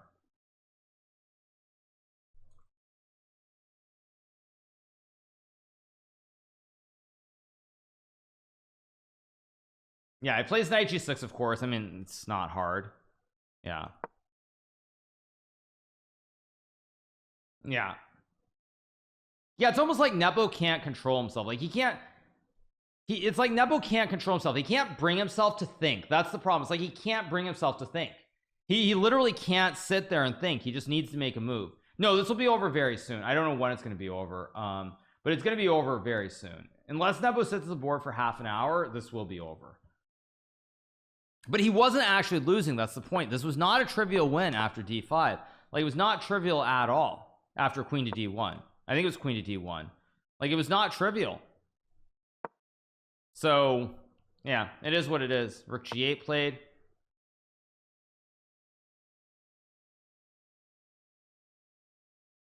Yeah, queen f7 played quickly.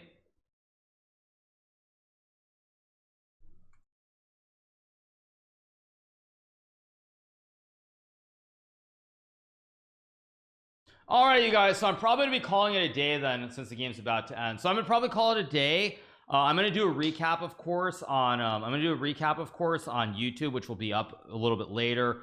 But yeah, I think I'm gonna call it a day, and we're gonna probably send a raid over to Bortnik Chess as soon as we end, because I assume we're gonna get a resignation very soon. That's my guess. Can I show off the mate? The mate is very simple. If you take on g6, you take and go queen g8 and rook a8, checkmate. King has no squares. And I mean, unless Nepo just missed the mate in one here, and if you play like queen g5 or almost anything, you just take. Check if king f7 is mate in one. Rook and knight cover the critical squares. Pawn holds the juicer. And if you go king h7, it's also rook h8 checkmate. So all right, let's see. Nepo is just sitting there. I wonder if Nepo actually didn't see mate in one. I wonder if Nepo actually missed. He just missed that the pawn on d5 stops the king running this way. I kind of wonder if he just moved fast and he just missed that the pawn stops it. I think that might be it.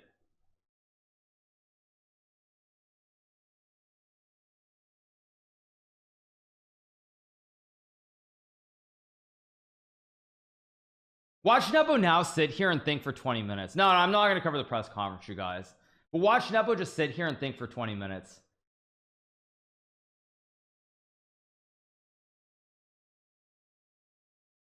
Yeah, somehow I feel like somehow now Nepo realizes, but he didn't realize earlier. No, I'm serious. I feel like looking at Nepo's reaction, I think he actually didn't realize.